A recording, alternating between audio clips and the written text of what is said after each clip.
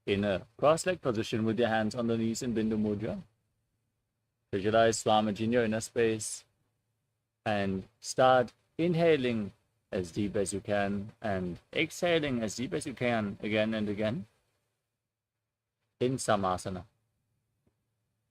इदानीं गर्भिणीनां योगाभ्यासो यथा लघु सुखप्रसवलाभाय प्रोच्यते प्राक्तने पथि.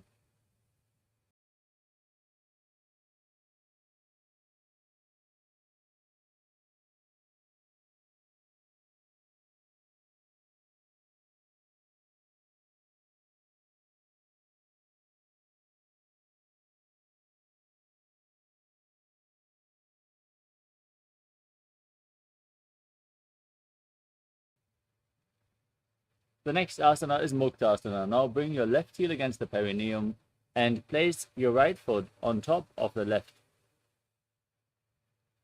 Keep your hands flat on the knees, gaze to your nose, and visualize yourself as a sage liberated by the Supreme Font of Hinduism. निपीड्यसीविनीं सूक्ष्मां दक्षिणेतर गुल्पतः वामं यां येन गुल्फेन मुक्तासनमिदं भवेत्.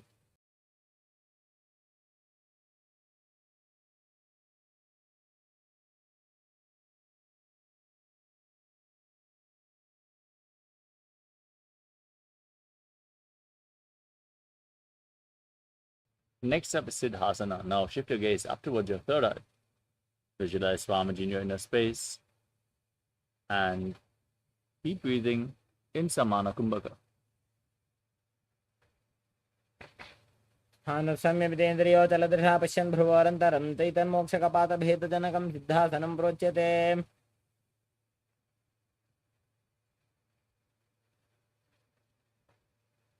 Next up is Siddhi Asana. Maintain the posture. Shift the gaze down to the ground in front of you as you engage all the bandhas. Visualize Swamiji in your inner space. वामपादके इडीजानो सीवनिमधितासकोठानो.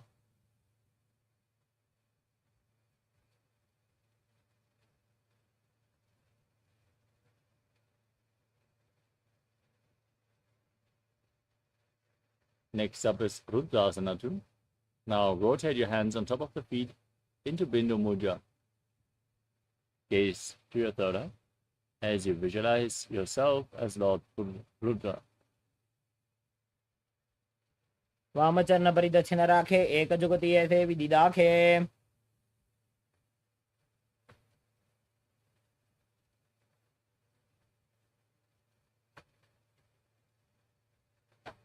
Next up is Santa Dhunasana.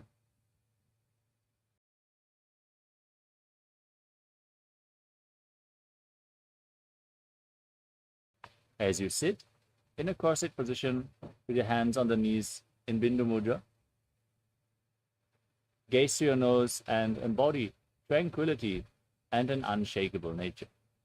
आसन की गुणमन की चंचलता meet. The next asana is Siddhasana 2. Now bring your hands to your navel, one palm cupped over the other in Samputa Mudra, resembling a lotus flower, as you visualize Swamiji in your inner space in Siddhasana 2. ऋजुगाय समासीन सिद्धासनमुदीरितं प्रसार्य भुवि पादौ तु दोर्भ्यामङ्गुष्ठमादरात्.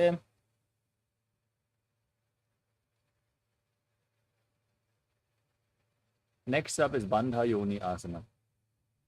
Now set the Sankalpa to manifest through the womb of creation and inhale as deep as you can as you close all your five senses with your fingers, mouth with little fingers, nostrils with ring fingers, eyes with index and middle fingers, and your ears with your thumbs.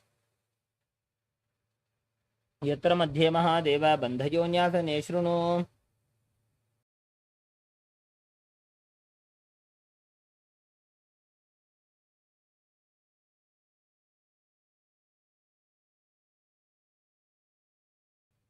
The next asana is Virasana. Now place one foot on top of the opposite thigh and the other foot below the opposite thigh. Keep your hands on the knees in Bindu Mudra, index fingers and thumbs together. as you visualize the state and space of bravery, Vira. एकं पादमथैकस्मिन् विन्यस्योरुणि संस्थितः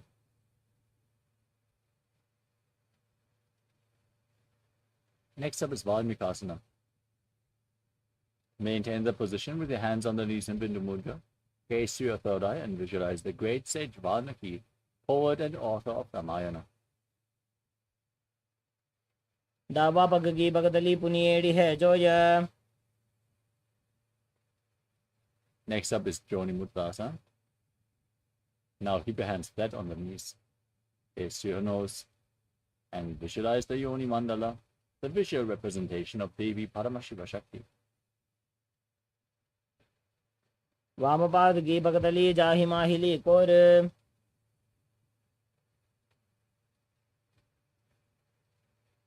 Next up is Yoni Asana. Now shift your gaze up towards your third eye. Maintain the position and the visualization. Visualize Yoni Mandala.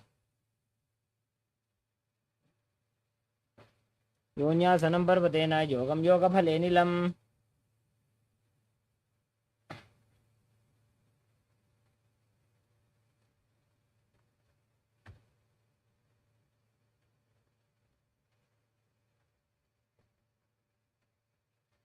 Next up is Bhadrasana 3. Now join the soles of the feet together and hold your feet with your hands as you push your knees down towards the mat.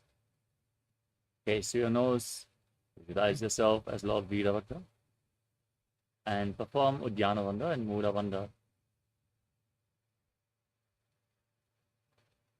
गुल्भौ च वृषणस्यादः सीवन्त्याः पार्श्वयोः क्षिपेत्.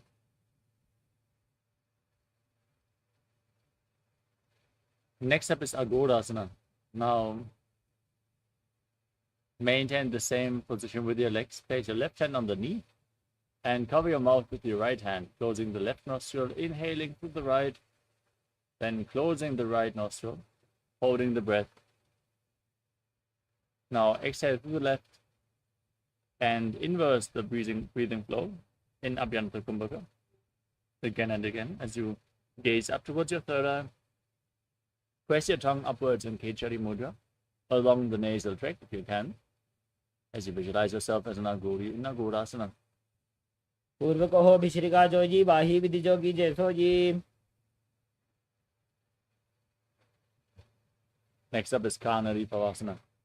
Now, from the same posture, separate your heels. Place your elbows on your heels.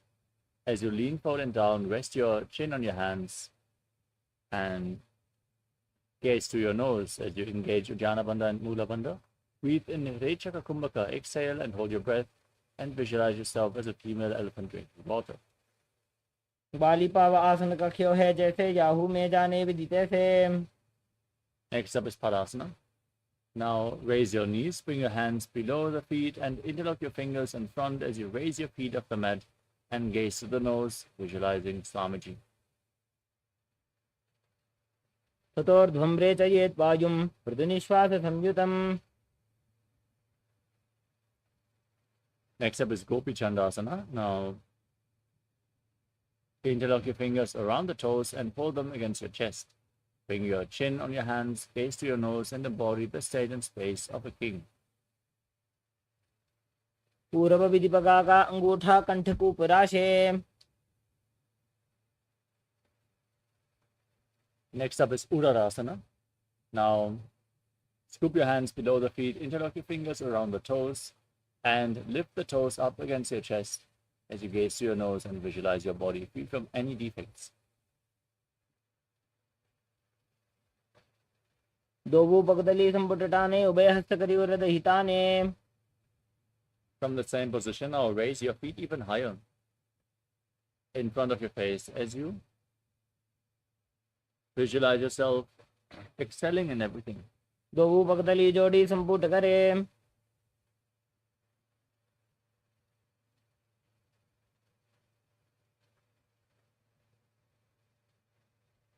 Next up is Bhudrasana. Now lift your legs over top of the respective shoulders and Visualize yourself as a cobra as you bend your elbows up.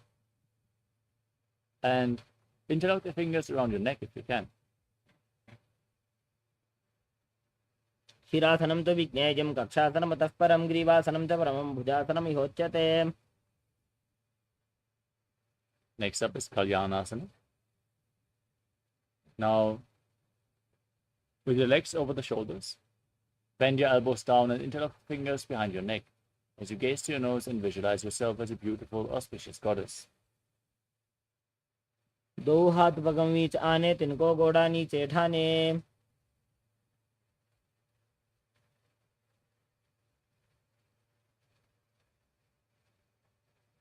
Next up is Sankatasana.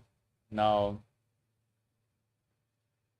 sit on the left heel as you keep the left foot flat on the ground and stack the right knee over top, bringing the right heel to the left hip. Place your hands onto opposite knees and visualize yourself as an elegant swan. वामपादं चिदेर्मूलं सन्यस्य धरणीतले.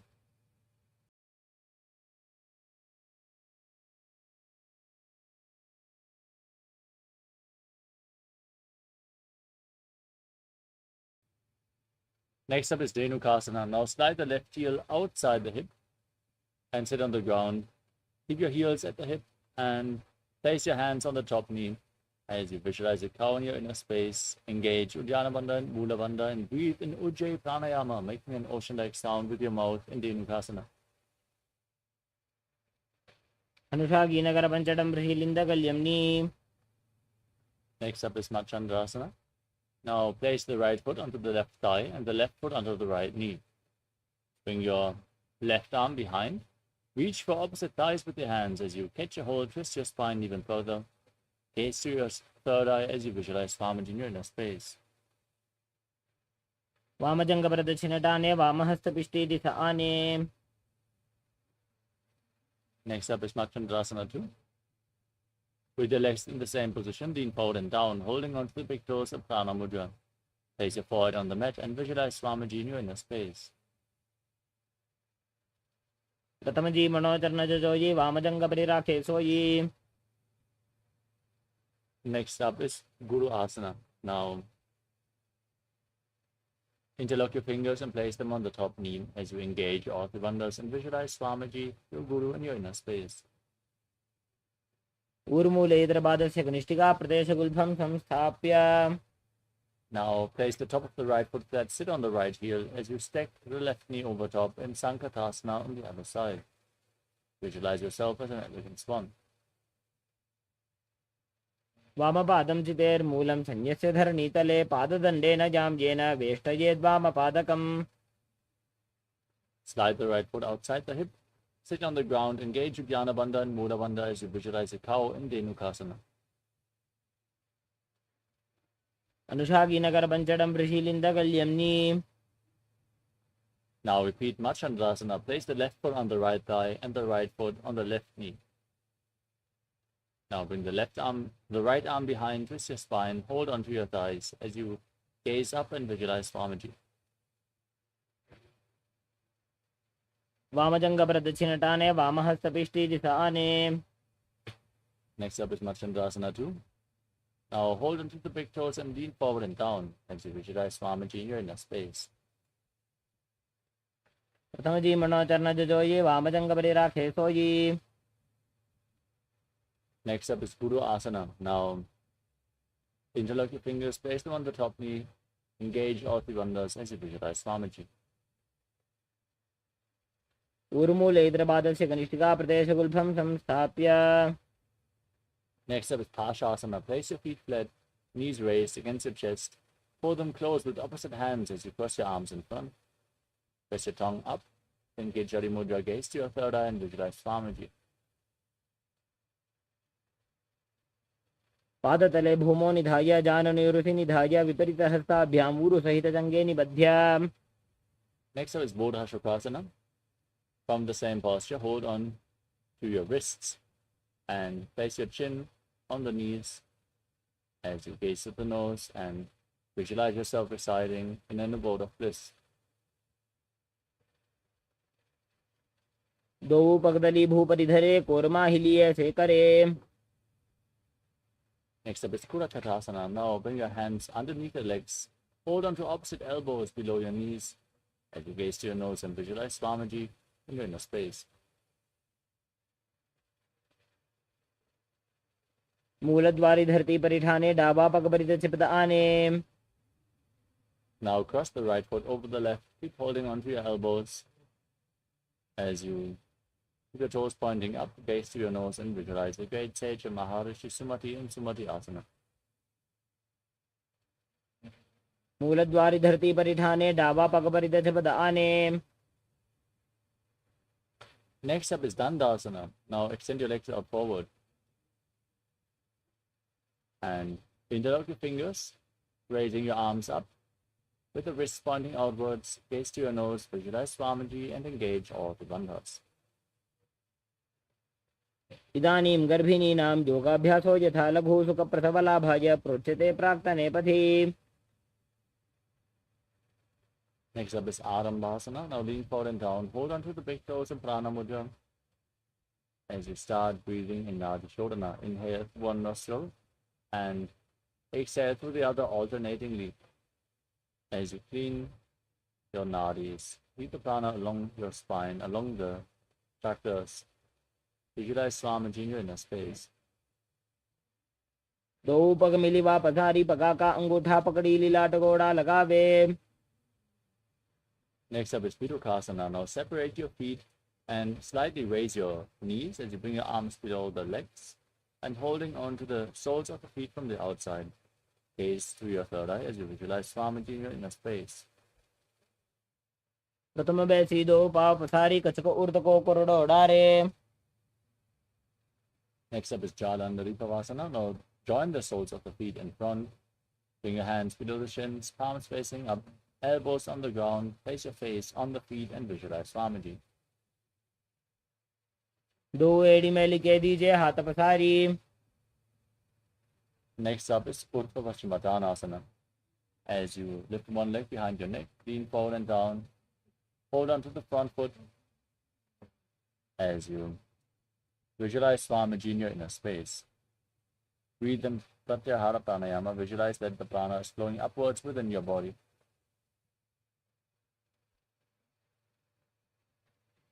पश्चिमतानवत् संस्थितिं कृत्वा एकं पादं ग्रीवायां धृत्वा तिष्ठेत्.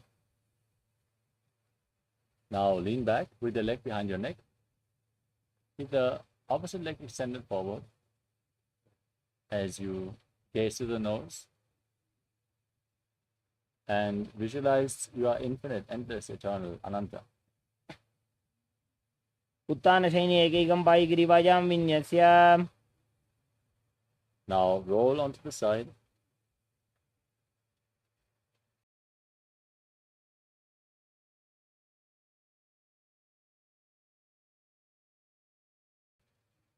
And gaze to your nose as you feel in complete control in Ankushasana. उत्तानशयित एकैकं पादं ग्रीवायां कुर्वन्. The next asana is Drushasana. As you lay on your back, pull your knees up against your chest and encircle them with your hands, rocking your body from side to side as you visualize Swamiji in your inner space.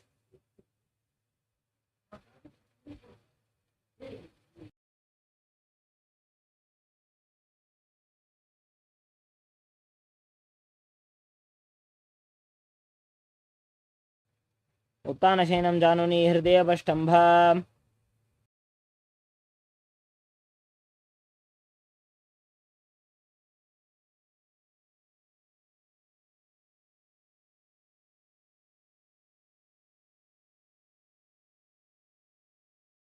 The next asana is Urdhva Paschimottanasana on the other side. Now lift the other leg behind your neck and lean forward and down, holding onto the front foot as in Paschimottanasana, as you visualize Swamiji in your inner space. पश्चिमतानवत् संस्थितिं कृत्वा एकं पादं ग्रीवायां धृत्वा तिष्ठेत्. Now lean back with your legs still behind your neck.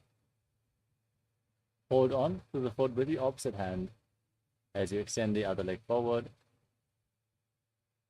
Visualize Swamiji in your inner space in Ananta. Visualize you are infinite, endless, eternal in Anantasana.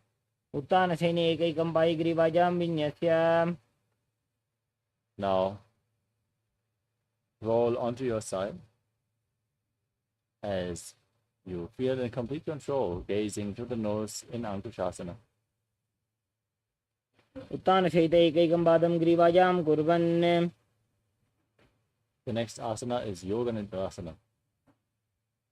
Now, one by one, lift one leg behind your neck as you lay on your back. Gaze to your nose and visualize Swamiji in your inner space. Remember to breathe in Pratyahara Pranayama and interlock your fingers behind your back as you gaze to your nose. पादाभ्यां वेष्टयेत् कण्ठं हस्ताभ्यां पृष्ठबन्धनं तन्मध्ये शयनं कुर्यात् योगनिद्रा सुखप्रदा. Next up is Atmaramasana. As you lift your legs up, bring your hands underneath and interlock them behind your neck. As you gaze to your nose, visualize Lord Vishnu blessing you from within.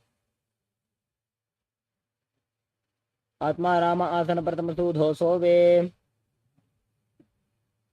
The next asana is Kochikasana.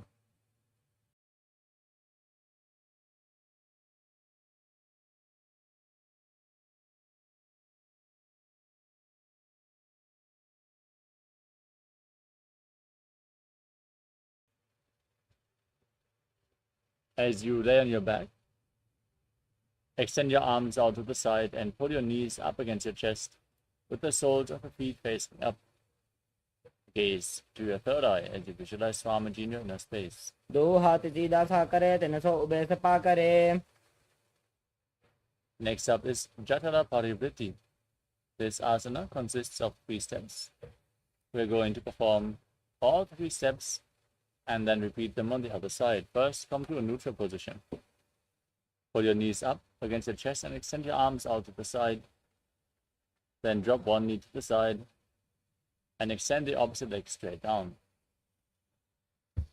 Bend both knees to the side. And then extend your legs to the side, hold on to the feet and gaze in the opposite direction. To visualize Swamiji, perform the Mula Bandha, breathe in Pratyahara Pranayama, and return to the neutral position. Now drop the other knee down to the side. Bend both knees to the side. Extend your legs to the side, hold onto the feet and gaze away from the feet. परिवृत्ते कुक्षे भागे त्रिदाहि परिकीर्तितः बद्धकोणं सुप्तकोणं ऊर्ध्वकोणमथापि च. Next up is Dvipadapitam. As you lay on your back,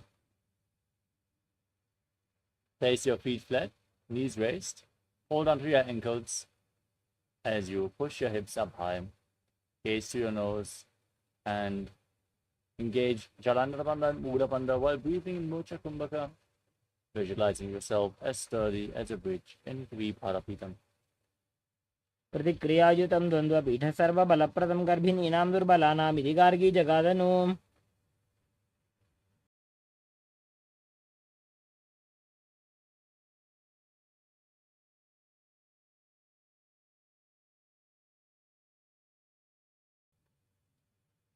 Next up is Paryankasana. Now bring your hands over top of your shoulders, hands flat, fingers pointing towards your feet.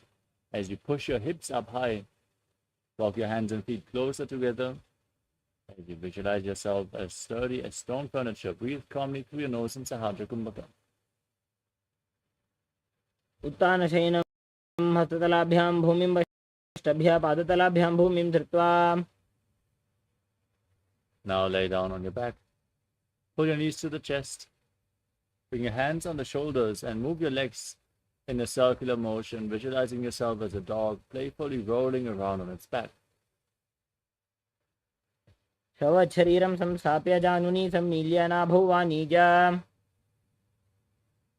Next up is the Viparita Karani. Now keep your hands flat on the mat and lift your legs up straight. Point your toes upwards as you visualize Swamiji in your inner space. Breathe in Mocha Kumbhaka and move your legs in a circular motion. भूतले सशिरो दत्वा खेनये चरणद्वयं विपरीतकृतिश्चैषा सर्वतन्त्रेषु गोपिता. Now stop the movement of the legs. Point your toes upwards. Push your hips through all the way as you visualize Swamiji in Viparita Karani too. करणी विपरीताख्या सर्वाधिव्याधिनाशिनी नित्यम अभ्यासयुक्तस्य जाटराग्नि विवर्धनी. Now drop the toes down over top of your head. Keep them on the ground as you interlock your fingers behind your back. Push your hands on the mat in Paramashivoham as you visualize yourself as a plow in Langalasana.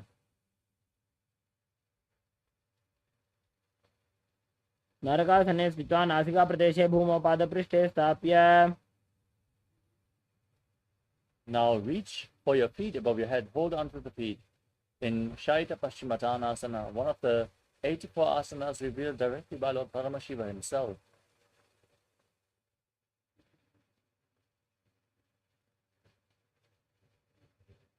तानं शयित्वात् कुर्वीत शयितपश्चिमतानकम्.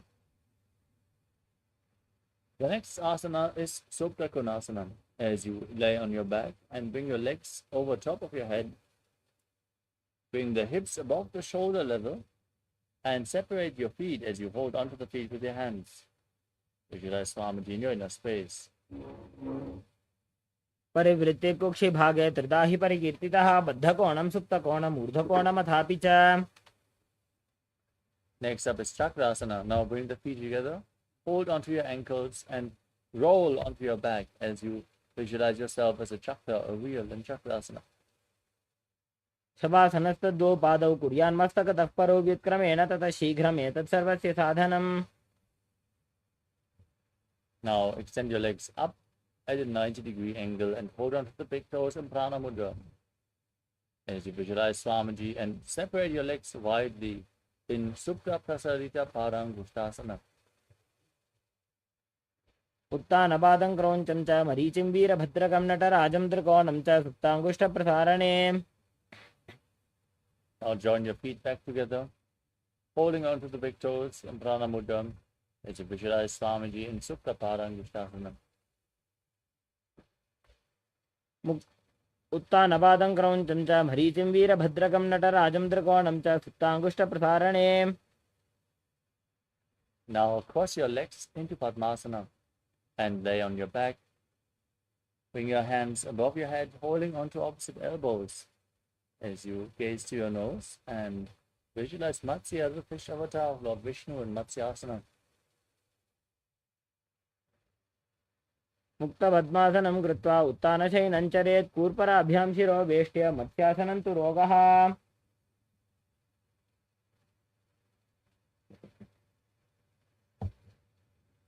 Next up is Parasharamasana.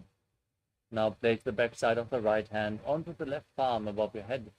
Keep your body in the same position. Otherwise, as you gaze to your nose, visualize Lord Rama in Parasharamasana.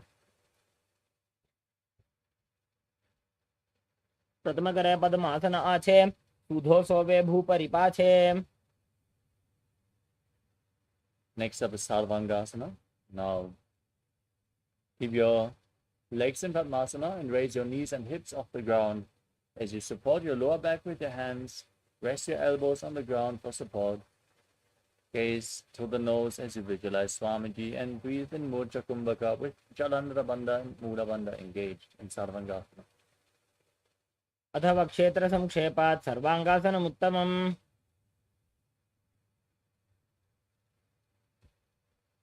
Next up is Vrishikasana. Now lay on your back. Place one foot on the opposite thigh and pull the opposite knee against your chest as you extend your arms upwards. Tuck your chin to the chest and hook your fingers forward. Gaze to your third eye as you visualize yourself as a scorpion in Vrishikasana. प्रथमशेन सुधो शीशिके शिके सन्धि सुदाखे. Now place the other foot on the opposite thigh, pull your knee up, repeat Vrishikasana, the scorpion posture on the other side. प्रथमशयन सुधोषी शिके शिकी संधि सुदाखे.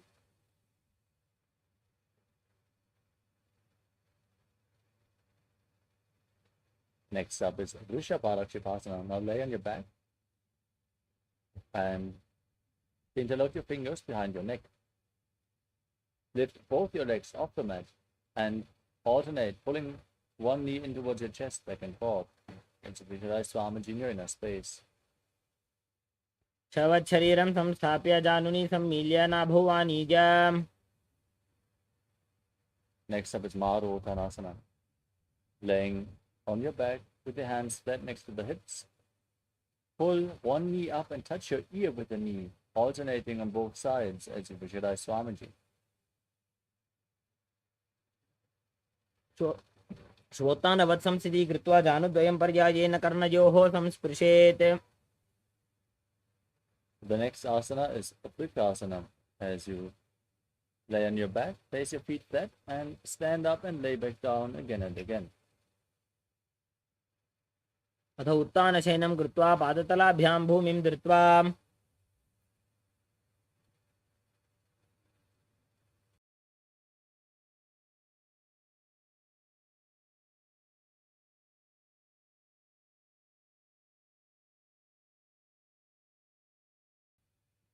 The next asana is Nutasana. Now, as you lay on your back, roll over completely as you visualize Swamiji in your inner space and finally end in a prone position. उत्तानशयनं पादौ शिर उल्लङ्घ्य भूमौ स्थापयित्वा.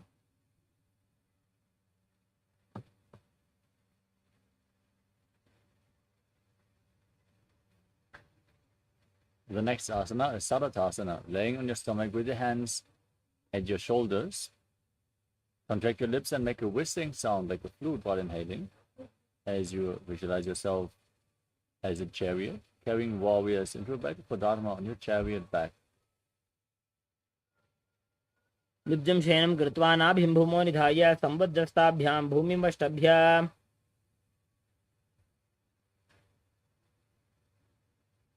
Next up is Deha Ulanganasana.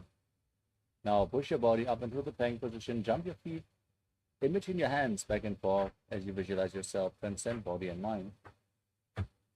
हस्तद्वयं बद्ध्वा तन्मध्ये चरणद्वयम् उड्डानैव बहिरानीय. Next up is Jatyasana. From a standing position, now lean forward and down and place your hands on the mat, walking around on hands and feet as you visualize yourself as a wise 60-year-old elephant. अथ जात्यासनं वक्ष्ये येन जातिस्मरो भवेत्. Next up is the Lolitika Karana. Now stand in Adimandi posture and raise your elbows to the shoulder level, rotating around your arms around the body as you lean back and move your head in all directions.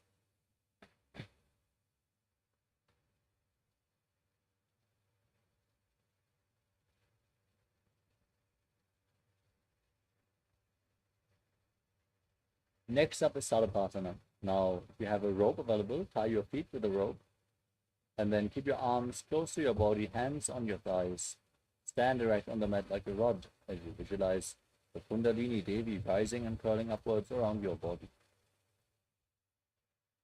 अथ सर्पासनं वक्ष्ये वायुपाणाय केवलं शरीरं दण्डवत् तिष्ठेत् रज्जुबन्धस्तु पादयोः. Next up is Pushta Sadhanasana. Now lean forward and down and hold onto your toes with your hands as you clench your hands into fists. Walk around on the mat visualizing yourself as a camel. मुष्टिकनिष्ठिका प्रदेशेन भूमौ निधाय उपरि पादतले संस्थाप्य. From the same position, now hold on to the toes from the side and walk around visualizing yourself as a horse in Ashvasana, the horse posture. मुष्टिकनिष्ठिका प्रदेशेन भूमौ निधाय उपरि पादतले संस्थाप्य. Next up is Kapota Nitakasana. Now stand with your feet together and lean back as you interlock your fingers behind your back. Tilt your head back, open up your chest as you visualize yourself as a soaring bird diving. पादतले भूमो निधाय पृष्ठभागेन हस्तो जङ्घापर्यन्तं नीत्वा Next up is Thala Pushpa Putam Karana. As you stand in Arimandi, join your hands in Namaskara Mudra and bow down to one side, raising the respective heel and opening your palms to the side. As you visualize yourself holding a bouquet of flowers and offering it to Paramashiva.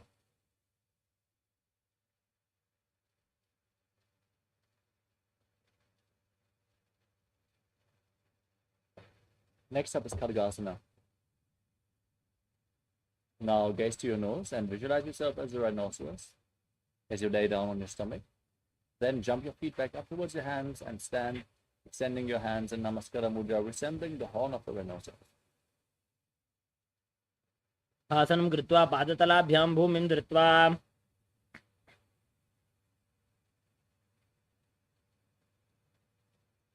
Next up is the Uttanottanam. Now hold on to weights if you want to intensify this asana.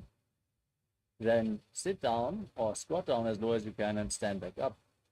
Gaze to your nose and visualize Swamiji in your inner space. पुनः पुनः उत्थातव्यम् अस्थितव्यम् इति उत्थानोत्थानं भवति.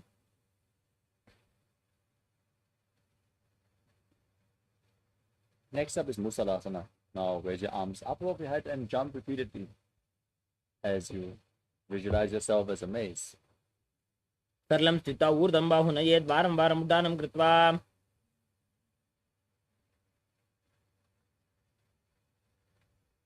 Next up is Ucheshakasana. Now hold on to one foot and pull the sole of the foot against your chest as you sit down and stand back up on the other leg, alternating on both sides as you gaze to your nose and visualize Swamiji in your inner space. एकैकं पादतलं कुक्षौ निधाय तिष्ठेत् उत्शीर्षकं भवति. Next up is Parshvadranukarana. Now pull one knee towards your chest and encircle it with your arm, hand in a fist, the other hand on the inner respective thigh.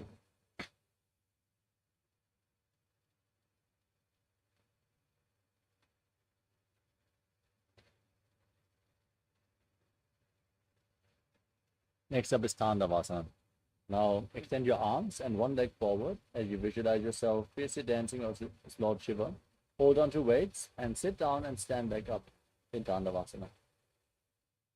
एकेन पादेन स्थातव्यं ताण्डवासनं भवति.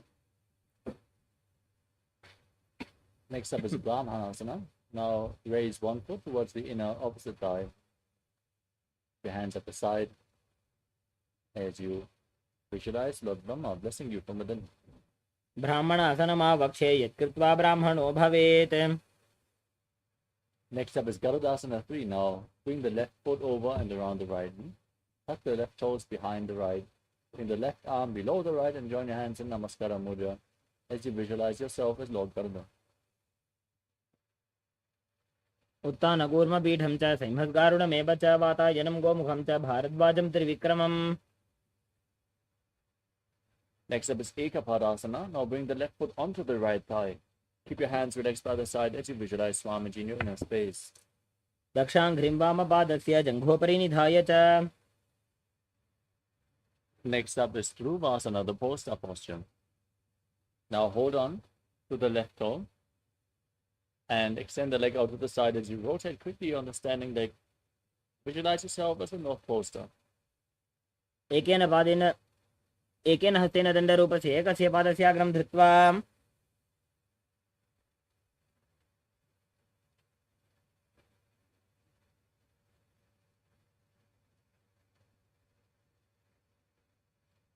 The next asana is Trivikramasana.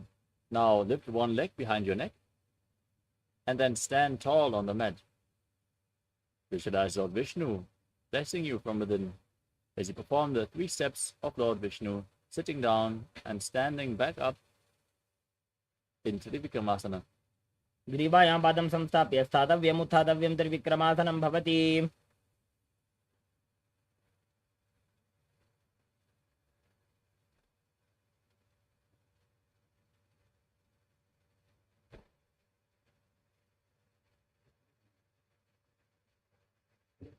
Next up is Parshvadranukarana on the other side.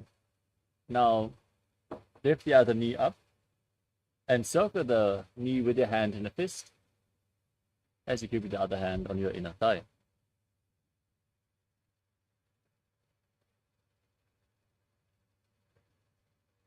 Next up is Tandavasana on the other side. Now hold on to weights, extend your arms and one leg as you sit down and stand back up, visualizing yourself fiercely dancing as Lord Shiva. एकेन पादेन स्थातव्यं ताण्डवासनं भवति. Now repeat Brahmanasana. Keep one foot at the inner opposite thigh, hands at the side. Visualize Lord Brahma blessing you from within. ब्राह्मणासनमावक्षे यत्कृत्वा ब्राह्मणो भवेत्.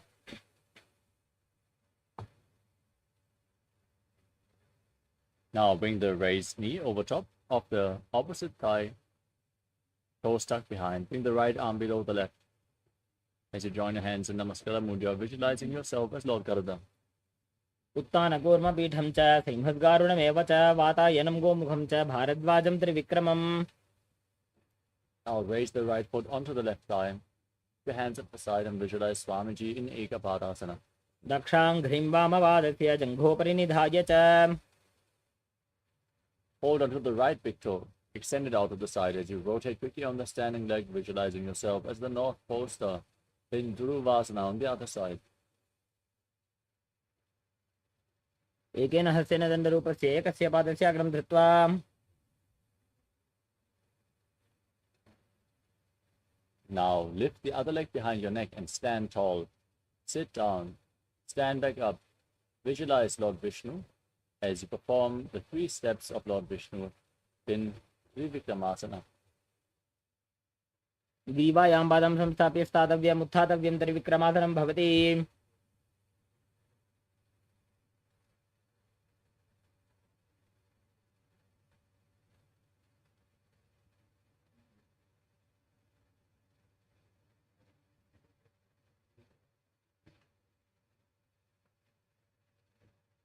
Next up is Samanaka Karana. Now, stand with your heels together, toes pointing outwards and your hands at the outside of your hips, fingers pointing one by one in this neutral posture. Relax from this intense sequence of asanas as you get ready for the final 100 asanas of the sequence, starting off with Kodak Anjali Asana. Now squat down as you bring your hands in between the legs, interlocking the fingers in front of your navel as you visualize the great sage Goraknath, the founder of the Natha Yoga Hindu Sampradaya, and breathe in Jiva Chala Kumbhaka. Inhale, hold your breath, and move the prana freely by the force of your will. प्रथमहि बोहोये बाहुरी नीचो पुनिहोवे. Next up is Kanchi Asana. As you squat down, interlock your fingers behind, and visualize Swamiji in your inner space. ऊर्मध्यात् हस्तो निवेश्य नितम्बं धृत्वा.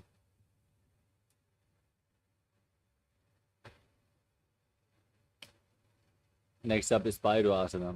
Now, squat down with your heels against the perineum. Interlock your fingers behind the lower back as you gaze to your nose and visualize Bhagavan Kala Bhairava, the Lord of Time.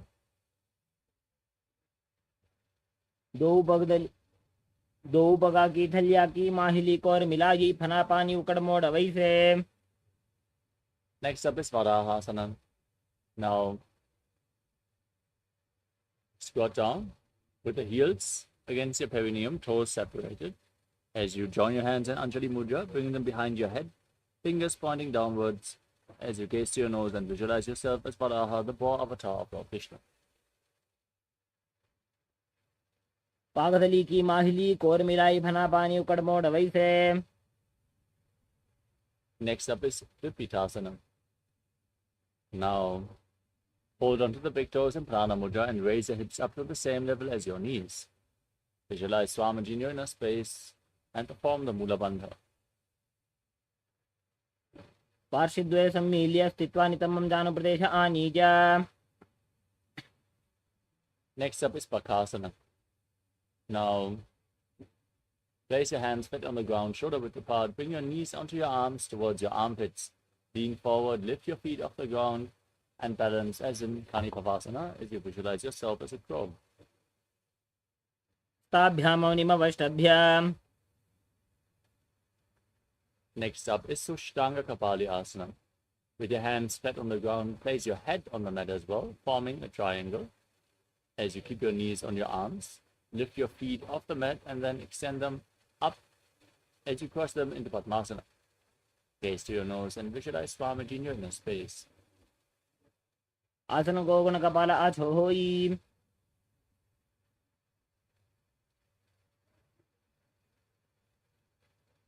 Next up is Guptasana. Now sit in a kneeling posture with your heels outside the hips, feet flat, toes touching behind. Keep your hands on the knees as you gaze to your nose and visualize you're sitting in the secret seat with Paramashiva and Guru. जानुर्घोरन्तरे पादौ कृत्वा पादौ च गोपयेत्. Next up is Vrikshasana 2. As you place your hands on the mat and pick your legs up into a handstand, you lean against the wall if needed, or ask a partner to assist you in this asana. Everyone should perform this asana to purify the 7 chakras. Now with your hands down, your feet up, visualize yourself as a tree with deep roots growing into the ground in Vrikshasana 2. सप्तचक्रक्षालनाय vrikshasana विशेषकान्. Next up is Shibu Asana. From the handstand position, or bring your hands and feet closer together. Gaze up towards your third eye and visualize that Tejas energy is flowing towards your third eye, rejuvenating your body.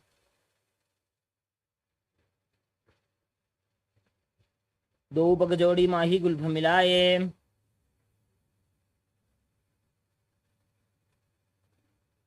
Next up is Matsyasana 2. Place your hands flat on the ground.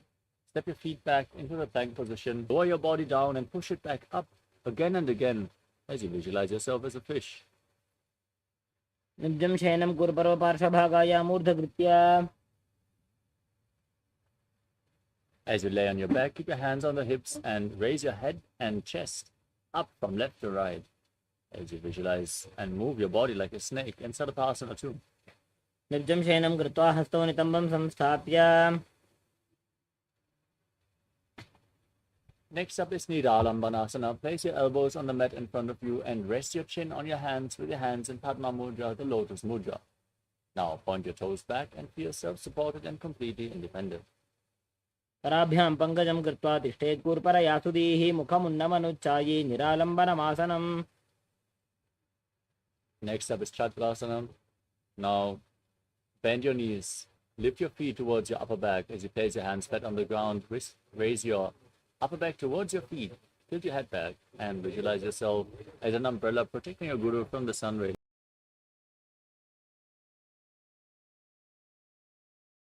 अर्ध्यासनं स्थित्वा हस्ततलाभ्यां भूमिं वष्टभ्याम्. Next up is Vajrasana. Now sit in a kneeling posture with your feet flat on top of the heels. Extend your arms out in front. Place your palm from the ground and your forehead as well as you gaze to your nose and visualize yourself as Vajra, the weapon of Indra, symbolizing indestructibility. इदानीं गर्भिणीनां योगाभ्यासो यथा लघु सुखप्रसवलाभाय प्रोच्यते प्राक्तने पथि. Next up is Meshasana. As you place your hands flat on the ground, raise your hips up high into Gajasana and then alternate striking the ground with your hand. Visualizing yourself as powerful as a ram. गजासन संस्थितो एकैकं बाहुं भूमौ ताडयेत्.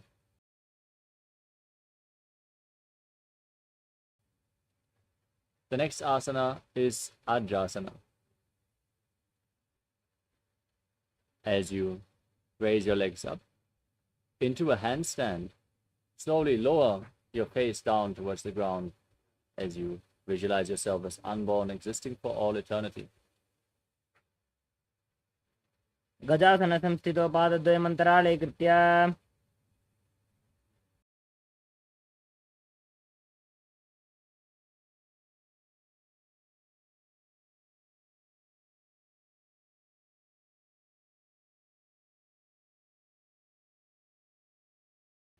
The next asana is Dhanantarasana.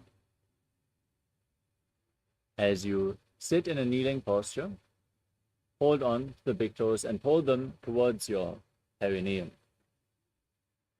Then place your hands on top of the knees, gaze to your nose, and visualize Swamiji, the Supreme Pontiff of Hinduism, in your inner space. पूरव विधि परिहाता के काकसी से फणा शरा मोड़ी.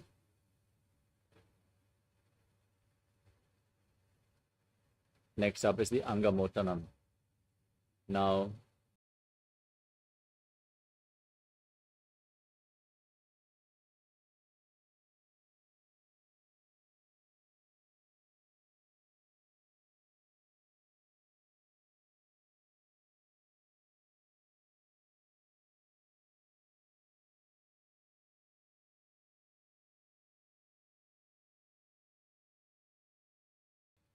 now from the kneeling position, interlock your fingers in front and extend your arms out, move them up, down, left, right, in all directions. Give massage to various different joints and muscles of your body. As you then interlock your fingers behind, repeat the movement and visualize Swamiji in your inner space. हस्तयोः अङ्गुलीर्भद्वा हस्तयोर्मध्यात् सर्वमङ्गं निष्कासयित्वा.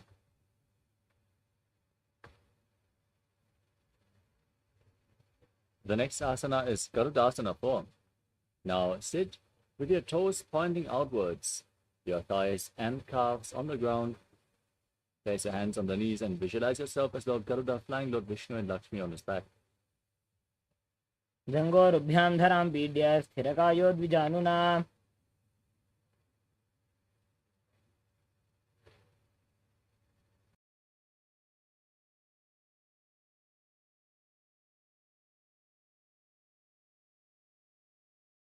The next asana is Ananda Mandirasana. Now, bring the soles of the feet together, toes pointing back, and sit on your heels. As you separate your knees, hold on to your ankles and place the front of the buttocks on the ground if you can. Gaze up towards your third eye as you visualize yourself residing in the blissful space of a temple.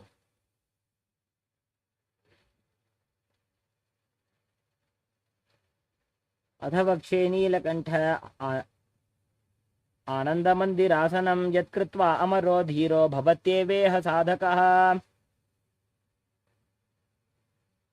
Next up is Mandukasana 2. Now overlap your feet and sit on your heels.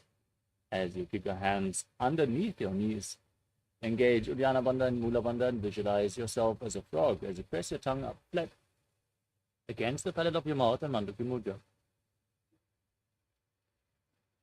पृष्ठं सम्पीड्य गुल्भाभ्यां जान्वङ्गे सवलयाकृतिः हस्तौ पादतले क्षिप्तो मण्डूकं पाददोषहृत्.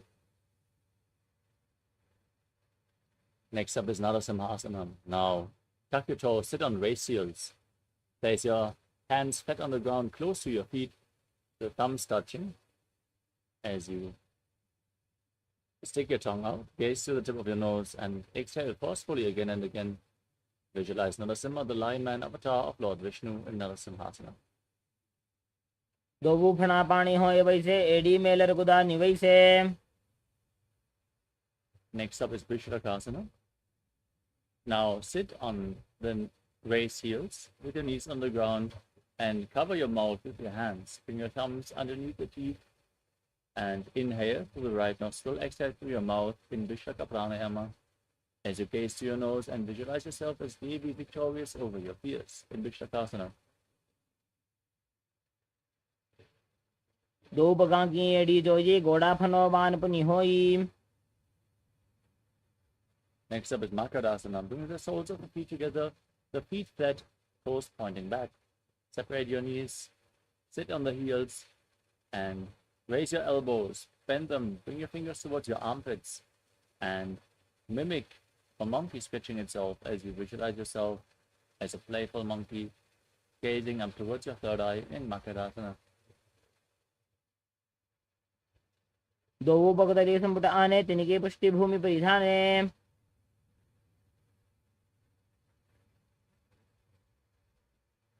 Next up is Vajrasankarasana. Now, squat with the soles of the feet together, knees separated, raise off the mat as you hold on to opposite elbows behind your back, gaze to your nose, and embody diamond-like strength for you and your sangha, your spiritual community. प्रथम बना पानी होए बैसे दो एड़ी गुदा निवैसे. Next up is Kanjanasana. Now, place your knees on the ground and cross your heels as you sit on the heels. Place your hands flat on the ground next to your body. Gaze to your nose and visualize perfect health beyond any and all physical or mental ailments as you engage with Dhyana Bandha and Mula Bandha.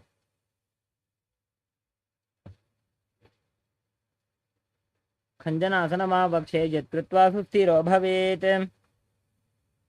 From the same posture, place your hands on the knees and make your upper body and neck stiff, like the shell of a turtle, as you embody a turtle living for centuries, gazing to the tip of your nose in Purnasana. गुल्भौ च वृषणस्याधो व्युत्क्रमेण समाहितौ ऋजुकाय शिरो ग्रीवं कूर्मासनमितीरितम्. Maintain the same posture, relax your upper back and neck, and visualize Swamiji as you gaze to your nose in Yogasana.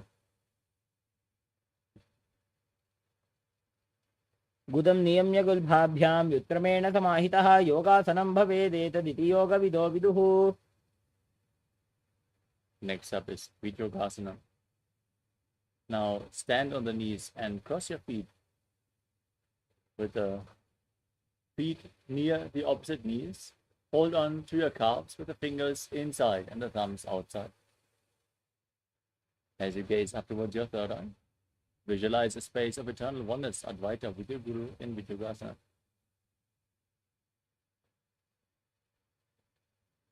गोड़ा वामो बहोई गोड़ा आड़ा राखे दोई. Next up is Ushtrasana 2. Now place your feet flat on the ground behind you. Stand on your knees and lean back. Hold onto your heels. As you push your hips forward, tilt your head back, and visualize yourself as a camel. मेरुदण्डग्रन्थिदाढ्य संविपादयिषु पुमान्. Next up is Jatyasana 2. Now lean back, place your elbows on the mat. As you hold onto the soles of the feet with your hands, place the back of your head on the ground as well. Gaze to your nose and visualize yourself as a lotus blooming. दो एड़ी संपुट करे सोले मूल द्वारी तरी धरे. Next up is Viratasana. As you hold onto your feet, lay back, place your back on the ground and rise back up again and again. You can use the support of your hands if needed. As you gaze to the tip of your nose and visualize the healing and liberation of all causes, subtle forms of your body. दो एड़ी संपुट करे सोले मूल द्वारी तरी धरे. The next asana is Kapotasana. From the same position, now lean back. Hold onto your feet as you bring your arms over your shoulders and bring your head in between the feet. You can, as you visualize yourself as a beautiful dove. दो एड़ी संपुट करे सोले मूल द्वारी तरी धरे.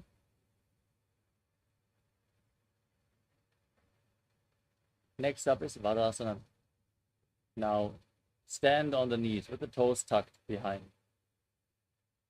and hold on to opposite elbows as you gaze through your nose and internally chant Om Nithyananda Paramashivoham. For this is the boon fulfilling posture. Receive your boon from Paramashiva. Ganga पृष्ठभूमो निधाय जंगोद्रजोः ऊरुनी संस्थाप्य. Next up is Varahasana 2. With your toes tucked, sit down on your heels and place your forearms on the mat, resting your face on your hands as you visualize yourself as Varaha, the boar avatar of Lord Vishnu. जानुनी भूमौ संस्थाप्य हस्ताभ्यां बाहु परस्परं धृत्वा. Now keep your forearms on the ground, interlock your fingers, place your head on the ground, supported with your hands, and lift your legs up into Mundasana, another inverted posture. Gaze to your nose and visualize yourself as a lopped tree. अधो मुण्डासनं वक्षे सर्वेषां प्राणिनां सुखम्.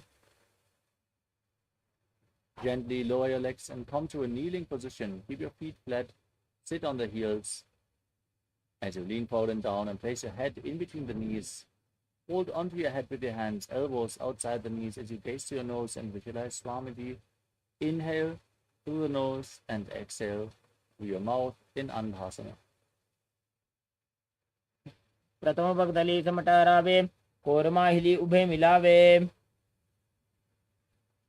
We move on to Viparita Shalabhasana. Lay down on your stomach. Extend your arms up above your head. Hold on to weights if you want to intensify this asana. As you lift your arms, your chest, and your legs off the mat, visualizing yourself as a locust. शलभासन भेदाश्च नटभेरुण्ड नामके गण्डभेरुण्ड सहिते शीर्षदण्डासनं तथा. Next up is Kapalasana. Now place your forehead on the ground as you keep your hands by the side of your hips.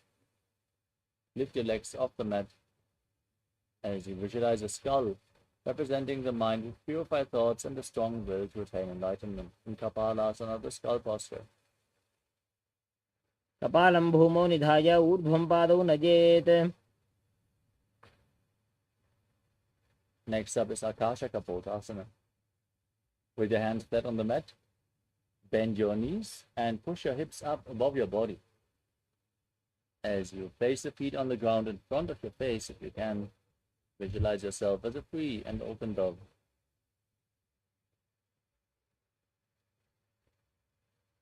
उष्ट्रासने स्थित्वा चरणौ भूमेरुत्थाप्य मस्तकोपरि नीत्वा.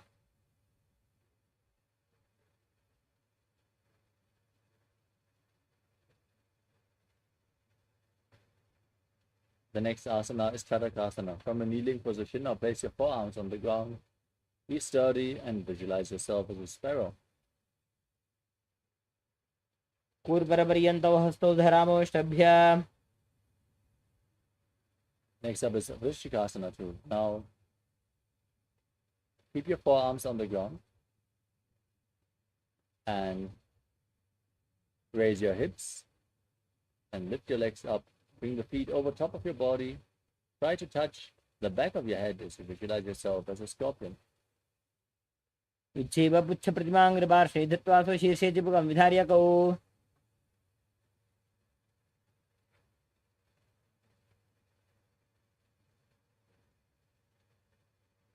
Now sit in a kneeling posture. Place your perineum onto the right heel as you point the left toes out to the side, outside the hip. Keep your hands in front of the knees on the ground as you visualize yourself as a bull, forcefully inhaling through your nose, holding the breath for a short while, and then slowly exhaling again through the nose in Panchadanga Kumbhaka, in Vrishasana, the bull posture.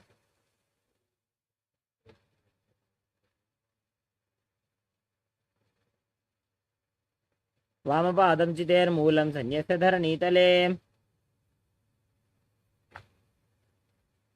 Next up is Lulasana. Now, keep your hands flat on the ground and raise your knees and entire body off the mat, balancing on your arms as you cross the toes of the left foot over the right and visualize Swamiji. लोलासनं सदा कुर्यात् वायुलोलापघातनात्. Now, place your perineum onto the left heel. Keep the right foot outside the hip. Place your hands in front as you repeat Vrishasana, the bull posture on the other side. Yame गुल्फे पादमूले वामभागे पदेतरम्. Next up is Bala Gunasana. Now, place the toes of the left foot on the ground and sit on the left heel.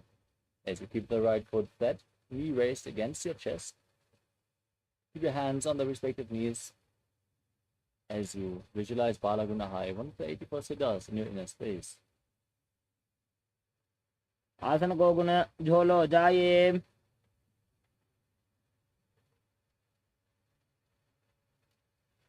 Next up is Grahasana. Now stand up and squat down. Bring your arms in and around the knees as you hold on to the respective ankles with your hands, visualizing yourself as the entire planet.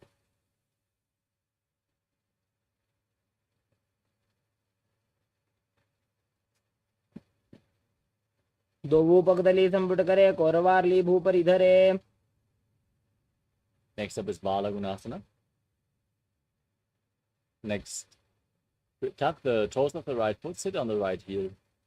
As you place the left foot flat, knee raised against your chest, hands on the respective knees. Visualize Balagunahai in your inner space. आसन को गुण जल विकार जाई.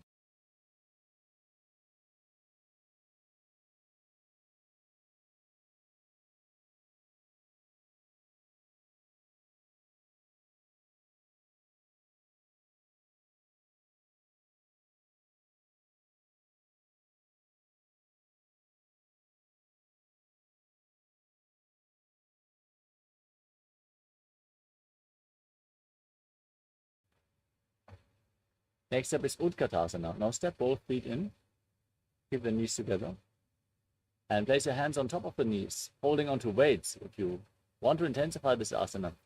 Visualize Swamiji in your inner space.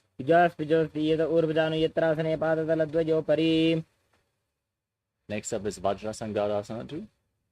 Now,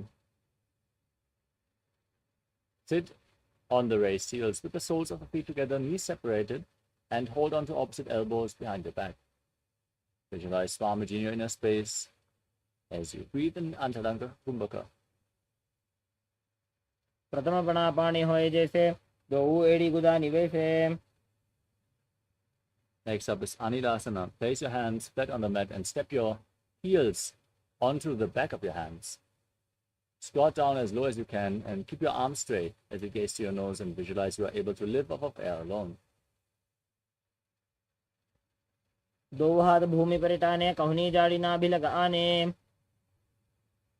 Next up is Parukasana. As you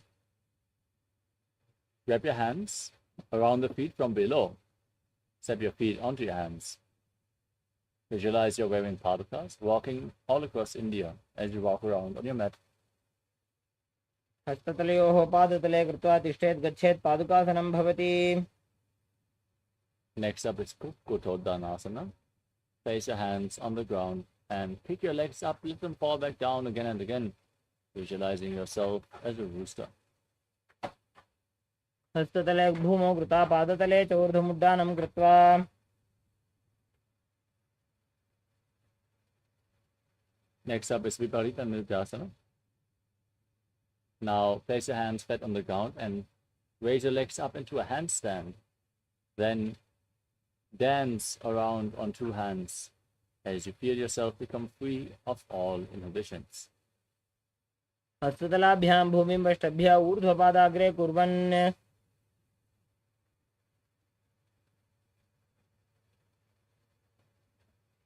Next up is Kunjarasana. Now separate your feet and lean forward and down, placing one hand on the mat, holding your head with the other hand as you visualize Swamiji in your inner space. अथवा क्षे महादेव कुञ्जरासनम् उत्तमम्. Exchange the position of your hands. Repeat Kunjarasana. अथवा क्षे महादेव कुञ्जरासनम् उत्तमम्. Now squat down all the way. Keep your feet together, heels close to your body. Hold onto your ankles and lift your feet up the mat as you visualize yourself as a Kadamba tree, a pious tree that promotes a long life. पार्श्वेभ्यां भूमिं वष्टभ्य हस्तद्वयेन गुल्फौ धृत्वा. Now keep your feet flat, your knees raised against your chest. Hold on to opposite knees with the hands and hold them close as you visualize any excess vata being released from a balance within your system. Breathing calmly in Sahadra Kumbhaka and Pavana Muktasana.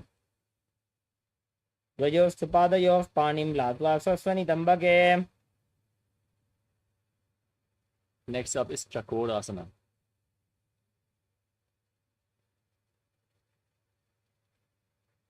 Now lift one leg behind your neck and keep your hands at the side of your body for balance. As you extend the opposite leg forward, lift your entire body off the ground, gaze to your third eye and visualize yourself as a powerful source of energy. पूर्वदानं चतुष्पादपीठं वज्रासनं तथा. Next up is Dhanurasana 2. Now, hold on to the big toes in Prana Mudra. Keep one leg extended and pull the other foot towards your ear, as if you're pulling a bowstring back, visualizing yourself as a bow. पादाङ्गुष्ठौ पाणिभ्यां गृहीत्वा श्रवणावधि. Next up is Ashtavakrasana. Now, keep your hands flat and lift the left foot over top of the left shoulder. Hook the right foot over the left foot. Extend your legs out to the side as you lean forward and balance on your arms with your legs extended to the side, visualizing yourself as a flying crane. वासिष्ठमथकौण्डिन्यमूर्धकुक्कुटमेव च.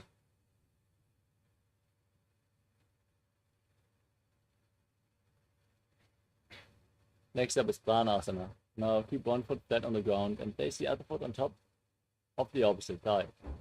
Bring your shoulder beneath the raised knee. Press the other knee to the ground. Gaze up towards your third eye. As you visualize, you are immortal and able to exist from prana. एतत् प्रभेदं वक्ष्यामि करोति यत् स चामरः. Next up is Parashvamatsindasana. Now bring the left heel outside the right hip. Step the right foot over the left knee.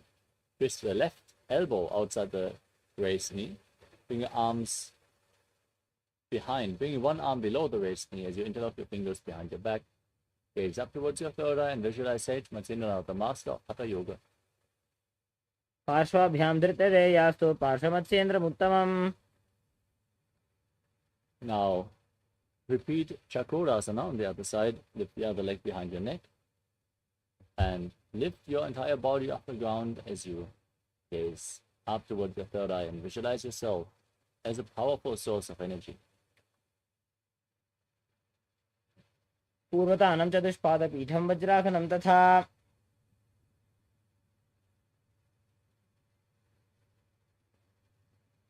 Next up is Dhanurasana 2 on the other side.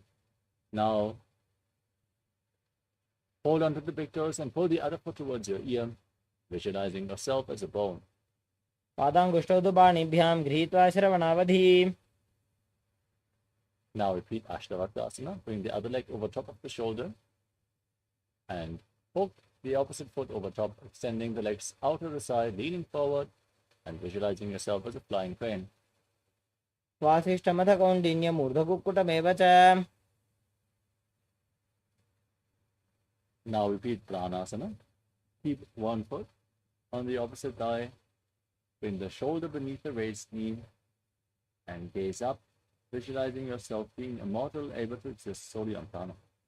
एतत् प्रभेदं वक्ष्यामि करोति यत् स चामरः. Now repeat Parashvamatsindasana on the other side. Bring the right foot to the left hip, step the left foot over top, and twist the right elbow outside the raised knee. Bring the right arm below and interlock the fingers behind your back as you gaze up and visualize Sage Matsindranath. पार्श्वाभ्यां धृतते यास्तु पार्श्वमत्स्येन्द्रमुत्तमम्. Next up is Ardha Paschimottanasana. As you keep the heel against the perineum, extend one leg forward and lean forward and down, holding onto the front foot with both hands, visualizing Swamiji in your inner space as you perform the Mula Bandha and breathe in Jiva Chala Kumbhaka. एकं पादं प्रसार्य एकं पादस्य पार्श्वनासीवनी सम्पीड्य.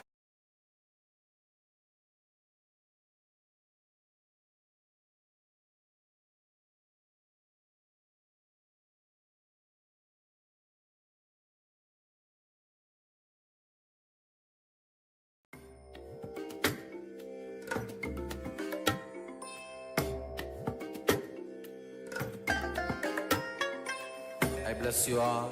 Let you all open all your three eyes and manifest the powers of Mahasadashiva. Om Nithyananda Paramashivoham.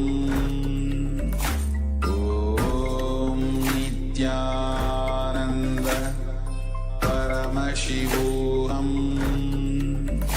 Om Nithyananda Paramashivoham.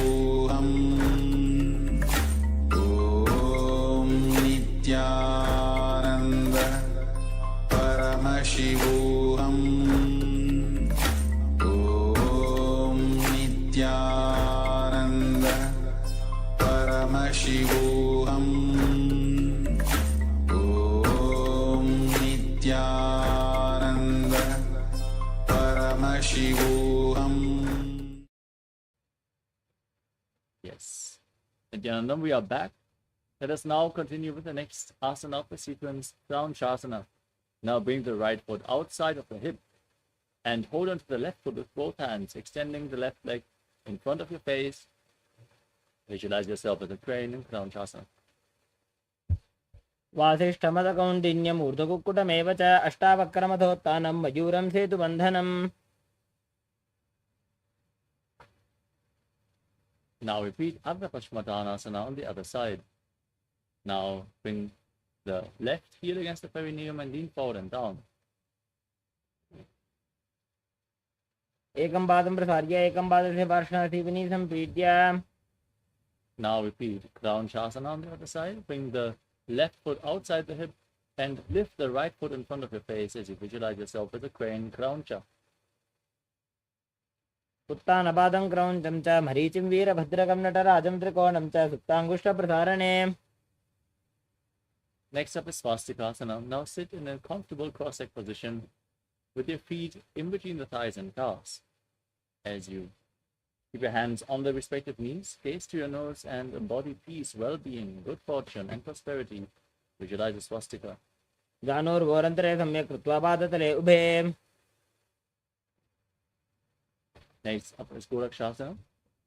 Now, from the same posture, cover your heels with your hands. Gaze to your nose. And tuck your chin to the chest as you visualize the great sage Goraknath, founder of the Natha Yoga Hindu Sampradaya. जानोर्वोरन्तरे पादौ उत्तानौ व्यक्तसंस्थितौ गुल्फौ छाच्छाद्य हस्ताभ्याम् उत्तानाभ्यां प्रयत्नतः. The next asana is Vagasana 2. Bring the left heel against the perineum and place the right foot onto the left thigh. Gaze to your third eye. Visualize Swamiji. Meditate on Arihanta, the enlightened one, the Lord. As you inhale all the way and cover your face with your hands. Close your lips with your little fingers, nostrils with your index finger, with your ring fingers, eyes with index and middle fingers, and your ears with your thumbs. वामपार्श्वौ बुधं संस्थाप्य दक्षाङ्ग्रिवामजगणे. Next up is Yogasana 2. Place your feet onto opposite knees. Then place your hands at the side of your body, palms facing up. Gaze to your nose, visualize Swamiji and breathe in Pankachanchukumbhaka. Roll up your tongue and inhale through the rolled up tongue as you stick your tongue out and keep your mouth in the shape of the beak of a crow, exhaling through your nose. उत्तानौ चरणौ कृत्वा संस्थाप्योपरि जानुनोः. From Yogasana 2, let's move on to Urdhva Kukutasana. Keep your legs in Padmasana and place your hands flat on the ground next to your body as you lift your entire body off the mat and visualize yourself as a rooster. उत्तानौ चरणौ कृत्वा संस्थाप्योपरि जानुनोः. Next up is Siddha Haratali Asana. Keep your legs in Padmasana and place your arms in between the legs. Don't lift your body up. Stay seated on the ground as you gaze to your nose and visualize Swamiji in your inner space. प्रथम पद्मासन को करें हस्तु दो वो गोड़ासन धीरे. Next up is Hamsasana. Now push your body up off the mat. Balance on your arms as you gaze to your nose and visualize yourself as an elegant swan. Hamsa. Kukkutasana स्थित्वा स्कन्धपर्यन्तं मूरूनि नीत्वा. Next up is Karmukasana. Now rise onto your knees in Padmasana. Push your arms in between the legs and interlock your fingers behind your back in Parasha Mudra as you keep your fingers interlocked. Place your forehead on the mat in front of you and visualize yourself as Pinaka, Lord Shiva's bow in Karmukasana. प्रथम पद्मासन को करें गोड़ासन दिमाही कर इधरे.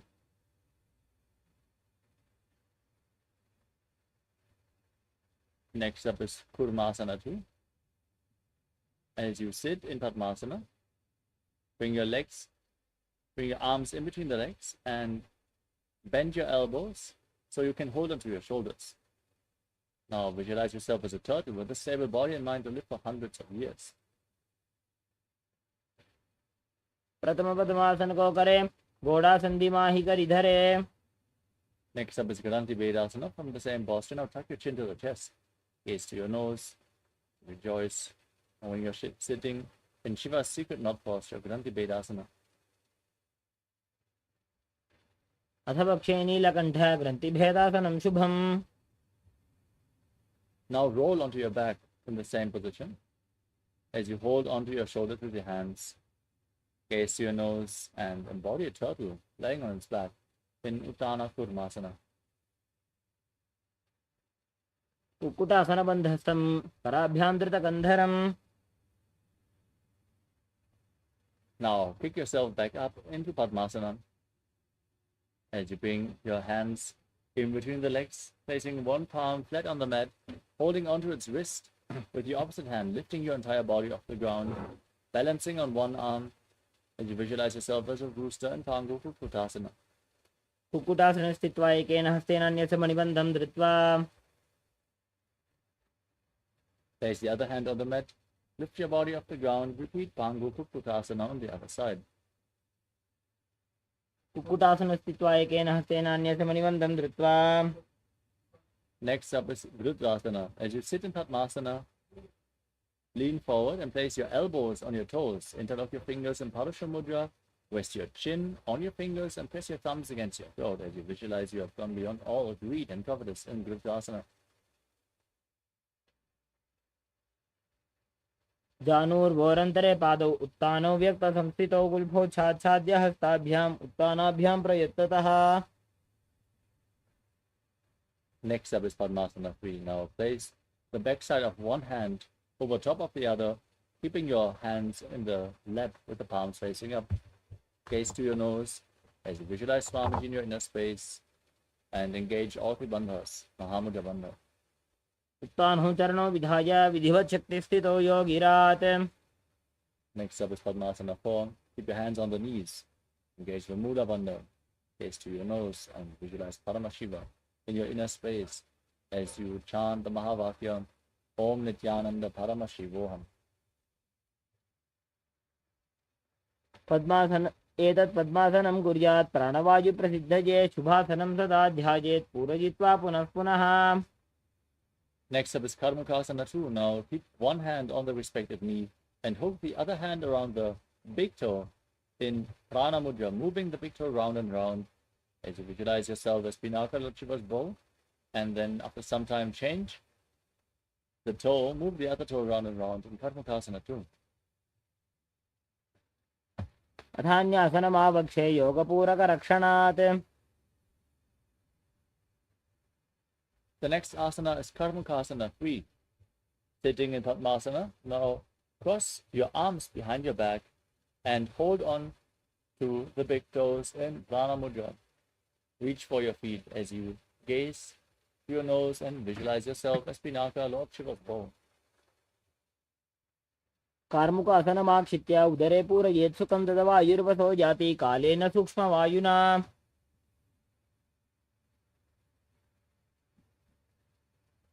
Next up is Dridhasana. Now raise your chest. From the same posture, keep holding onto the toes. Gaze to your third eye and visualize yourself as the action of Paramashiva's third eye, destroying anything you come across. पूर्वभ्यामुपरि स्थाप्य पादयुग्मं प्रयत्नतः. Now lay down on your back, roll backwards as you keep your arms crossed behind. Keep holding onto the big toes if you can. Gaze to your nose and visualize yourself as a snake as you breathe calmly through your nose in Sahadra Kumbhaka in Nagrasana. प्रथम पद्मासन को ठाने दो हाथ पाछाने आने. Next up is Kandukasana. Free your arms and legs. Pull your knees up against your chest. Interlock your fingers and encircle your legs as you bring your knee to the chest, your chin to the knees as you squeeze your body into a ball. वेत्रासने स्थित्वा हस्तपादान् निष्कृष्य ऊर्ध्वं नजेत्. Now place your feet on the mat and interlock your fingers behind your neck. As you gaze to your nose, Visualize Swamiji and breathe firmly through your nose in Udvavanasana. प्रथमे सूधो संयम करावे, घोड़ा उभा राशि मिलावे. Now, place your hands underneath your heels with the palms facing up. Step your heels on your fingers. As you push your hips up high, engage Jalandhara Bandha and Mula Bandha, the throat and the root lock. Tuck your chin to the chest and breathe in Murcha Kumbhaka as you visualize yourself as a powerful alpha ape in Markata Pitasana. उत्तान शयनं पादतले उत्तान हस्तयोः स्थापयेत्. Now support your lower back with your hands as you raise your hips up high and then straighten your toes forward. Extend your legs as you rest your entire body weight on your elbows. Gaze to the nose and visualize Swamiji in Uttana Shikipitakasana. जङ्घोरुबलहीनश्चेत् उत्तानशिखिपीठकम् अप्रमत्तः प्रकुर्वीत भुक्तेः प्राग्विजितेन्द्रियः. Next up is Nadakasana. Now raise your legs up, point the toes upwards towards the sky. As you place your hands on the mat for support, visualize yourself as blissfully traversing through Naraka Loka unscathed in Nadakasana. ग्रीवाकण्ठेन भूमिं विष्टम्भ पादाग्रद्वयमूर्धमुत्त्रयेत्. Now bring your hands to the lower back, straighten your body, and lower your legs down as you keep your core engaged intensely. Visualize yourself as a boat crossing the ocean of samsara in Tiryanokasana. नौकावत् स्थित्वात् ऊर्ध्वं पादाग्रद्वयं नयेत्. Oh, raise your feet back up, place your hands flat, be stable, sturdy, like a flagpole as you visualize yourself as the Kailasa flag, respected across all nations in Dvajasana. तिर्यन्नौकावते ग्रीवापृष्ठकोर्परैः भूमिं वष्टभ्य मस्तकालाख्येन पादाग्रद्वयमूर्धमुन्नयेत्. Now lower your body down flat onto your back. Keep the hands at the side of your hips, palms facing up. In the final asana of the sequence, Mudritasana. Completely uncludge from all your body movements, internally and externally.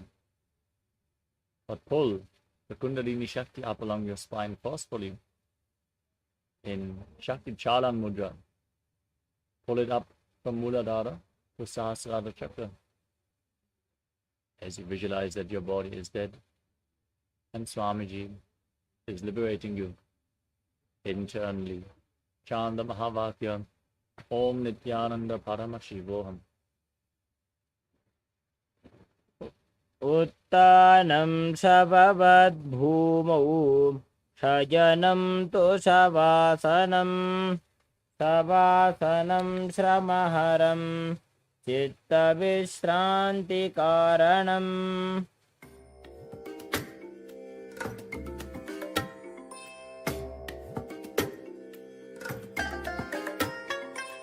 I bless you all.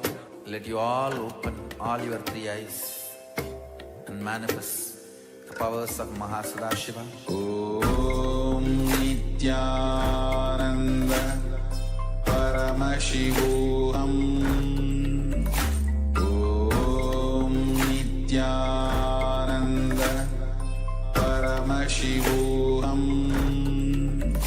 Om Nithyananda Paramashivoham. Nithyananda Paramashivoham. Om Nithyananda Paramashivoham. Om Nithyananda Paramashivoham. Om Nithyananda Paramashivoham.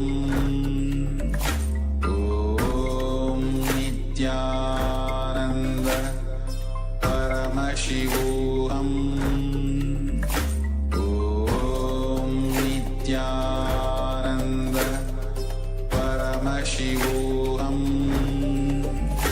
Om Nithyananda Paramashivoham.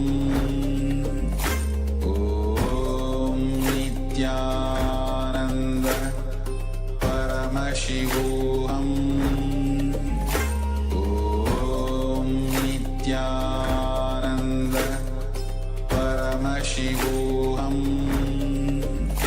Om Nithyananda Paramashivoham. Om Nithyananda Paramashivoham. Om Nithyananda Paramashivoham. Om Nithyananda Paramashivoham. Om Nithyananda Paramashivoham. Om Nithyananda. Now, very slowly, bring awareness to your body. Come back to your body.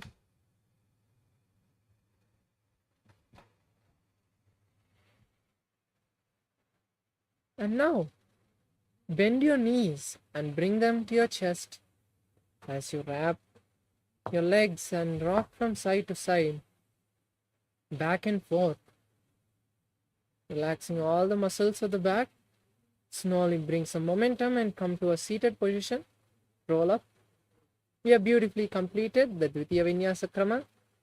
Now after this intense sequence of asana, let's now get ready to enter into the next session, the power manifestation session.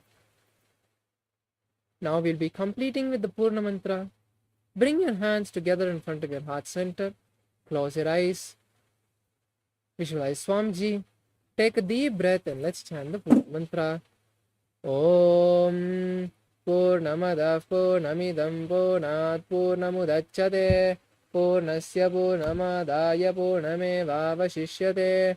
Om Shanti Shanti Shanti Hari Om Tat Sat. Sarvam Bhagavat Shri Nithyananda Paramashiva Padukarpanamastu.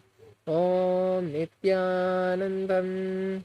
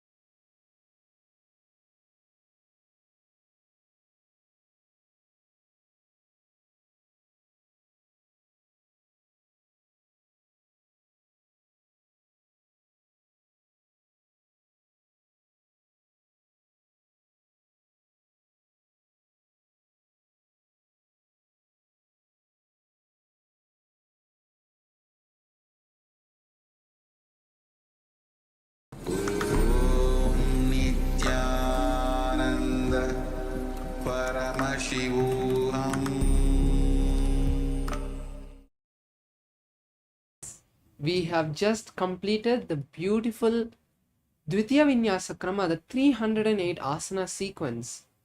And I hope all of you had new breakthroughs and experiences.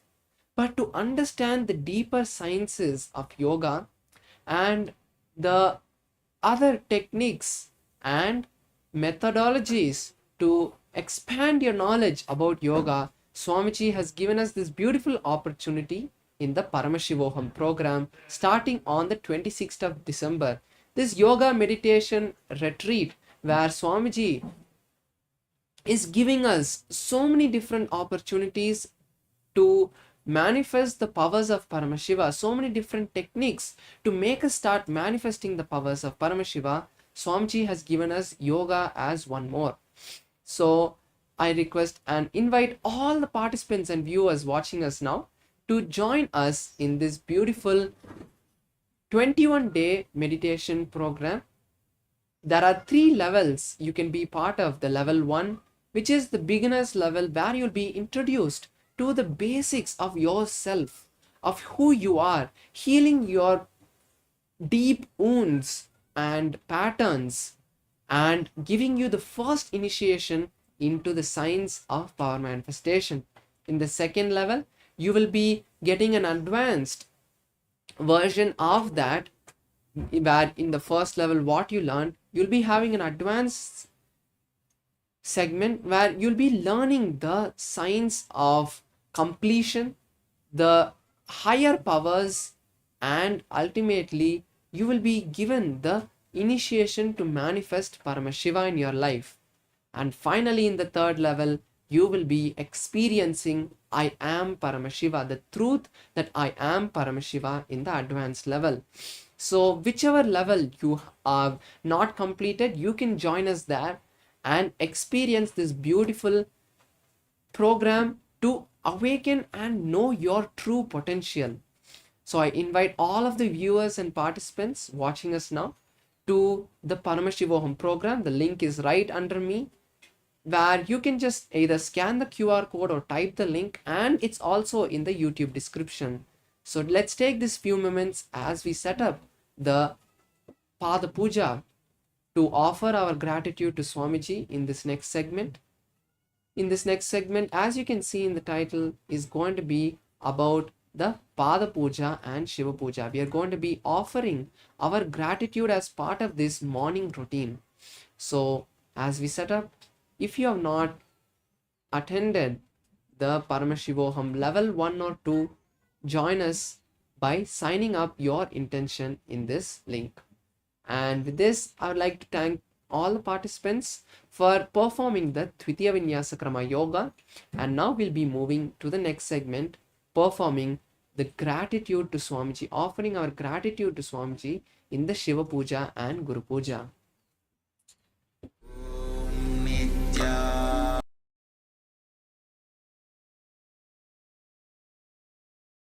Nithyanandam, we will now be entering into the Nitya Puja. Before we begin the Guru Puja and Paramashiva Puja, we request all the participants to declare the following with integrity and authenticity. If you agree to this, please say yes loudly. I authentically cognize, which is internally process, understand, and declare the truth that cosmic energy exists. Yes, I authentically cognize, which is internally process, understand, and declare the truth that His Divine Holiness Swamiji, Nithyanandeshwara Paramashiva, and Nithyanandeshwari Parashakti, the Guru Padukas and the Atmalinga, are the Chinmaya Vigrahas, the embodiment and representation of that very cosmic energy. Yes, I authentically cognize, which is internally process, understand, and declare the truth that whatever I offer during the Guru Puja to His Divine Holiness Swamiji and the Paramashiva Puja to Nithyanandeshwara Paramashiva and Nithyanandeshwari Parashakti will reach the cosmic source of energy directly. Yes, I authentically cognize, which is internally process, understand, and declare the truth of Sohamasmi, that even when I worship, I am Him. Yes. Let us now enter the Guru Puja, followed by the Paramashiva Puja. The first offering is the Sadguru Vandanam, welcoming the Master. Please take some flowers in your hands and close your eyes and offer the flowers at His Divine Holiness Swamiji's Padukas at the end of the mantra. Nithyanandam Paramasukadam Kevalam Jnanamurtim Dvandvatitam Gagana Sadrisham Tattvamasyadilaksham Ekam Nityam Vimalamachalam Sarvadhi Sakshi Bhutam Bhavatitam Trigunarahitam Sadgurum Tam Namami. Please offer the flowers at Swamiji's Padukas. The next is the offering of the Guru Parampara Vandanam. Now please take some flowers in your hands and place your hands in the Atmanjali Mudra. Close your eyes and offer the flowers at His Divine Holiness Swamiji's Padukas at the end of the mantra. Nithyanandeshwara Paramashiva Samarambham Nithyanandeshwari Parashakti Madhyamam Asmadacharya Pariyantam Vande Guru Paramparam. The next is the offering of the Arunagiri Yogishwara Vandanam. Now please take some flowers in your hands and place your hands in the Atmanjali Mudra. Close your eyes and offer the flowers at His Divine Holiness Swamiji's Padukas at the end of the mantra. Lalate Tripundri Nitila Krita Kasturi Tilakaha Spuranmaladhara Spurita Katikopi Navasanaha Dadhano Dustaram Shirasi Panirajam Shashikalam Pradipa Sarvesham Arunagiri Yogi Vijayate. The next offering is the Tattvachamanam, the ritualistic cleansing of the mouth. Keeping your right hand in the Gokarna Mudra, pour one Udharani of water from the Panchapatram and chanting each one of the following mantras internally, drink the water that flows through the base of the palm. Om Atmatattvam Shodhayami Swadha. Om Vidyatattvam Shodhayami Swadha. Om Shivatattvam Shodhayami Swadha. Chanting the following mantra internally, wipe the upper lip and lower lip twice. Om Ham Hridayaya Namaha. Wash your right hand with the water in the Panchapatram. With the tips of the right hand index, middle and ring fingers, touch above the upper lips and below the lower lips. With the tips of the right hand index finger and thumb joined together, touch the right nostril, the left nostril. With the tips of the right hand ring finger and thumb joined together, touch the right eye, right ear, left ear. Wash your right hand with the water in the Panchapatram. With the base of the right hand thumb and little finger, touch the navel, right chest, left chest. With the right hand fingertips joined together, touch the top of the head, right shoulder, left shoulder and the heart center. The next is the Shuklam Bharadaram. Now please take the turmeric mixed rice in your hands. Clench your hands in the Mushti Mudra and tap the sides of the forehead along with the mantra. Shuklam Bharadharam Vishnum Shashivarnam Chaturbhujam Prasannavadanam Dhyayet Sarva Vignopashantaye. The next is the Pranayama. Continue to keep the turmeric mixed rice in your right hand. Now only open the little finger and ring finger and the thumb. During the pranayama, use the thumb to close the right nostril and the ring finger and little fingers to close the left nostril. During the inhalation, retention, and exhalation, we'll be chanting the Samhita mantras. First, we'll be inhaling and then hold your breath as long as you can and exhale.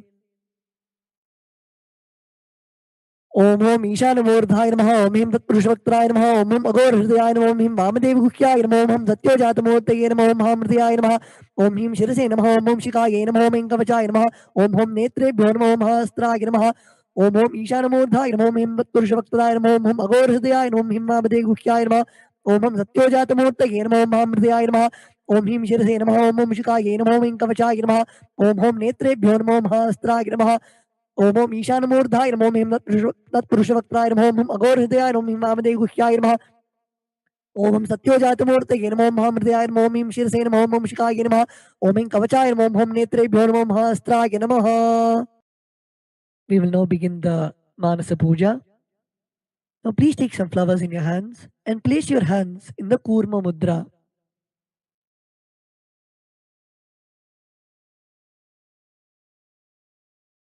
Place your hands at the level of the Ananda Gandha. Close your eyes and offer the flowers at His Divine Holiness Swamiji's Padukas at the end of the mantra.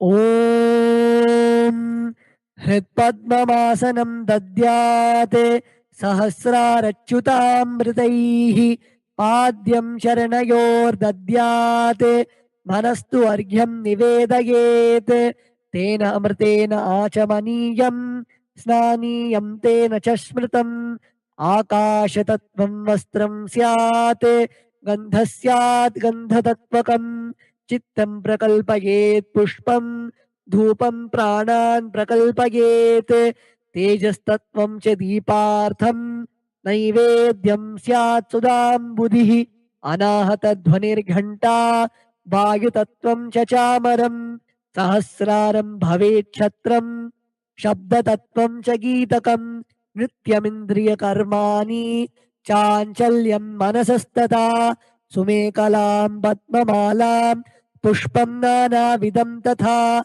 Amayadyir Bhava Pushpaihi Archayet Bhava Gocharam Amayam Anahankaram Aragam Amadam Tatha Amohakam Adambancha Adveshakshobako Tatha Amatsaryam Alobhancha Dashapushpam Vidurbudaha Ahimsa Paramam Pushpam Pushpamindriya Nigraha Daya Pushpam Kshama Pushpam Jnana Pushpam Cha Panchamam Idi Panchadashair Bhava Pushpaihi Sampujayet Bhagavantam Shri Nithyananda Paramashivam. The first offering is Padyam, the offering of water for Swamiji. Now please take the Uddharani of water in your hands and offer it at His Divine Holiness Swamiji's Padukas along with the mantra. Om Hrim Etat Padyam Sarvadeva Devi Swarupaya Bhagavate Shri Nithyananda Paramashivaya Namaha. The next offering is Arghya. Now please take the conch in your hands and offer the Arghya at His Divine Holiness Swamiji's Padukas along with the mantra. Om Hrim Esho Arghyaha Sarvadeva Devi Swarupaya Bhagavate Shri Nithyananda Paramashivaya Swaha. The next offering is Achamaniyam. Now please take an Uddharani of water in your hands and offer it at His Divine Holiness Swamiji's Padukas at the end of the mantra. Om Hrim Idam Achamaniyo Sarvadeva Devi Swarupaya Bhagavate Shri Nithyananda Paramashivaya Svadha. The next offering is Snaniyam.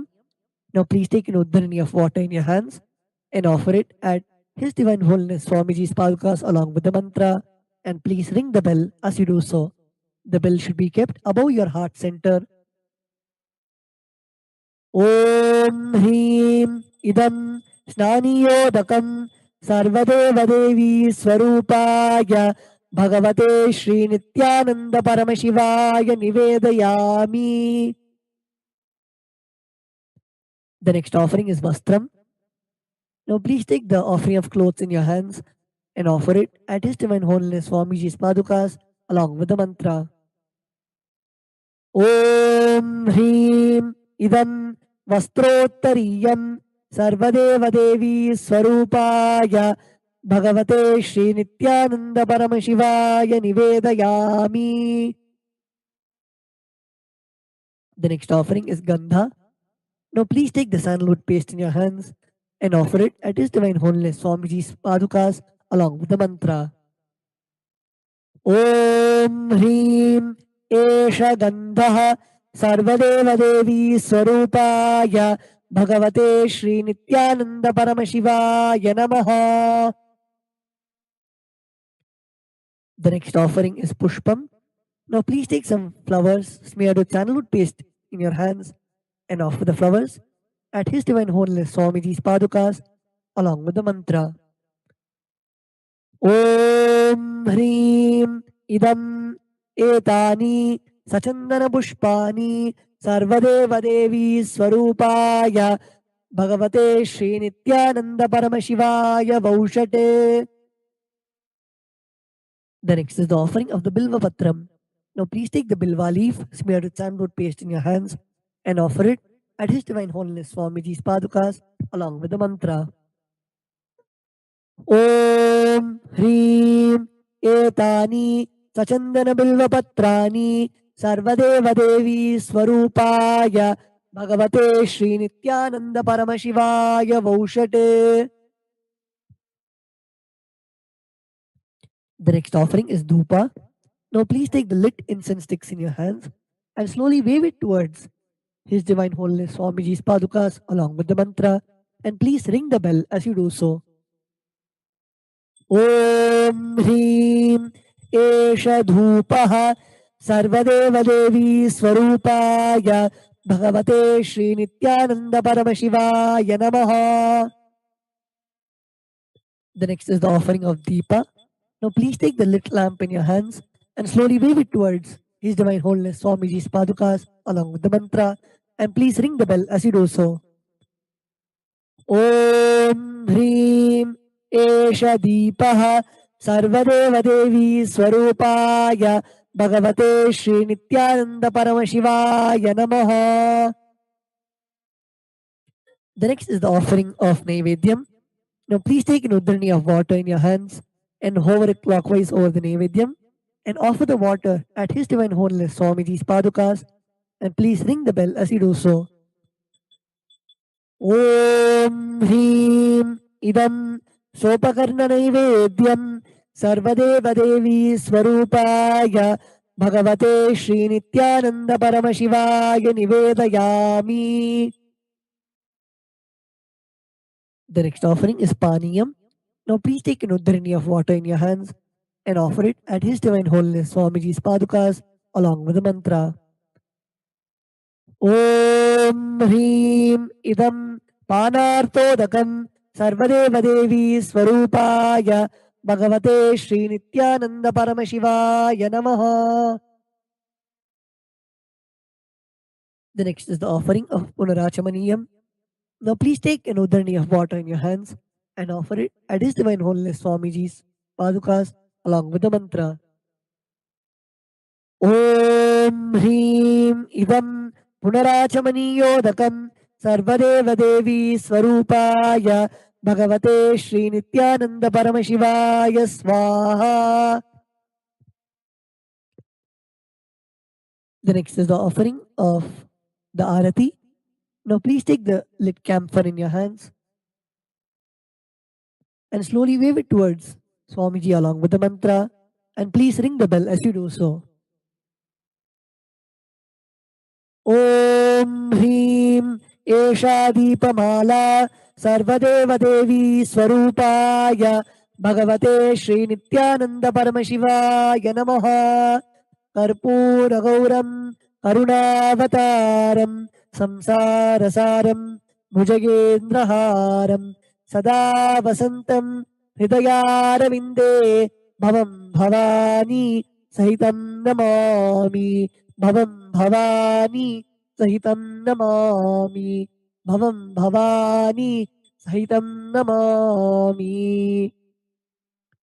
आरात्रिकं समर्पयामि भगवत् श्री नित्यानंद परमशिव चरण कमलेभ्यो नमः.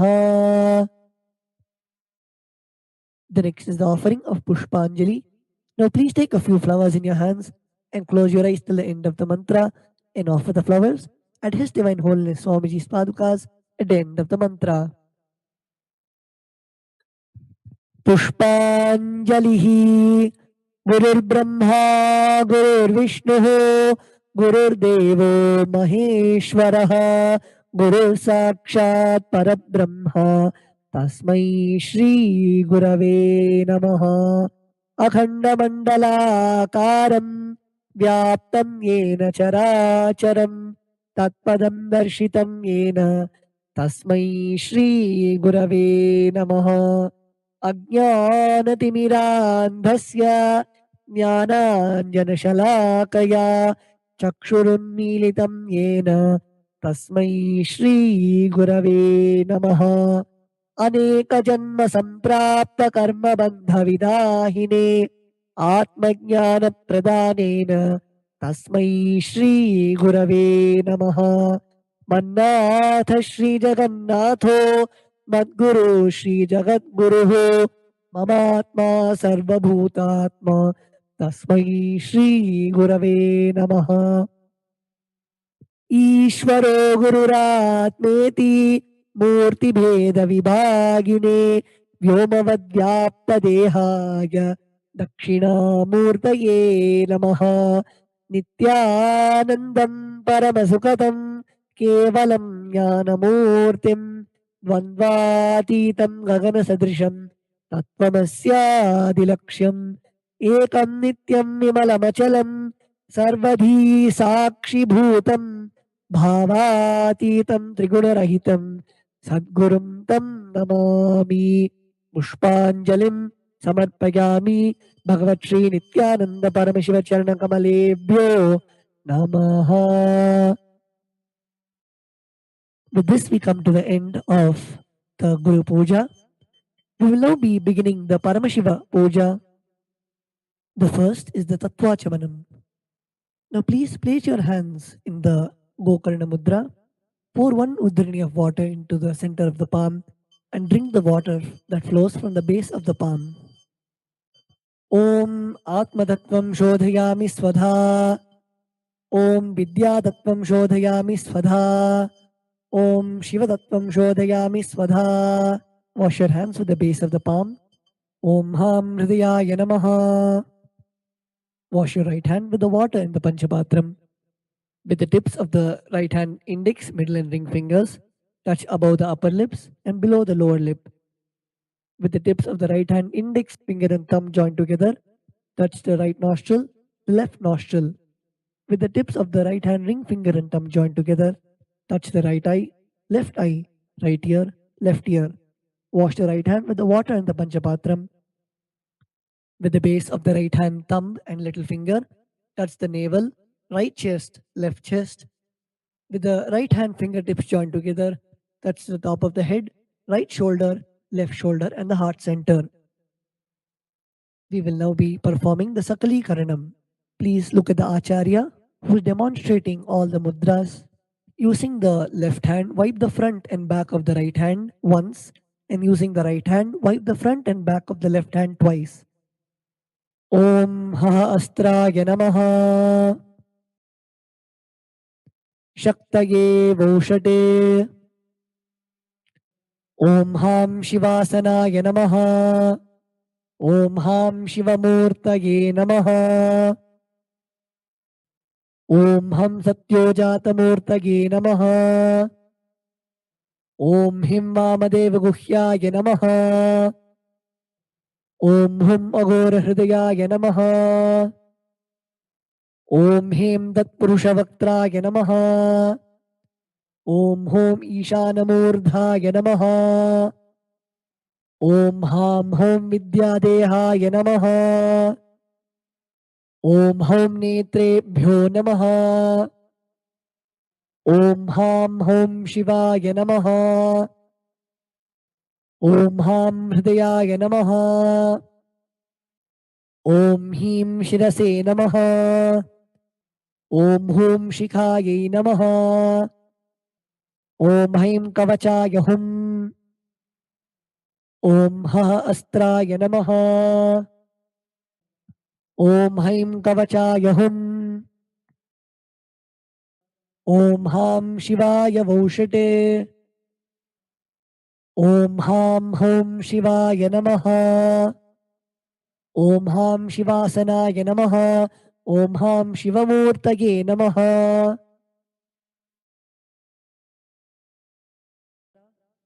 ॐ हं सत्योजातमूर्तये नमः। ॐ ह्रीं वामदेवगुह्याय नमः। ॐ हुं अघोरहृदयाय नमः। ॐ ह्रीं तत्पुरुषवक्त्राय नमः। ॐ हों ईशानमूर्धाय नमः। ॐ हां हों विद्यादेहाय नमः। ॐ हौं नेत्रेभ्यो नमः। ॐ हां हों शिवाय नमः। ॐ हां हृदयाय नमः। ॐ ह्रीं शिरसे स्वाहा। ॐ हूं शिखायै वौषटे। ॐ हैं कवचाय हुम्। ॐ ह अस्त्राय फटे। ॐ ह अस्त्राय हुं पटे। ॐ ह अस्त्राय फटे।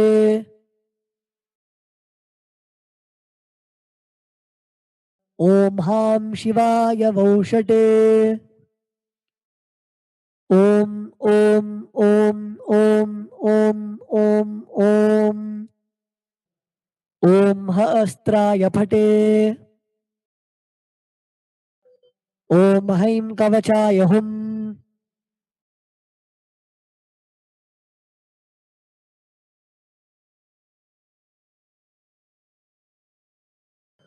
ॐ हां शिवाय वौषटे। ॐ हां शिवासनाय नमः।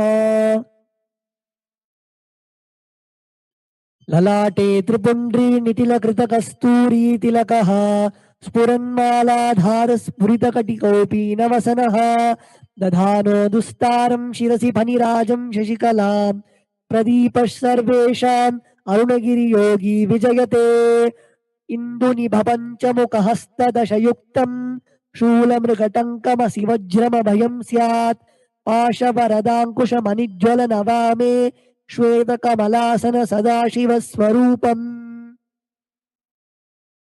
ॐ हां शिवमूर्तये नमः। ॐ हां हौं शिवाय नमः। श्री नित्यानन्देश्वरी पराशक्ति समेत श्री नित्यानन्देश्वर परमशिवाय नमः। ध्यायामि आवाहयामि। ॐ हां शिवाय नमः इति आवाहनमुद्रां प्रदर्श्य स्थापन सन्निधान निष्ठुरमुद्रां प्रदर्श्य अस्त्राय हुं फट् इति कालकण्ठिमुद्रां प्रदर्श्य ॐ हां शिवाय नमः इति लिङ्गमुद्रां नमस्कारमुद्रां ॐ हैं कवचाय हुम् इति अवकुण्ठनमुद्रां च प्रदर्श्य. We will now be offering the Upachara Puja to Paramashiva. Now please take a flower in your hands and offer it to the linga along with the mantra. Om Ham Hom Shivaya Namaha. Shri Nithyanandeshwari Parashakti Sameta Shri Nithyanandeshwara Paramashivaya Namaha. Asanam Samarpayami. Now please take an udhrani of the water and show it to the bottom of the Shivalinga and offer it in the Padya Patram along with the mantra Om Ham Shivaya Namaha. Now please take an undurani of water and show it to the middle of the Shivalinga and offer it in the Achamana Patram along with the mantra Om Ham Shivaya Svadha. Now please take an undurani of water and show it to the top of the Shivalinga and offer the water along with the mantra Om Ham Shivaya Svaha.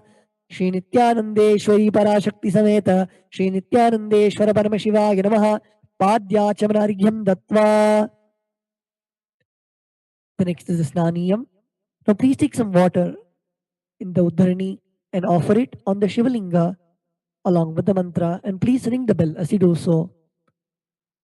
Om Ham Hom Shivaya Namaha Shri Nithyanandeshwari Parashakti Sameta Shri Nithyanandeshwara Paramashivaya Namaha Snanam Samarpayami. Now please take an Uddharani of water and show it to the middle of the Shivalinga and offer it in the Achamana Patram along with the mantra Om Ham Shivaya Svadha Snananantram Samarpayami. The next offering is Bastram. Now please take some turmeric mixed rice in your hands, offer it on the Shivalinga along with the mantra Om Ham Hom Shivaya Namaha Shri Nithyanandeshwari Parashakti Sameta Shri Nithyanandeshwara Paramashivaya Namaha Vastra Yajnopavita Uttari Abharanartham Akshatan Samarpayami. The next offering is Gandha. Now please take the sandalwood paste in your hands and offer it on the top of the Shivalinga along with the mantra Om Ham Hom Shivaya Namaha Shri Nithyanandeshwari Parashakti Sameta Shri Nithyanandeshwara Paramashivaya Namaha Gandhan Dharayami. Gandhasyopari Haridra Kunkumam Samarpayami. The next is the offering of the Pushpa. Now please take the flowers in your hands and while each time the word Namaha is chanted, please offer the flower on top of the Shivalinga.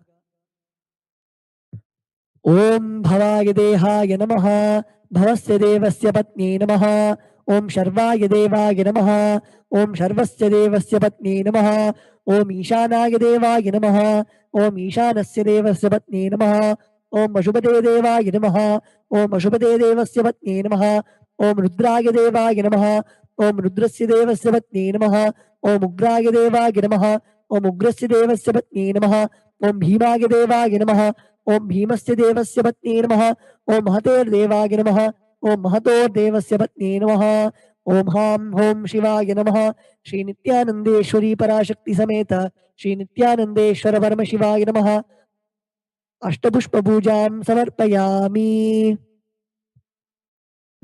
The next is the offering of the Bilva Patram.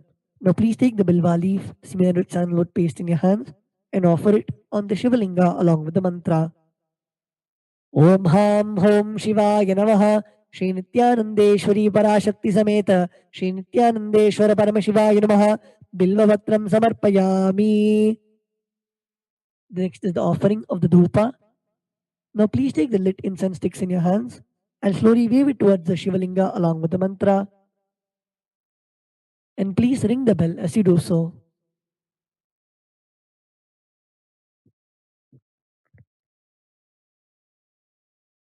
Sprinkle the Samanyargya, the water from the Panchapatram, onto the bell.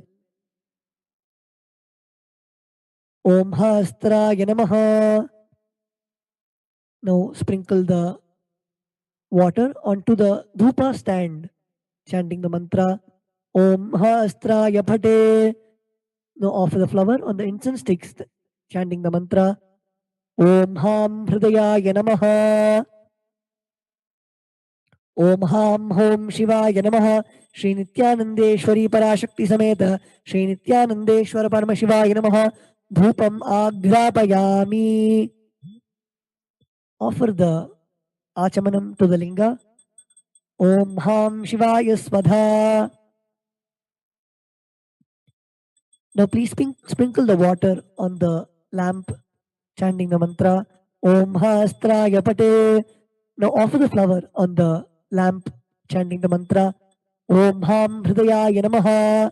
Now please take the lamp in your hands and slowly wave it towards the Shivalinga along with the mantra, and please ring the bell as you do so. Om Ham Hom Shivaya Namaha. Shri Nithyanandeshwari Parashakti Sameta Shri Nithyanandeshwara Paramashivoham Namaha. Deepam Darshayami. Offer the Achamanam to the linga. Om Ham Shivaya Swadha. The next offering is the Naivedyam. Now sprinkle the water on the Naivedyam, chanting Om Hastraya Pate. Now offer the flower on the Naivedyam, chanting the mantra Om Ham Hridayaya Namaha. Now please take a udrani of water and hover it clockwise over the Naivedyam and offer the water in front of the Shivalinga along with the mantra, and please ring the bell as you do so. Om Ham Hom Shivaya Namaha. Shri Nithyanandeshwari Parashakti Sameta Shri Nithyanandeshwara Paramashivoham Namaha. Naivedyam Nivedayami. Now offer the water to the middle of the Shivalinga onto the Achamana Patram along with the mantra Om Ham Shivaya Swadha. The next offering is Tambulam. Now please take the betel leaves and the turmeric mixed rice in your hands and offer it onto the Shivalinga along with the mantra Om Ham Hom Shivaya Namaha. Shri Nithyanandeshwari Parashakti Sameta Shri Nithyanandeshwara Paramashivoham Namaha. Tambulam Samarpayami.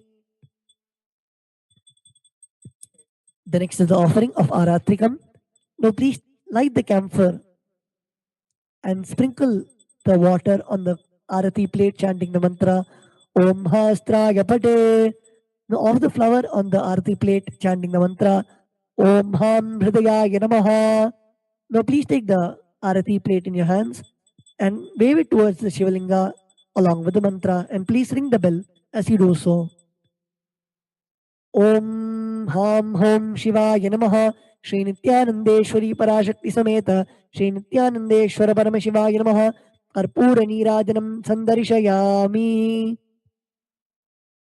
Now please take a flower and hover it clockwise over the Karpura Arati and offer it onto the Shivalinga along with the mantra Om Ham Shivaya Swadha. The next offering is Pushpanjali.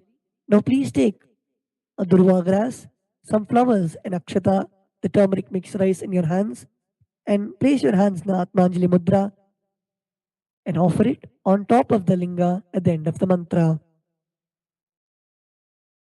Om Ham Hom Shivaya Namaha. Shri Nithyanandeshwari Parashakti Sameta Shri Nithyanandeshwara Paramashivoham Namaha.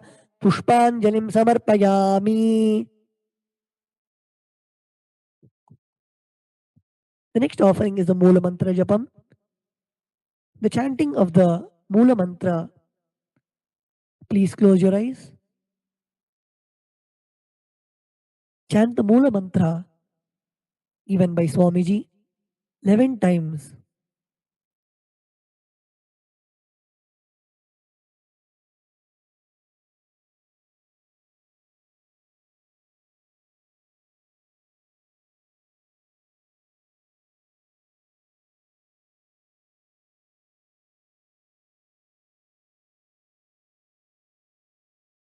Now we'll be offering the japa that we have chanted. Please take a flower, the durva grass, and the akshata in your right hand. Om Ham Hridayaya Namaha. Om Hem Kavachaya Hum. Om Hastraya Pate. Now please pour some water in your right hand and keep your hands in the Udbhava Mudra as demonstrated by the Acharya. And offer the water so that it flows through the index finger onto the left hand side of the Shivalinga. Yat kinchit karma devesha sada sukrudushkrudam tanme shivabadasthasya bhungshakshapya shankara shivo data shivo bhokta shivas sarvam midam jagat shivo yadati sarvatra yashiva sohamevatu. Om Ham Hom Shivaya Namaha. Now please perform the Tattvachamanam. Now please perform the mudras as demonstrated by the Acharya. Om Atmatattvam Shodhayami Svadha. Om Vidyatattvam Shodhayami Svadha. Om Shivatattvam Shodhayami Svadha. Om Ham Hridayaya Namaha.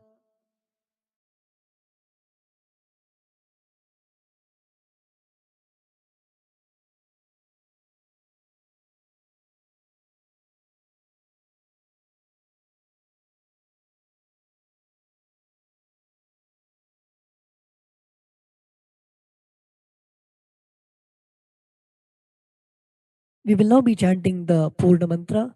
Please place your hands in the Atmanjali Mudra and close your eyes. Om Purnamadah Purnamidam Purnat Purnamudachyate Purnasya Purnamataya Purnamevavashishyate Om Shanti Shanti Shanti Hari Om Tatsat Sarvam Bhagavat Shri Nithyananda Paramashiva Padukarpanamastu Om Nithyanandam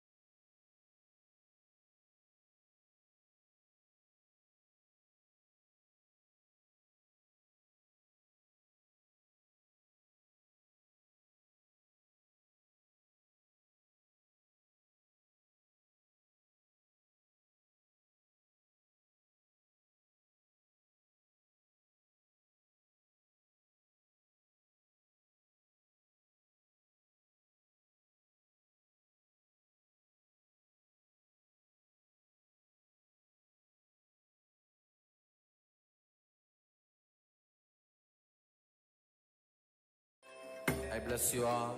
Let you all open all your three eyes and manifest the powers of Mahasadashiva. Yes, now we have completed the Nitya Puja, the daily connection time that we get to enjoy with Paramashiva. And now let us take a moment to also, as we have just completed this Nitya Puja, let us take this time to once just close our eyes and connect with Paramashiva and request him to manifest the Paramashivoham experience in us. And the experience of Paramashivoham is not just a program, but it is the life transforming experience that you will get from the initiations of Swamiji. So now, all viewers who are watching us right now, I request you to visit paramashivoham.org or events.kailashamailer.com and register yourself for Paramashivoham. So that is the way you will actually experience the direct connection. You will be able to know, we have been doing the puja and we just see the deity of Swamiji or the deity of Paramashiva. But if we want to experience the real form of Paramashiva's incarnation, that you will get in the Paramashivoham program. So once again, I request all the viewers and participants watching us now to take this moment to request Paramashiva to manifest the Paramashivoham experience in your life, and that is the first decision you need to take to manifest that experience of Paramashivoham is signing up yourself in the level 1, level 2 or level 3 program, whichever you have completed, going to the next level. Register yourself in that particular program which you want and join and experience Paramashiva there. So with this, let's now enter the next step where Swamiji in so many satsangs has given us various different powerful cognitions, and today we have taken this time to give you a satsang that can enrich your life today and change the very thought currents you are experiencing right now. So now let's get in the space of a meditative listening, keeping your puja kits aside. Be in a seated position and listening to this satsang now. Start writing down all the powerful cognitions. Make sure you write them down, as when you write these satsang points down, it becomes your book of hearts to keep you powerful at any low situation. Being in the space of listening now, let us enter the satsang with Swamiji.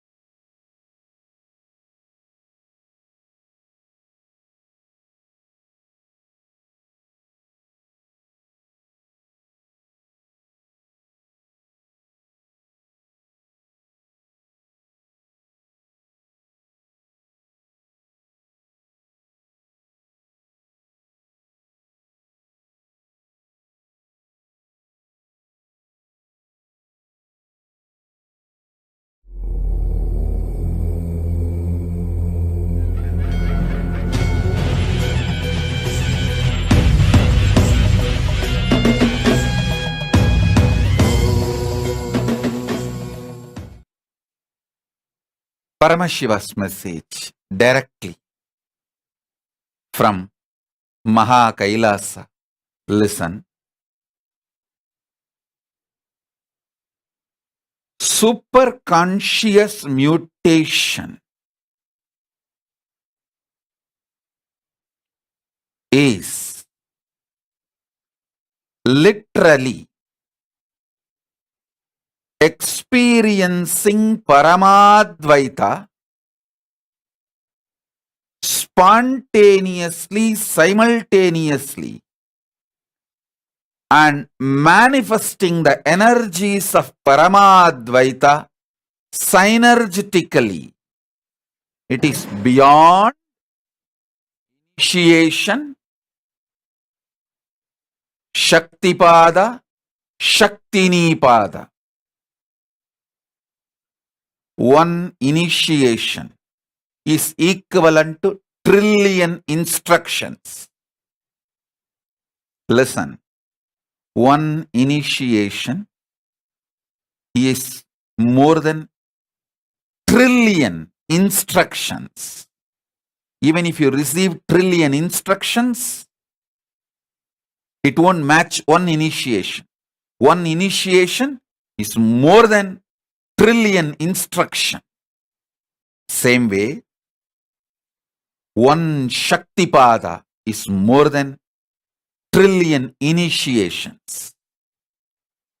Then, one Shaktinipada is more than trillion Shaktipadas. One superconscious mutation, Paramadvaita Diksha, is equivalent to trillions, I should say more than trillions of Shaktipada, Shaktinipada, all initiations. Listen. Now, I am literally doing superconscious mutation in all of you. Take your Atmalinga now itself. Either you can keep it in your hands, palm, or in front of you on the floor. You can keep it even on the plate. You will see the Atmalinga will stand erect by itself, because the process I am doing literally will energize, I should say synergize, energize in a very synced way the whole space you are in. The whole space you are in.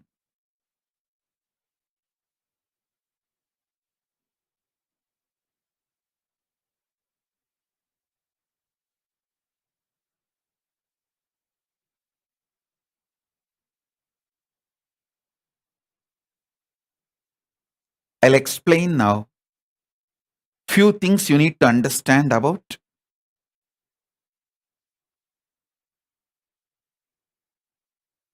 superconscious mutation, this Paramadvaita Diksha.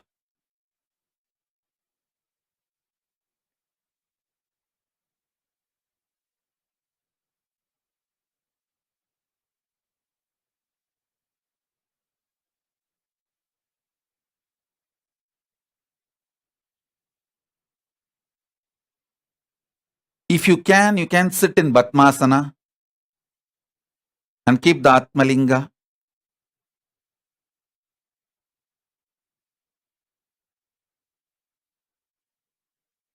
Listen. Now I'll start. Understand the few basic truths I am revealing.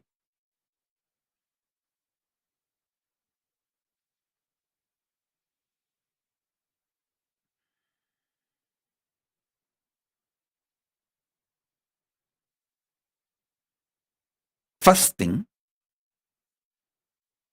superconscious mutation process works the core of you. For example, I'll give you one example. If you see Karna, Yudhishthira, Arjuna, Bhima, Nakula Sakadeva, all these six, I give these six like an example. These six are born out of superconscious mutation process. You need to know that. These six, their very birth is superconscious mutation. See Karna, how many times he got cheated because of his quality of giving. It does not make him withdraw from the idea of giving, because he is from Surya. Surya, sun, burns himself, but he goes on giving energy to universe, the Anda, Brahmanda. Understand?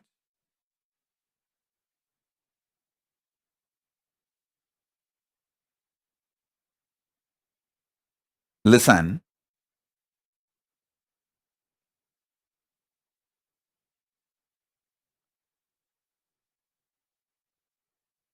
First, Indra comes and take. I wanted all of you to have little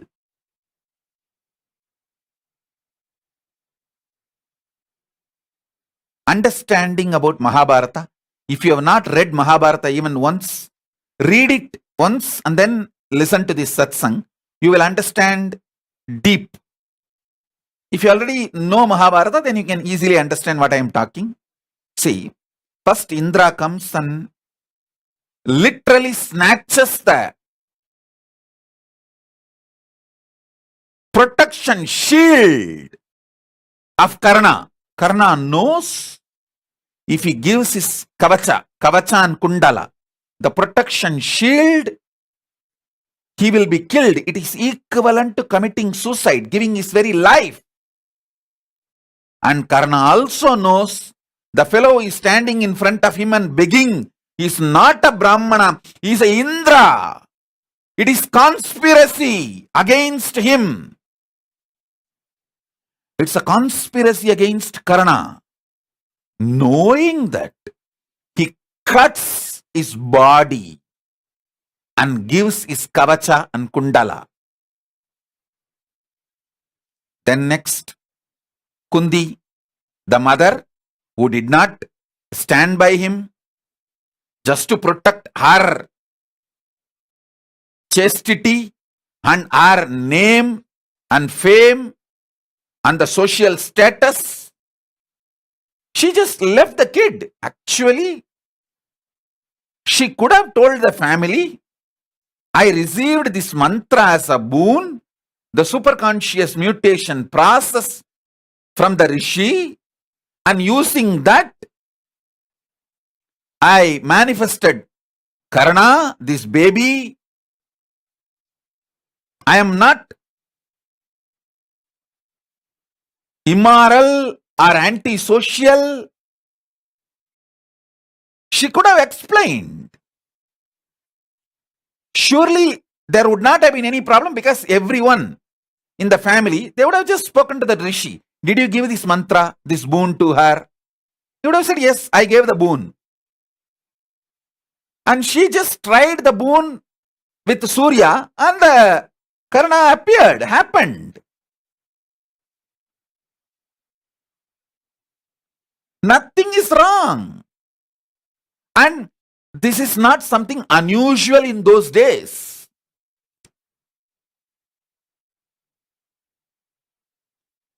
So understand, actually, the only problem of Kundi is her shyness And she did not even want to take the risk of explaining to the family. Even that one conversation, she has to face their doubts, their questions,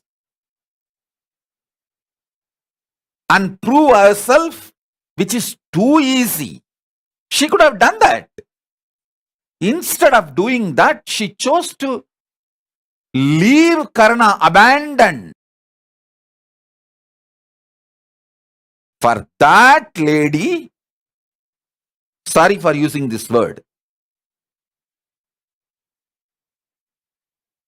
but at least somebody in the history should record this and make her realize. For that lady, Karna gives a boon.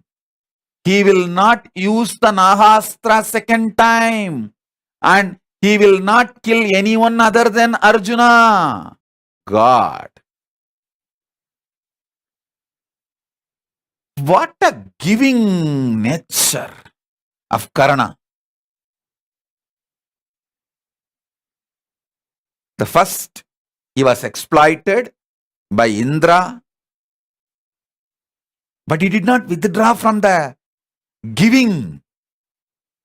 Then he was exploited by this lady who gave birth, unfortunately, accidentally. But I'll say Karna is one of the most beautiful character. You need to understand. If you understand Karna, you will understand Surya. If you understand Surya, you will understand Karna. Karna has not lost world. World lost Karna by exploiting him. By portraying Karna as a villain, Karna has not lost anything. World lost personalities like a Karna.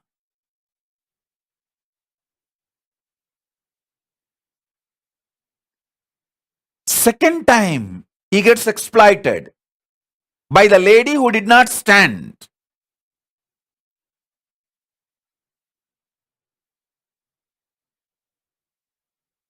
And in real life, Kundi does not need to go through anything because she has a witness, that Rishi who gave the mantra to her.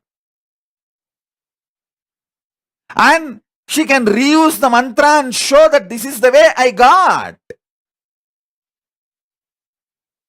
I have not done something against the society or the morals.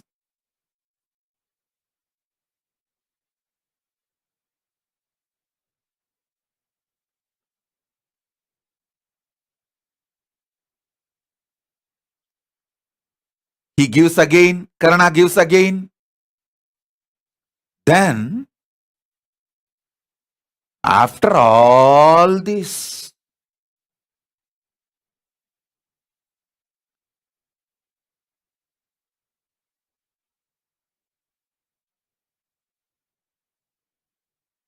in the end, when he is almost about to be killed, Dharma Devata, his own punyas, merits, come and stand and protect him like a shield.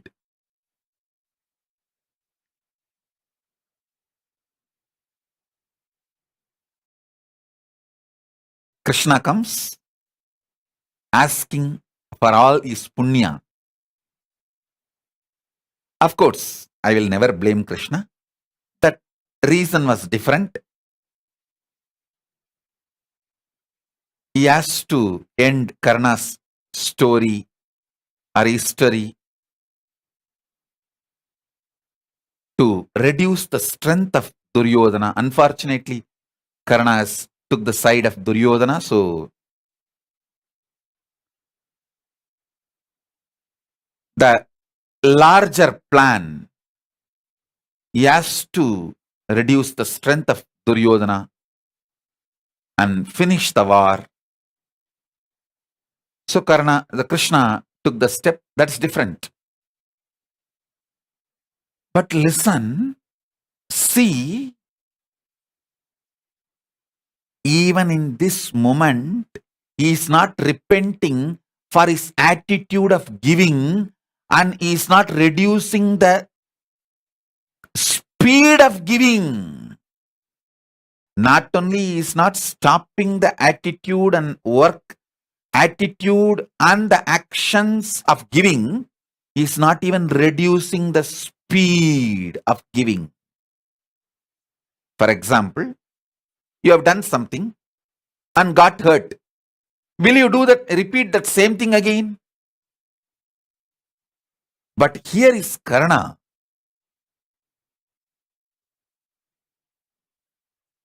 He knows now if he gives his punya, he will be dead in next few seconds.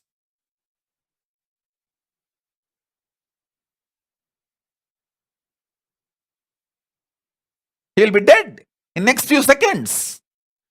Because Karna himself got trapped into many of the adharma, other wrong things, like killing Abhimanyu, unarmed child. Because in the war, ultimately, you will not be able to maintain absolute integrity. War is a war is a war. So, if he gives his punya, his good karmas, next minute, next second, all the other bad things he did is going to finish him off. But he chose us to give. Because it was the superconscious mutation of Surya. Listen, actually, this shows Karna's strength that he is already liberated. His body, his mind, what he is showing as himself to the outer world is too small part of him. So he does not want to compromise on his superconscious qualities for the sake of body, mind and name and fame and brand. Understand that. For the sake of body, mind, name and fame, brand, how we will be known, for all of that he doesn't want to compromise. He feels he is too big. These things are too small. Yudhishthira. What a character, oh God. If Yudhishthira has agreed and played even 1 or 2 games as per Krishna, strategically, even this Aswattama Adakunjanaha to kill Drona,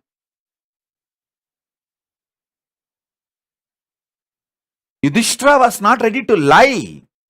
He said, I will tell only the fact. If you want, you twist it and you play. He only said, the elephant named Aswattama died. And Krishna played the conch during that word elephant. And Drona heard it as Aswattama died. And collapsed. Listen.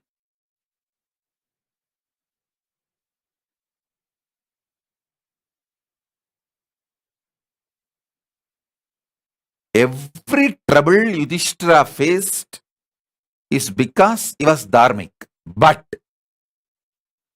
till the last second, even in Kedar, when Paramashiva sends Pushpaka Vimana to get him to the Veera Swarga and from Swarga to the higher worlds of enlightenment, He says politely, I cannot come till the dog which was guiding me also gets into the Indra Vimana. You give accommodation for the dog also, only then I'll get in. Otherwise, it's okay, I'll stay here.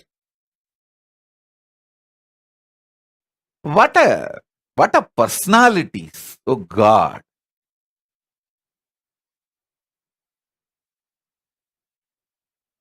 He doesn't have anything now. Kingdom is gone, wife is dead, brothers are dead, he is all alone. Just the dog which helped him and guided him for the Swargarogana to the place. So grateful, chaste, dharmic to the dog just because it guided him and walked him through.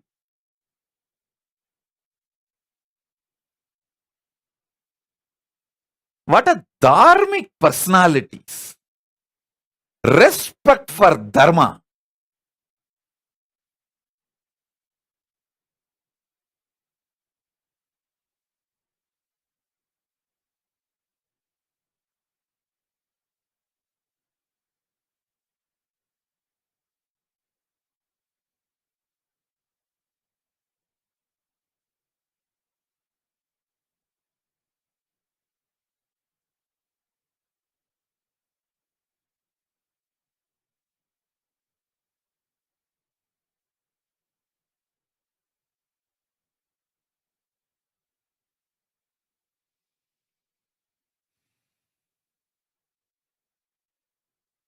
Just because he is the superconscious mutations manifestation. Finally, the dog got into the Indra Vimana. Only when the Indra Vimana lifted, he realized the dog is his own father, Yamadharma. But without knowing it is Yamadharma, his own father, he is ready to give everything for the dog. Not that after knowing, before knowing. It was his own father. He was ready to sacrifice even Swarga for the sake of that dog. We would have said, don't worry, I'll go there and then there I'll talk to Indra and send the flight once more. The second rescue flight you come. The first flight I'll go. No. He says, no. This guy gets into the flight first, only then I'm getting in.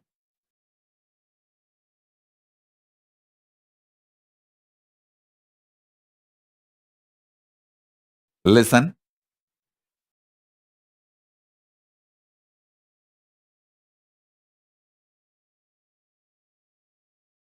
If you understand the story of Dharma, Karna, Arjuna, Nahula Sahadeva,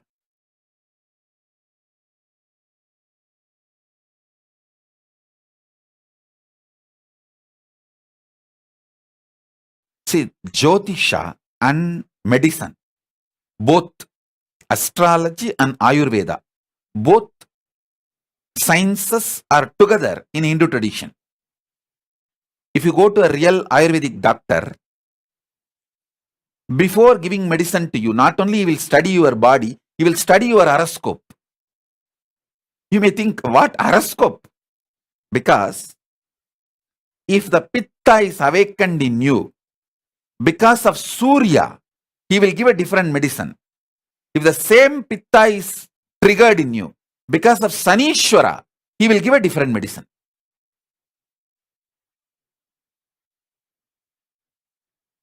If the heat is triggered in you,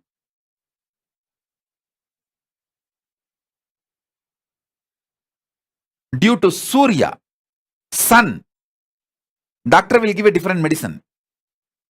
If the heat is triggered in you, due to Shanishwara, he will give a different medicine. Because the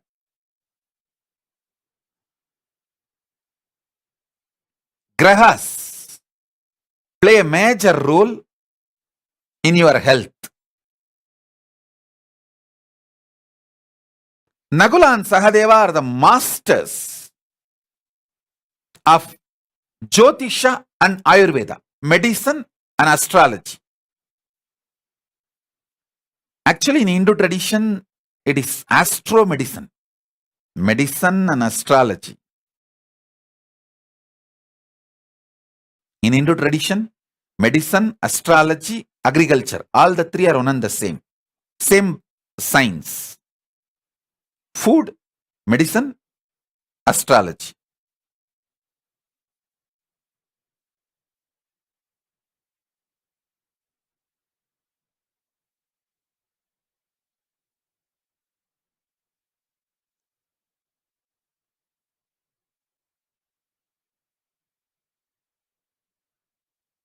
Sahadeva is the master of astrology. His enemy, Duryodhana, is coming and asking Sahadeva, give me the right date for winning this war. Means, literally, he is coming and asking the date to kill Sahadeva and his family and his whole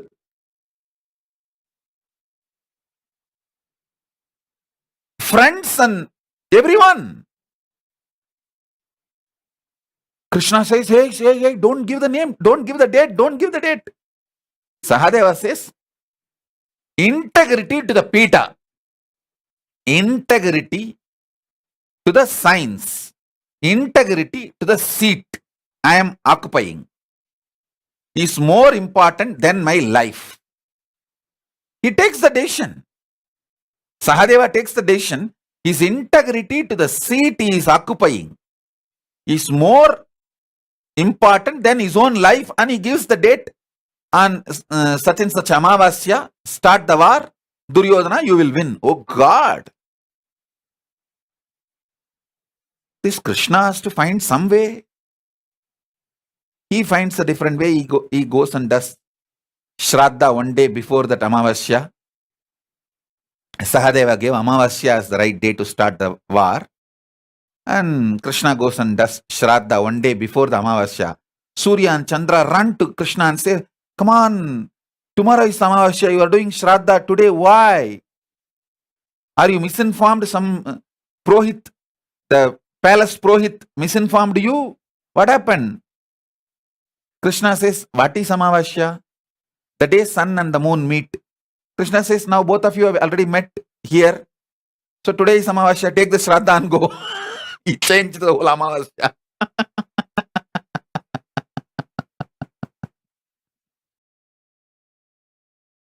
I understand what all Krishna has to go through to keep the whole thing together.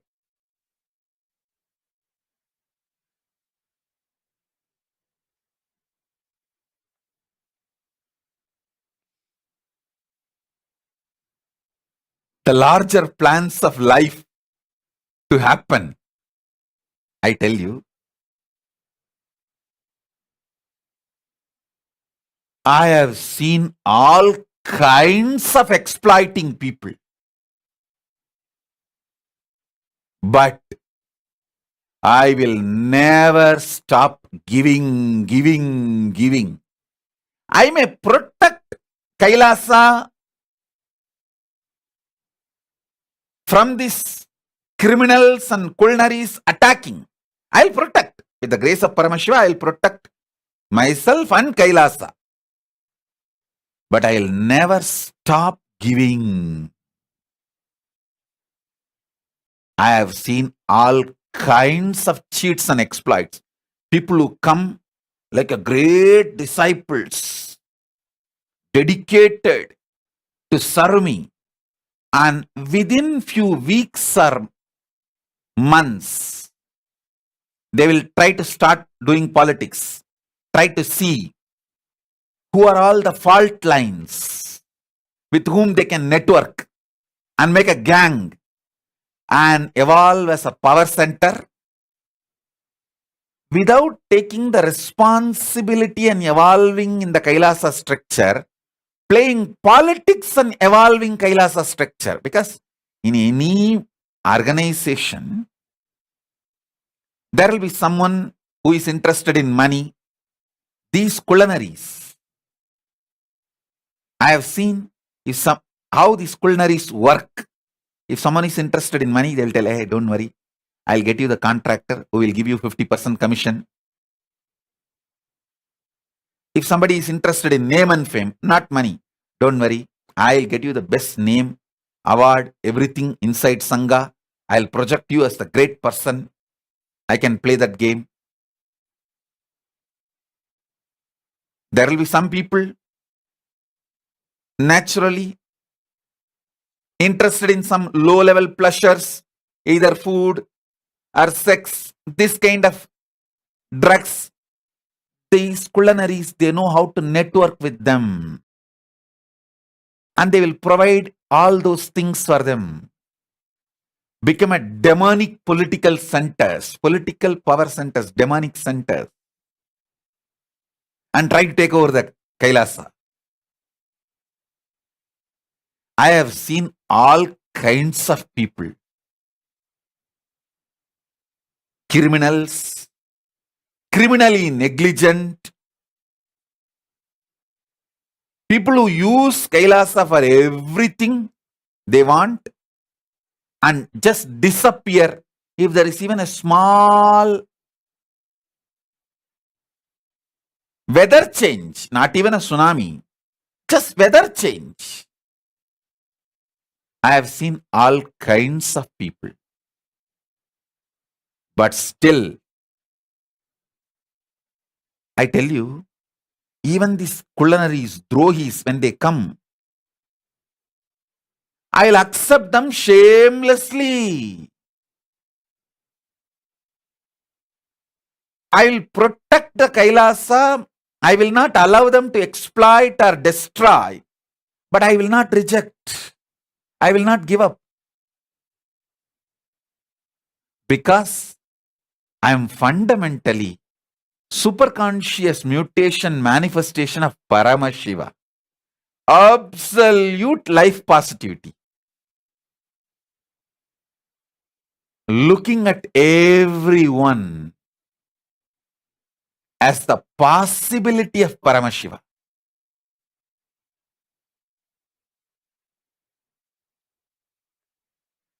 I will neither stop giving nor reduce the speed of giving. Listen, I will neither stop giving nor reduce the speed of giving. At the most, what I will do, I know how to protect, with the grace of Paramashiva, I know how to protect myself and KAILASA. That I will do. Because I need to be here to do this giving and enlightening everyone. That's a core reason why I am here. To do this superconscious mutation process. With the grace of Paramashiva, I will protect myself and KAILASA. That's different. But no drohi, traitor, culinary, cheats, steal, thieves, robbers, none of them can stop me giving or reduce the speed with which I am giving. Now, for this KAILASA, we are evolving the strategies.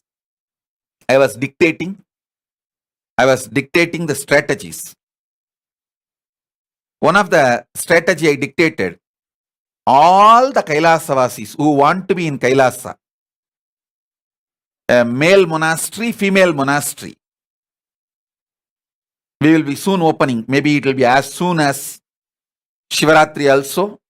We are just working on the logistics. The moment we open the monastery, male monastery, female monastery, everything as it was in Adi KAILASA, food, stay, medical care, gym, library, puja items, everything will be provided free of cost. The moment I said this, my team immediately opposed. No, no, Swamiji, if we give free of cost again, the same traitor gang will come. They will take all this for granted. And after 6 months or 1 year, they will demand more. They will go out and try to attack the Kailasa. We should evolve the protection system, but we cannot stop giving. We can increase the screening method. That is okay. But we cannot stop giving. Paramashiva says very clearly, anyone who wants to study Veda Agama, who wants to take up the Brahmacharya and study, Guru has to provide everything. Food, shelter, books, all the other things needed with the ecosystem. He said it. We just have to do it. Nothing can be done. If you want, you can do all. I told my team, if you want, you can do all the pre-scanning. You do interview. You see their background. You can get a professional company to do a background checkup about them. Is there any criminal record, or are they druggies? Unfortunately, we did not do all this background check in Adi Kailash. That is why the druggies all got into the campus, got into Adi Kailash. And unfortunately, India does not have an infrastructure to do this kind of a background check in other countries. People who come from other countries, India does not have infrastructure to do the background check. Even inside India, there is no one database from where you can do the background check.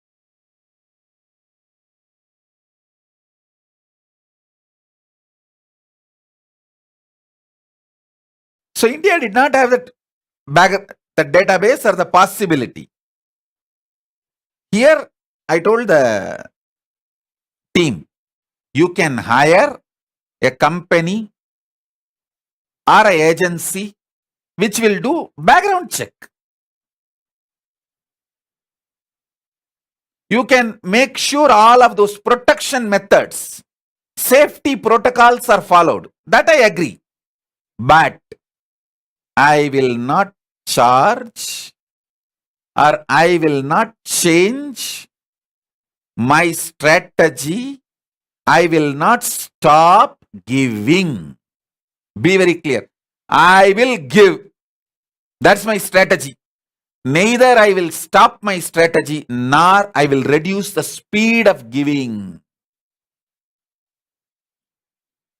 Anyone, male or female,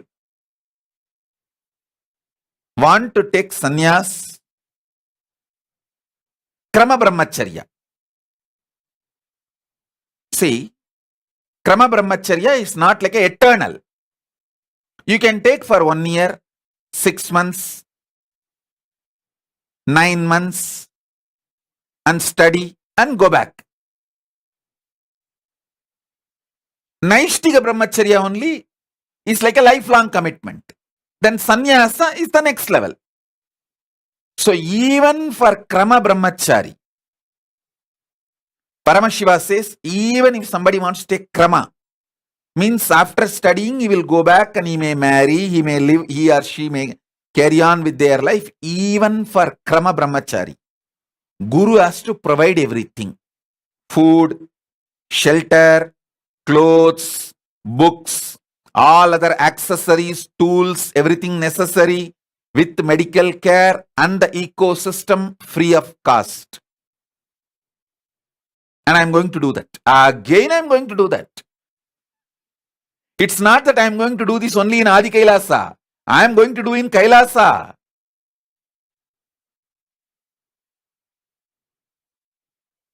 I will neither reduce the speed of giving nor stop giving. I will make it very clear. Because I am the manifestation of Paramashiva's superconscious mutation. By very nature, this is the way I will exist.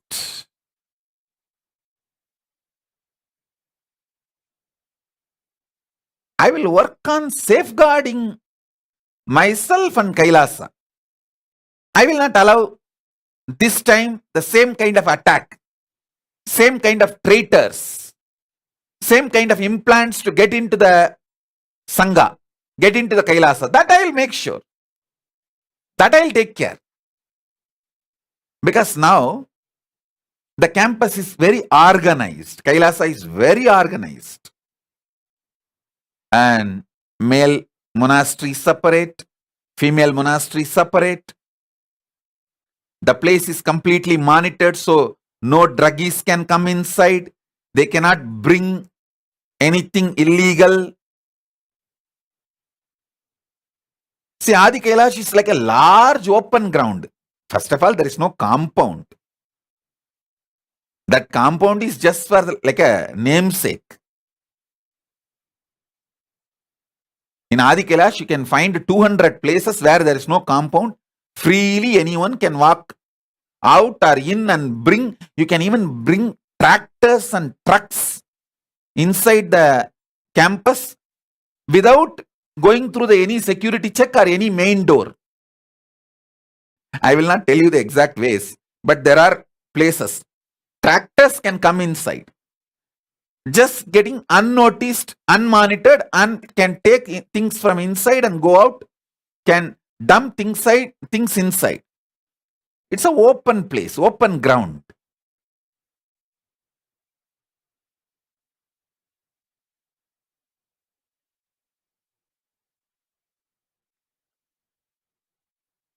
So that was the reason many of these traitors and criminals were able to get in and execute their plans of stealing, robbing, implanting, all illegal acts, and frighten the administration, terrorize the administrators. I'm telling you, these traitors, criminals, they threaten administrators. If you guys don't budge for us, we will create problem. We will bring illegal things inside and plant inside the campus. You guys will not even know how it came inside and got planted. And we will put the Sangha into legal mess. They threaten directly. I have seen all kinds of people. I have seen all kinds of people. But that does not mean I am going to stop giving. I will not reduce my hospitality. Because I am super conscious manifestation of Paramashiva. Puneet Gera is asking, can married couples also learn Veda? You can learn from where you are. In Kailasa, I am the first opening is going to be for male sannyasis and female sannyasis. Only for the sannyas order I am going to open. First phase. After this first phase settles down, we are smoothly able to operate and run. In few months, then I will open for householders. Because when the householders come, their kids come, we need to provide everything for the kids and kids studying, kids Gurukul, all that. It's a huge infrastructure work which is going on. Once this sannyasis team settles down, I'll do that next. This time we will do a thorough security check, background check. All those things we will do, but will not stop my hospitality. I will provide everything. Actually, this time, the Kailasa infrastructure is evolving such a way, we learned from all our 20 5 years of experience, we become experts. We have become experts. All our expertization we have put together, made a real Kailasa, most beautiful place, best temple structure where deities directly speak to you, best gym, yogalaya.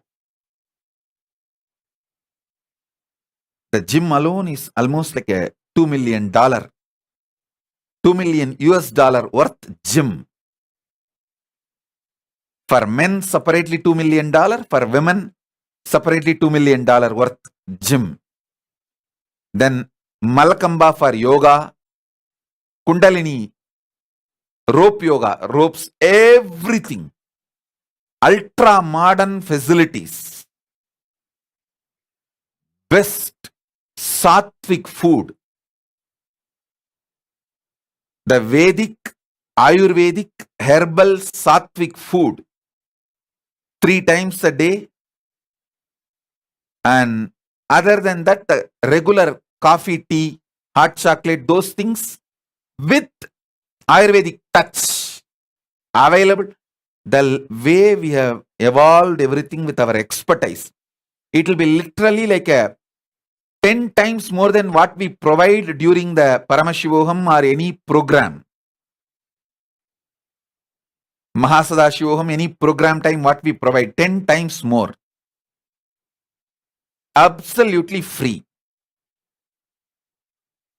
Including the books, puja material, everything. All we care now is continue to serve best way with absolutely protecting the ecosystem. Ecosystem will be protected completely. That's the way we evolved our structure, and of course now we become experts due to so many positive work we have done and all the attacks we faced from outside and inside. The outsiders getting into the inside like insiders. All levels. Actually, people who attack are never insiders. They pose as insiders. I should say imposters.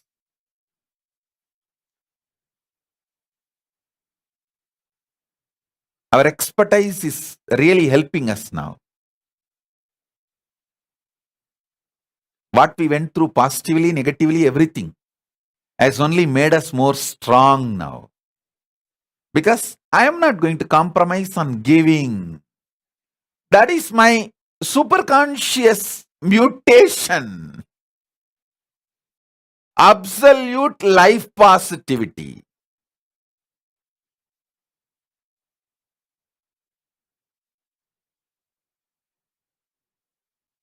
Paramashiva's superconscious mutation manifestation is me.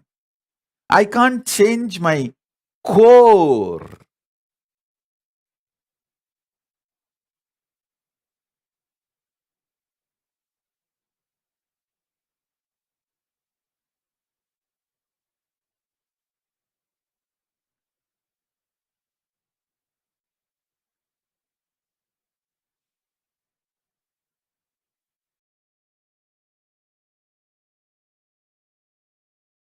Monica Nitya Nishkrodananda is messaging. Swamiji, I would like this to be my path. I want to be there eventually with your blessings. I would like this lineup. Would love if Kogan would be with me too. Monica Nitya Nishkrodananda. First thing I want to tell you, you are a real sincere devotee. For you, I will give the exemption. You can be here in Kailasa with the kid, Kohen also. Not only you are not a threat to Kailasa, you are a big support to Kailasa. You will actually monitor people. You will work for my side. You will be like a police. You will be like a police for Kailasa, protecting Kailasa. I know you. I accept you, and you will be. I'll make sure you are part of the Kailasa sooner. With your child, both of you.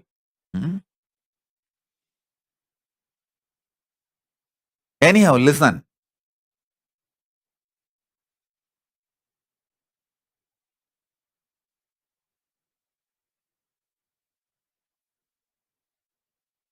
The people who attacked us from outside, inside, imposters, terrorists, drohis, conspirators,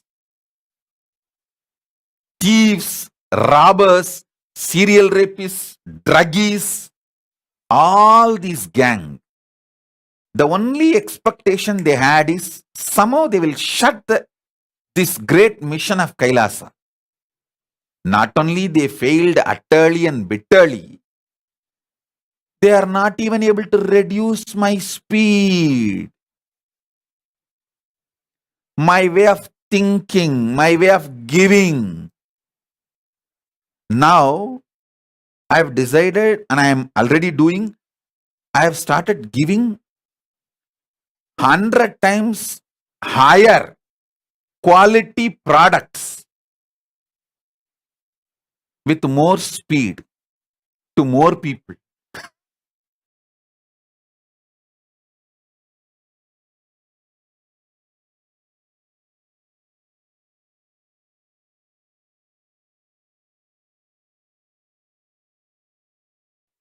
Please understand, when something is done inside you as a superconscious mutation process, it can never leave you. It will be there as your core. And my gurus have done it so beautifully. They made not only the power of enlightenment and power of enlightenment with the ability to transmit that to others, above all, even the ability to create an infrastructure. They did a superconscious mutation process inside me. Forever I will be attracting the wealth, and wealth will be gathering around me for the work I need to do. That is why even now I don't appeal or ask anyone to donate for me or for Kailasa. Every day it is pouring. It is pouring.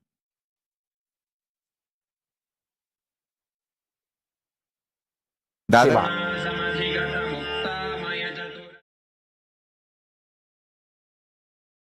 सुखदं केवलं ज्ञानमूर्तिं द्वातीतं गहनसदृशं तत्त्वमस्याधिलक्ष्यम् एकं नित्यं विमलमचलं सर्वदी साक्षिभूतं भावातीतं त्रिगुणरहितं सद्गुरुं तं Namami.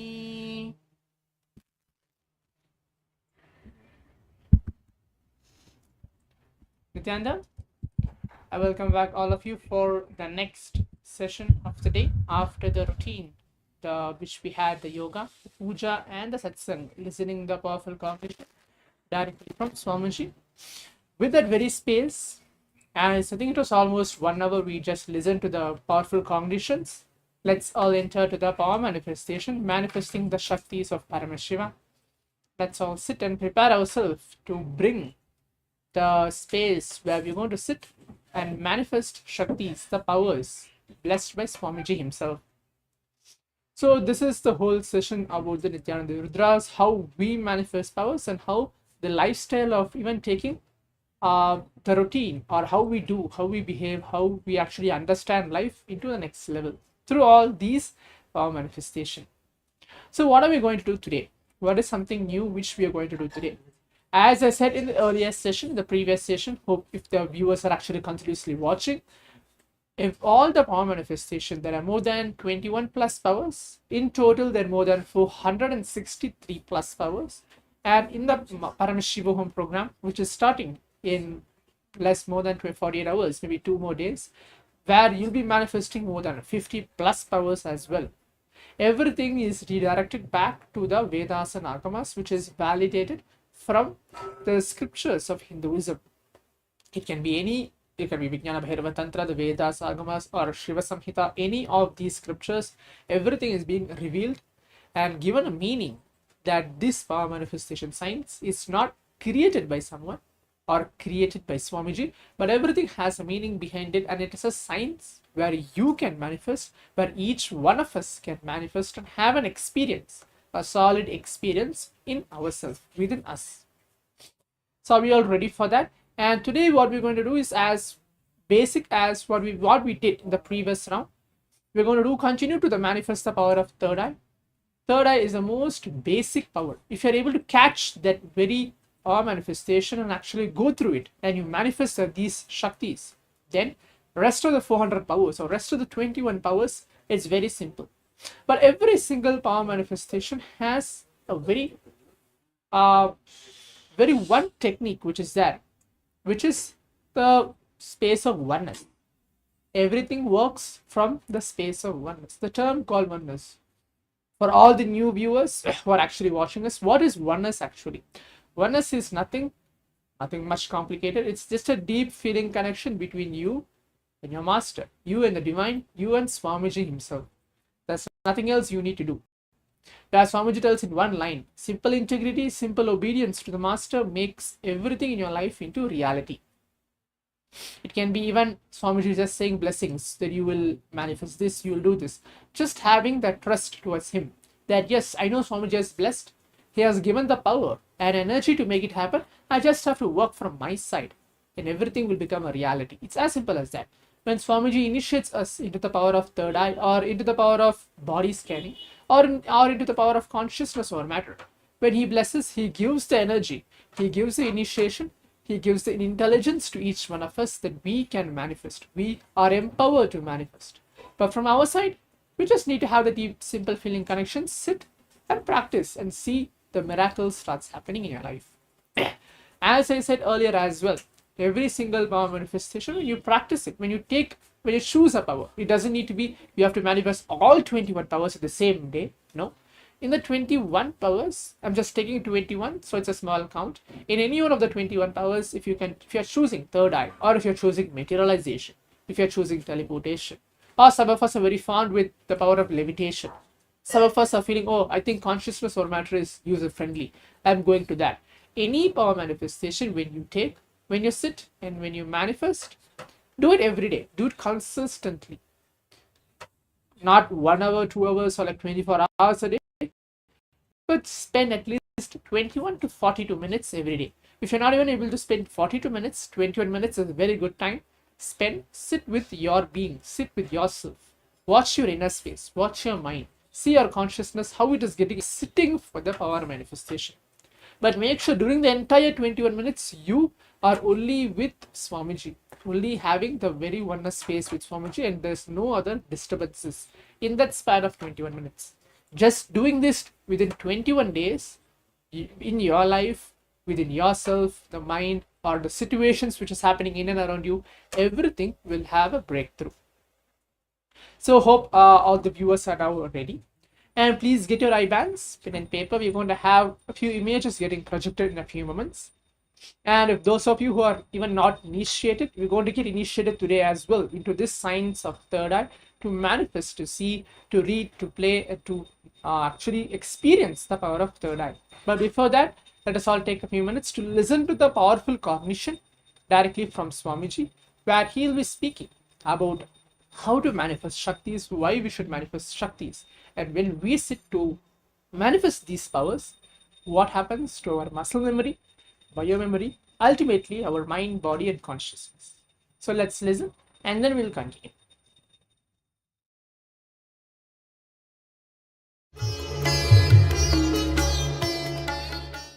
Nithyanandeshwara Sadashiva Samarambam Nithyanandeshwari Adi Shakti Madhyamam Asmadacharya Paryantam Vande Guru Paramparam.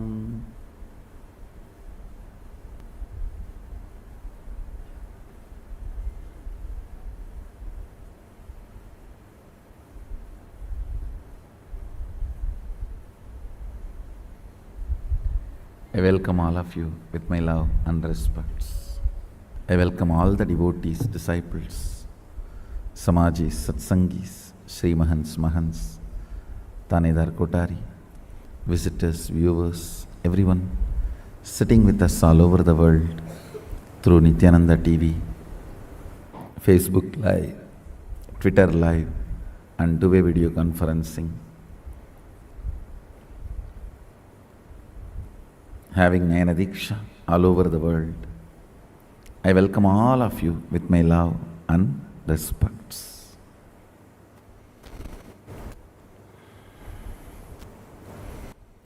I'll expand on few of the important secrets of power manifestation. Listen.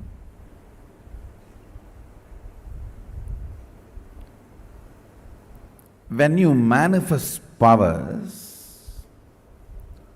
what is the impact of that first manifestation on the society, existence, humanity? That decides whether you are going to be empowered further with powers or not. Listen. First, a cow will be tied with 1 meter long rope. Within that 1 meter, how she behaves. If she just takes care of herself and does her job without disturbing others, harassing, abusing, then the rope will be extended to 10 meters. Even after that, she is very happily living with other cows, other creatures. Then the rope will be extended, or once for all the rope may be removed and she will be free. All power, all of you are empowered with some powers from the time you happen. Nobody comes without any powers. Of course, very rarely, like Skandamata, kids come with all the powers. That is different. But nobody comes without any powers. All of us come with some powers. When the power manifestation starts, what is the impact of that on the existence? That is too important. That is why I am saying the fuel with which you need to fill yourself, integrity based, authentically inspired, responsible enriching. If this is the fuel with which you are functioning, any power manifestation happens through you will do so much good to you and society. You will be constantly empowered with more and more powers. Understand? When you are manifesting powers, the impact on others and society decides whether you are a god or a demon. You are a deva or asura.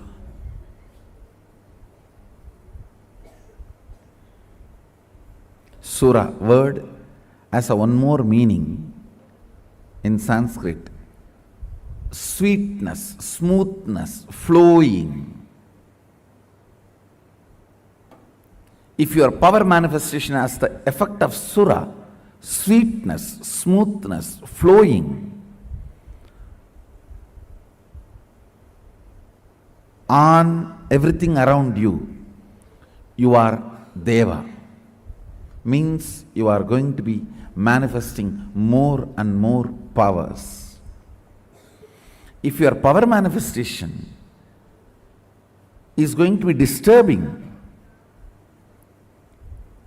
others and you and harassing, then naturally you are Asura, demon.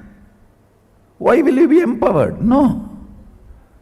That will be like letting you kill yourself and others.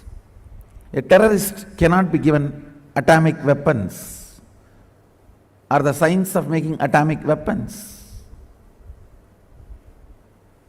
Understand? Whether the power manifestation through you is good or bad will be decided based on what kind of an inner space you carry.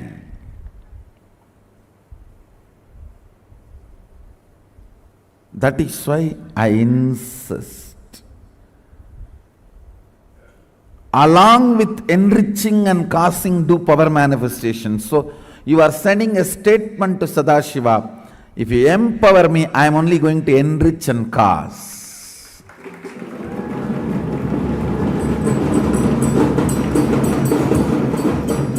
He will go on be empowering you. When that becomes your priority and purpose, even if you manifest powers and fulfill some of your personal interest, he will neither mind nor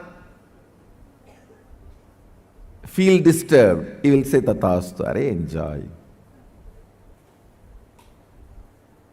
When you live such a beautiful, sweet Gurukul life, and you ask for pizza and ice cream one day, am I going to say no? No. I know. Wow. How responsible these kids are. It's nothing, come on. It's only just a change they are asking, not something bad they are interested.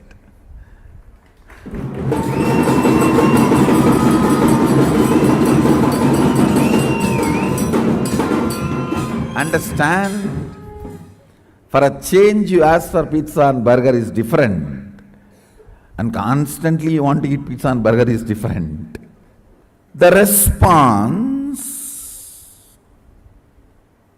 happening inside from outside and outside from inside, this matters for power manifestation.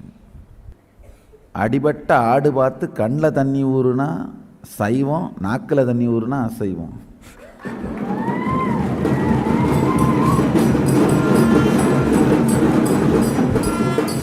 When you see a hurt goat and it's watering in your eyes, you are vegetarian. If it is watering in your tongue, you are non-vegetarian. No, this matters, understand? Especially for your consciousness to be empowered. This matters, otherwise enough of giving boons to the demons and coming down to clean all this mess. Empowering, right? Fueled beings. Beings who function based on right fuel. I am sitting with Adinavasis last few days and training to keep their whole day with integrity, authenticity and responsibility and enriching. I have decided all the Adinavasis have to be engaged in 108 projects. Each one, every day, your morning routine, the moment you start your day, read all the 108 one by one and start pushing them to the next level, next level, next level. So you are constantly in the space of responsibility and enriching and integrity and authenticity. You can be empowered left and right with powers, nothing wrong. You can be given all the powers. Ashtamaha Siddhis, Ashtakanmas, Ashtavidyadhara Shaktis, everything can be given. Mantrini, Tantini, Varahi, all can empower you with all their powers.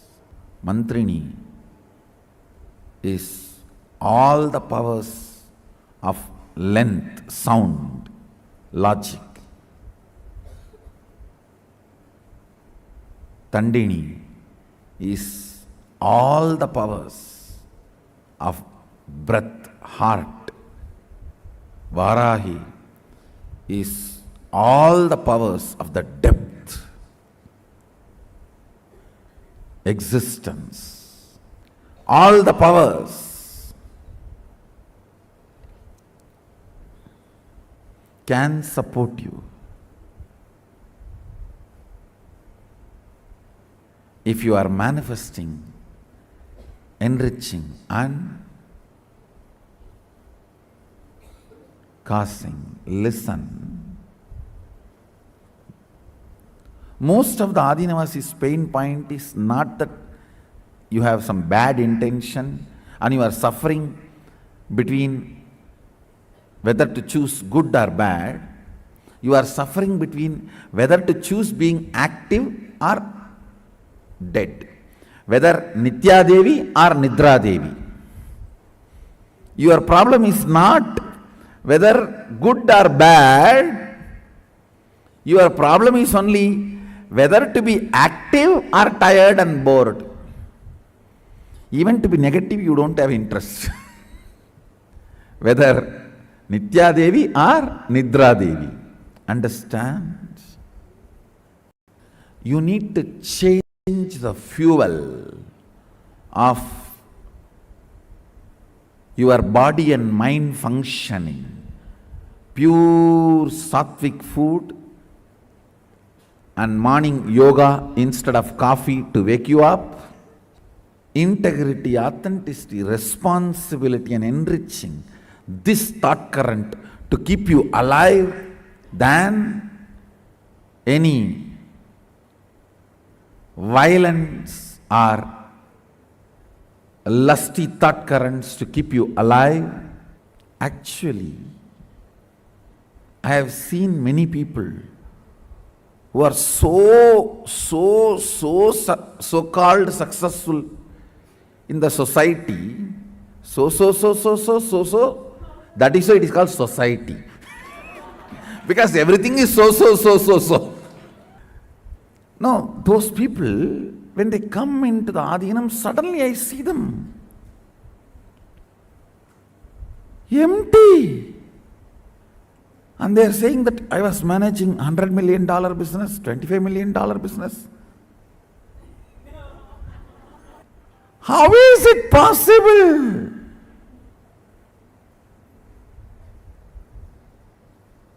No, it was possible there because the fuel was coffee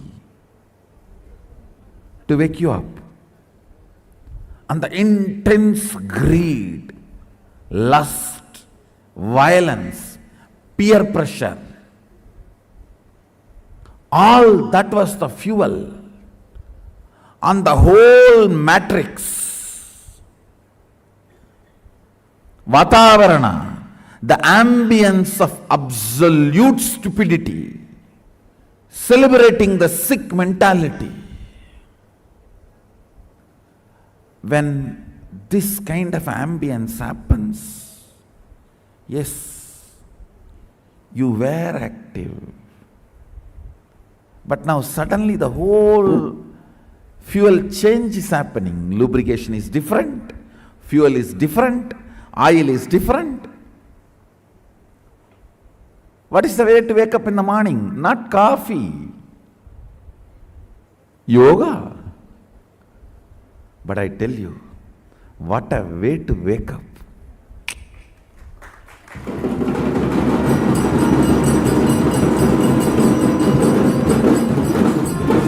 Coffee means what? Putting the toxins inside your system to wake you up and fresh you up. Yoga means what? Cleaning the body and removing all the toxins to wake you up and fresh you up. Chadaggu samaha. Let's decide to live hundreds of years.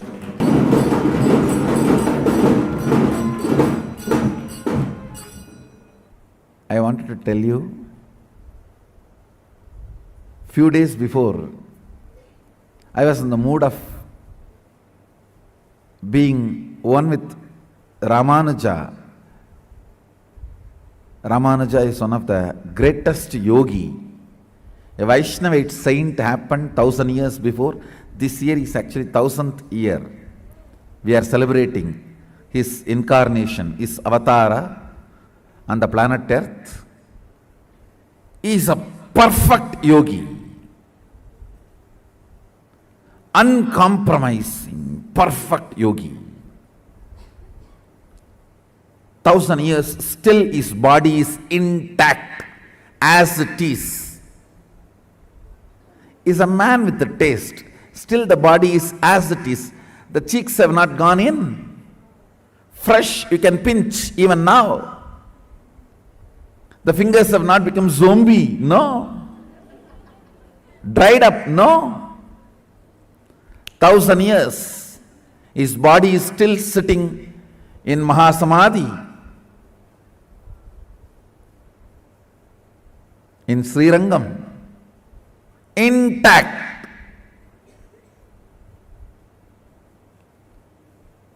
I was just in oneness with him, meditating and enjoying his whole happening. I wanted to have a beautiful deity of Ramanuja here in Bangalore Adinam to give our gratitude for his great contribution to the field of devotion. The whole Vaishnavite tradition was rejuvenated by him. And here we have the photograph of Ramanuja's original body. This is his original body. Understand? Intact as it is.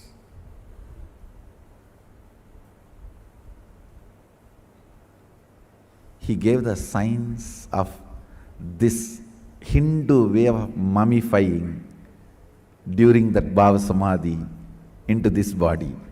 Understand? Now I have the whole signs.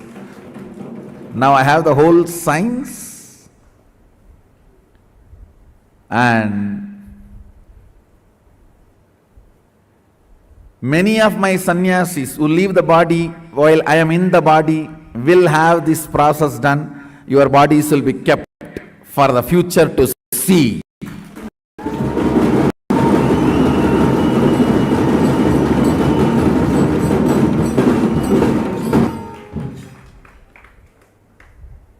It's an amazing way of demonstrating the power of right-fueled living. Many of you will not understand what I am talking, because what I am talking is beyond perception. While you are living,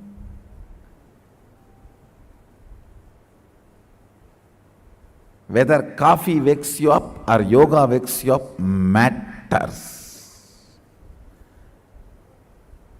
Not only to decide the number of years you are going to be in the body,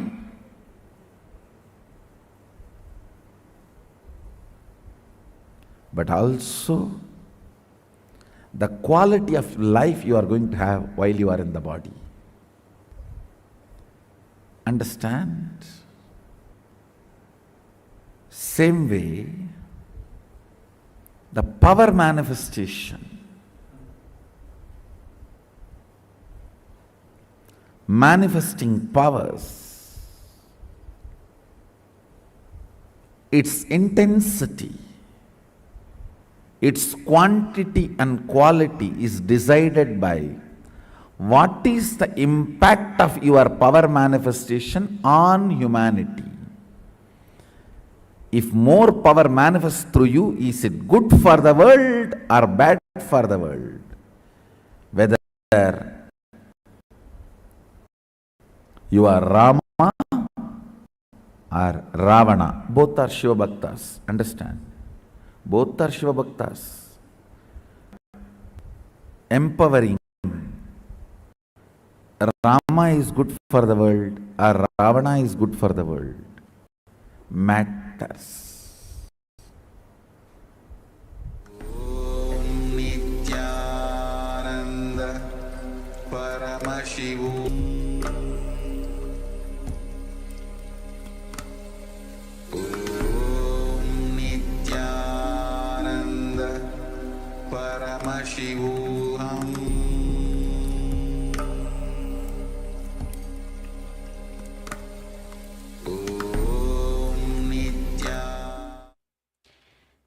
Nithyananda? Yes, so we are back now after listening to the powerful cognition from Swamiji, where Swamiji very beautifully explained the right fuel to manifest powers.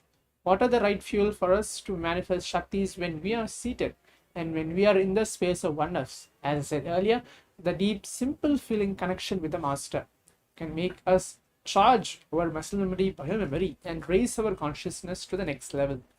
So now as we are ready, hope all the viewers or the participants are actually seating and having your eye bands, pen and paper. You can keep your Atmalinga as well, because we're entering to manifest the Shaktis. We're going to have 3 different rounds in this round of the power manifestation. In the previous round, we did words, seeing words blindfolded. Now we're going to move on to seeing images. So in that very image, you can even tell colors, you can even tell how it looks, you can even describe the very image in detail as well. But before that, let us all sit and watch the oneness capsule, the initiation, where we're going to receive. Before we put on our eye bands, just see these oneness capsule through our third eye. Through your third eye, just have a look. See the glimpse of the darshan of the supreme point of Hinduism. So you are in the space of oneness. When you listen as a powerful cognition, when you listen from the Master, now as that entered into your very system, your very biomemory, now we should just sit and watch the oneness capsule get initiated. As maybe some of us are maybe not still initiated into the power of third eye, you can sit and watch this oneness capsule get initiated, awaken your third eye, and then put on your eye bands, and let's enter to the power manifestation now. So please sit straight. Just do not close your eyes. Just see the entire manifestation, how it is happening.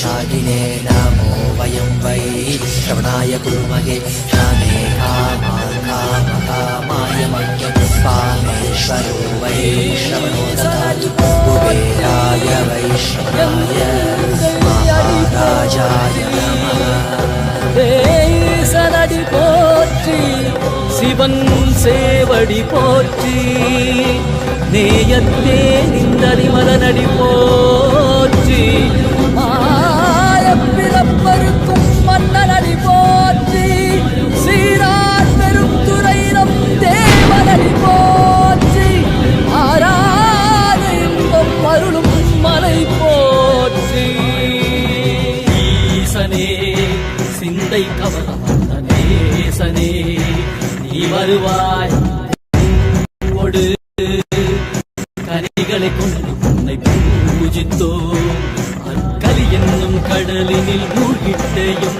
இனி காத்திரு கருணை மழையை பொய்கையில் அலர்ந்திட்ட அலபத்மம் போல உன் திருவடியில் வாழ்ந்திட நிற்கிறேன்.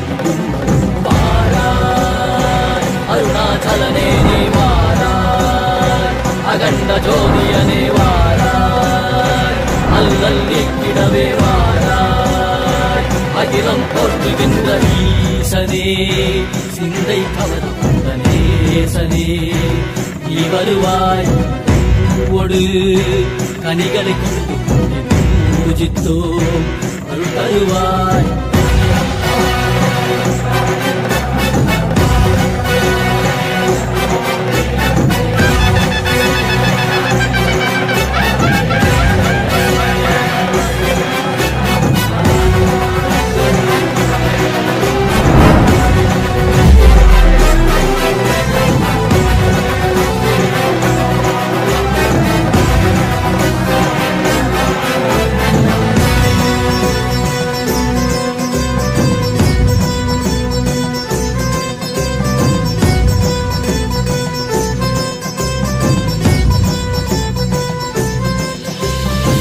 கையினில் சூலமும் மெய்யினில் வில்வமும் நிறையார் கடல் நீர் குடியோடு தரிசனம் அருளவா, செம்பொன் மாட சிற்றவை தனிலே சிந்தை கவர்ந்த உன்னை சிக்கன பிடித்தேனே.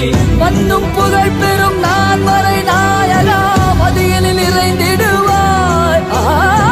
மதி உணராதவர்க்கு மதி உணர் செய்திட வான்மழு நீ ஏந்திவாய். அறவாடிட கை சூழ்ந்திட விரல் சேர நீ வருவாய், அகம் உணர்ந்திட புறம் மகிழ்ந்திட புலித்தோலோடு நீ வருவாய்.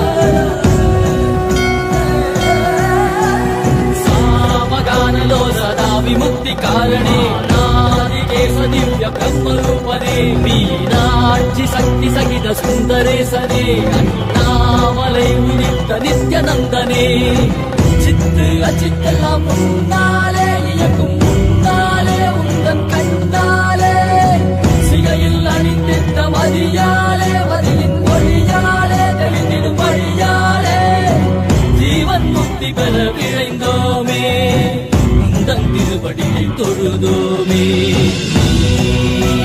வேள்வியாகினாய் கேள்வியாகினாய் கேள்விக்கான பதிலுமாகினாய், ஒளியாகினாய் உலகுமாகினாய் அதுமாகி அருள்படை தரும் கர்ம விதைகள் தீர்க்கும் காசிநாதனே, எங்கள் கர்மம் போக்கி எம்மையாலும் நேசனே, ஏகாந்தமாக ஏக பாதம் தூக்கியே எங்கும் மதியாரை காக்க வேண்டும் நித்யநந்தனே.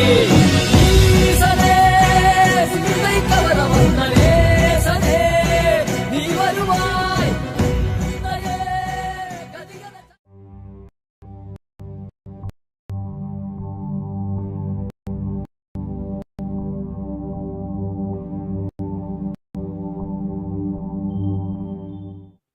Yes, so now as we are from the supreme point of Hinduism, Swamiji himself, as he is the direct incarnation of Paramashiva, we all got initiated now. There's going to be 5 minutes of intense, powerful darshan which we had. So now let us all be in that very space of receptivity to receive Swamiji in our life. And we are going to be entering into power manifestation, manifesting the Shaktis of Paramashiva. Please put on your eye bands, requesting each of the viewers here to please put on your eye bands and please close your eyes. Please blindfold yourself. Just make yourself completely comfortable. If you're sitting on a chair, make sure you're sitting properly. If you're able to sit on the ground and sit as well in Padmasana, that will be wonderful. That's the best posture to actually manifest the powers. But otherwise, you can keep yourself comfortably seated and keep your head, neck and spine in a straight line. Make sure you're keeping your eyes closed. That's number one. If you already closed your eyes, that's wonderful. Please close your eyes and visualize the supreme pontiff of Hinduism. Visualize Swamiji, or even you can visualize this very oneness capsule which you just saw.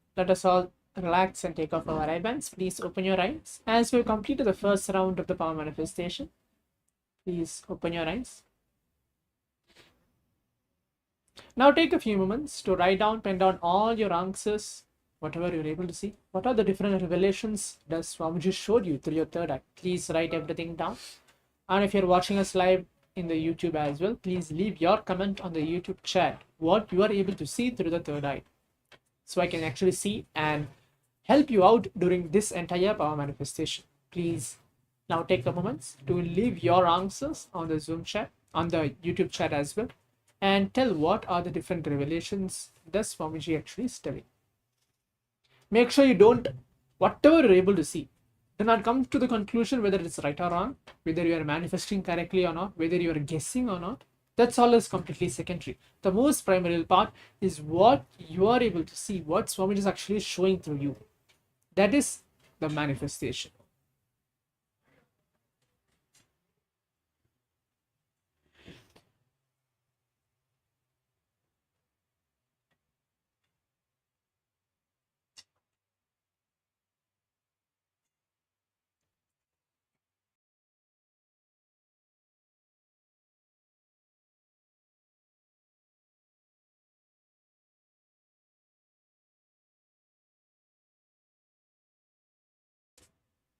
So now, as you've written, let's all now actually you can see the image is projected for this first round of the power manifestation.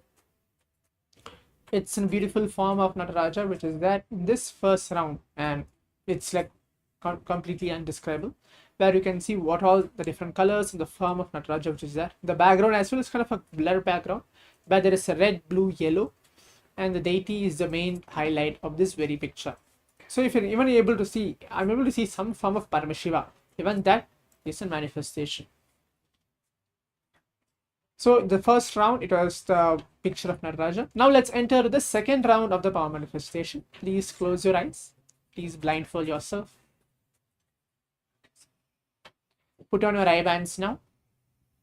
Again, remember the supreme point of Hinduism on your inner space.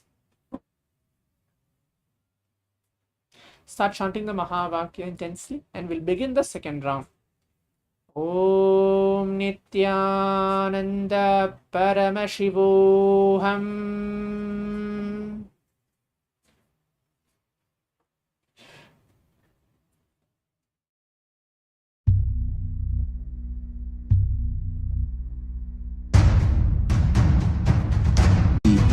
With 25 heads and 75 eyes and 50 hands.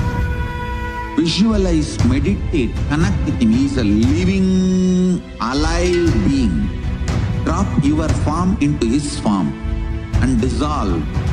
Remember, you are a Sarupya Mukta, means your form is dissolved into his form. All my disciples, now I am initiating Salokya Mukti, Samipya Mukti, Sarupya Mukti, Sayujya Mukti. Om Nithyananda Paramashivoham. Om Nithyananda Paramashivoham. Om Nithyananda Paramashivoham. Om Nithyananda Paramashivoham.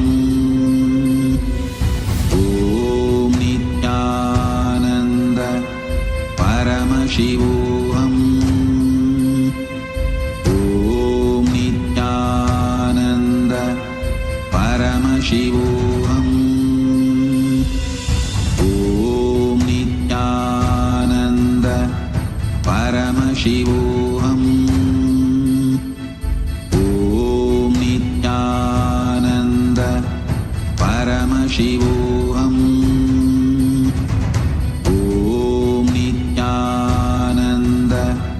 Paramashivoham. Om Nithyananda Paramashivoham.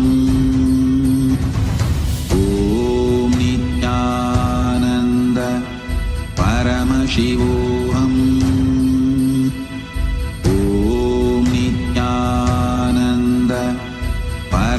Paramashivoham.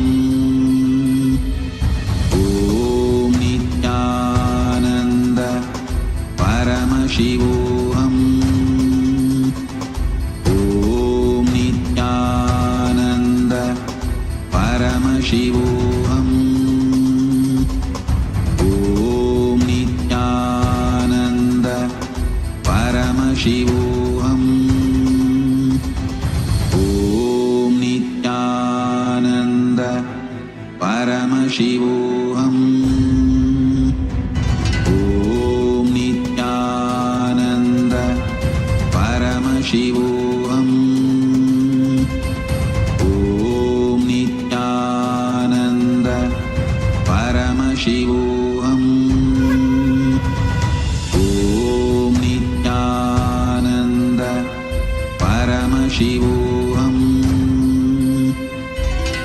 Om Nithyananda Paramashivoham. Om Nithyananda Paramashivoham. Om Nithyananda Paramashivoham. Om Nithyananda Paramashivoham. Om Nithyananda Paramashivoham. Om Nithyananda Paramashivoham. Om Nithyananda Paramashivoham. Om Nithyananda Paramashivoham. Om Nithya Paramashivoham. Om Nithyananda Paramashivoham.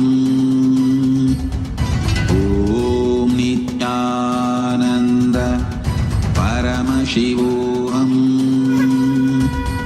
Om Nithyananda Paramashivoham. Om Nithyananda Paramashivoham.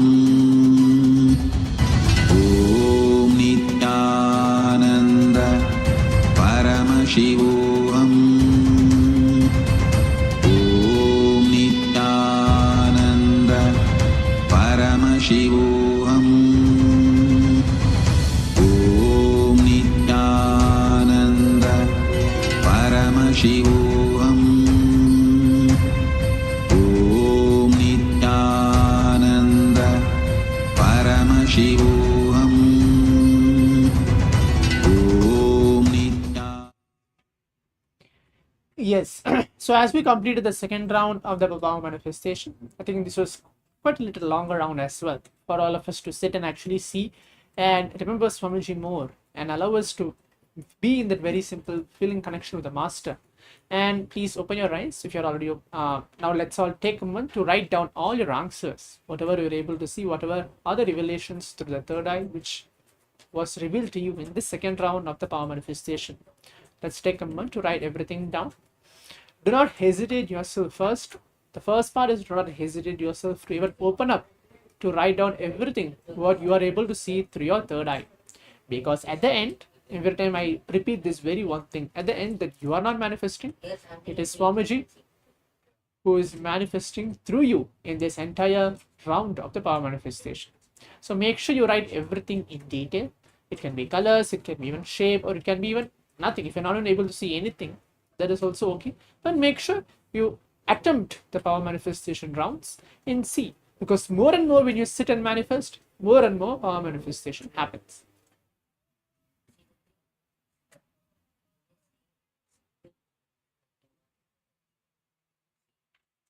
Now let's all take now and move on to see the image which is there.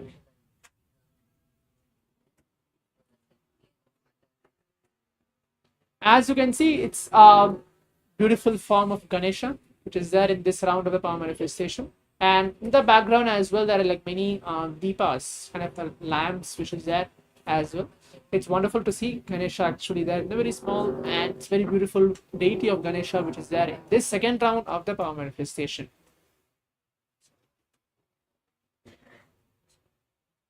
Yes, so now as we're going to move on to the next session, before we move on to the next session, we're going to have an interesting session next. But before that, let's listen to the supreme point of Hinduism, the end conclusion of when we manifest powers within ourselves, what are the different happening. So what happens to our being, body, mind, and consciousness, how we raise our level to the next when we manifest powers, when we manifest Shaktis.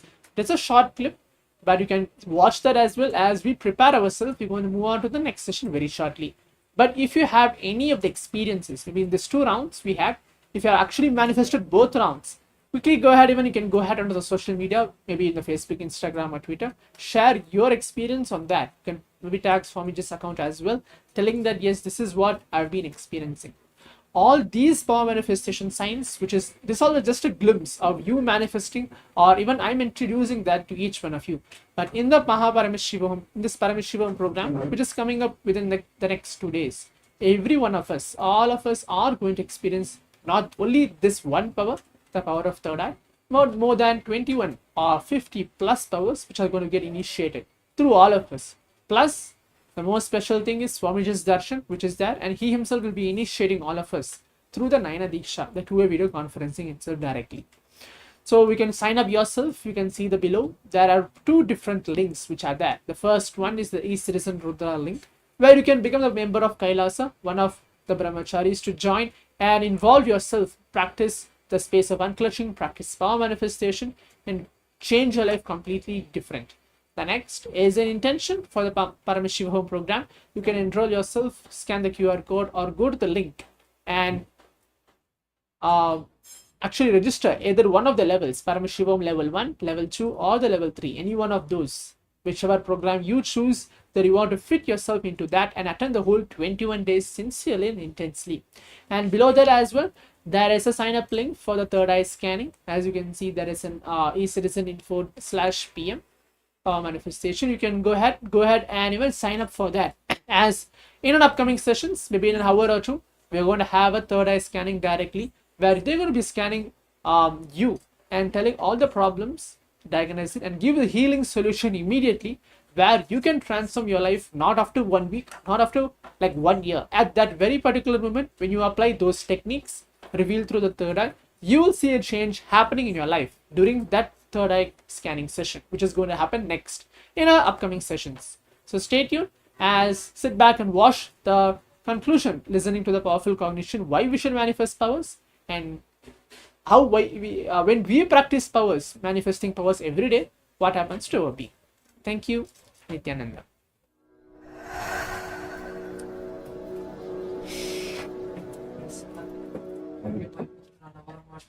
Prajnanam Brahma. Listen, I'll repeat. Prajnanam Brahma. Prajnanam Brahma. Listen. Jnana, ultimate truths about Jiva, Ishvara, Jagat. Ultimate truths about self, cosmos, and God is jnana. That is jnana. Jnana mapped on your prajna, life, your feeling alive, consciousness, how life is experienced by you, what experiences life in you. That is prajna. Jnana mapped on prajna. is called prajnana. Listen. The ultimate truths, Paramasatyas, uncompromised ultimate truths about life, about existence, about death, about everything. Love, joy, suffering, sadness, enlightenment, depression, everything. About everything. Understand? Ultimate truths about everything is jnana. That jnana mapped on your consciousness, your prajna, is called prajnana. Prajnana manifests as vijnana in the life. Listen. Prajnanam Brahma. Ultimate truths manifested, mapped in your prajna, in your consciousness, is Brahman, ultimate. I tell you, the ultimate truth, I give you the example. The ultimate truth is Paramashiva saying, let me become many to celebrate my existence. This is ultimate truth. That is the way Paramashiva decided to expand. When that jnana is mapped into your prajna, into your consciousness, it explodes extreme love, compassion. Understand? Absolute, deep, compassion-based love, and you work day and night, you go to any extreme to map this experience to others. Understand? I tell you, the way my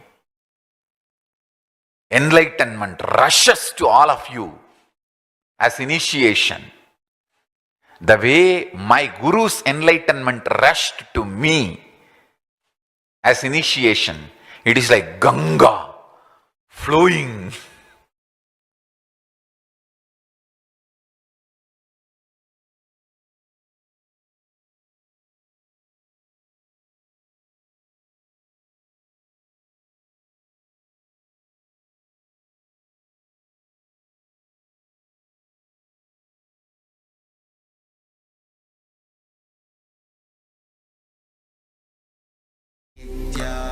Nithyananda Paramashivoham.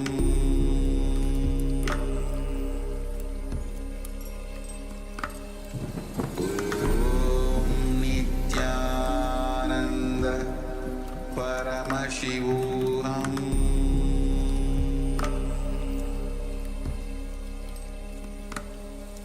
Om Nithyananda Paramashivoham.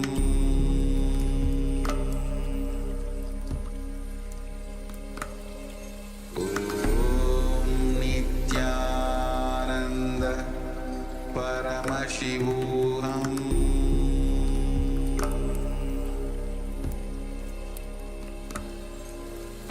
Om Nithyananda Paramashivoham.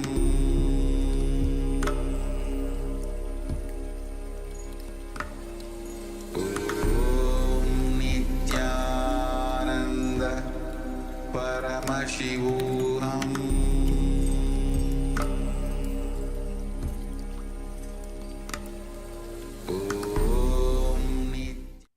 Nithyanandam பகவான் நித்யானந்த பரமசிவம் அவர்களின் அருளாசியுடன் இன்றைய தியான சத்சங்கத்தின் தலைப்பாக ஜீவன் சிவனாகும் நுட்பத்தை இப்பொழுது பார்க்க போகின்றோம். முதலில் சத்குரு வந்தனத்தோடு துவங்கலாம். நித்யானந்தம் பரமசுகதம் கேவலம் ஞானமூர்த்திம் द्वन्द्वातीतं गगनसदृशं तत्त्वमस्यादिलक्ष्यम् एकं नित्यं विमलमचलं सर्वदी साक्षिभूतं भावातीतं त्रिगुणरहितं सद्गुरुं तं नमामि.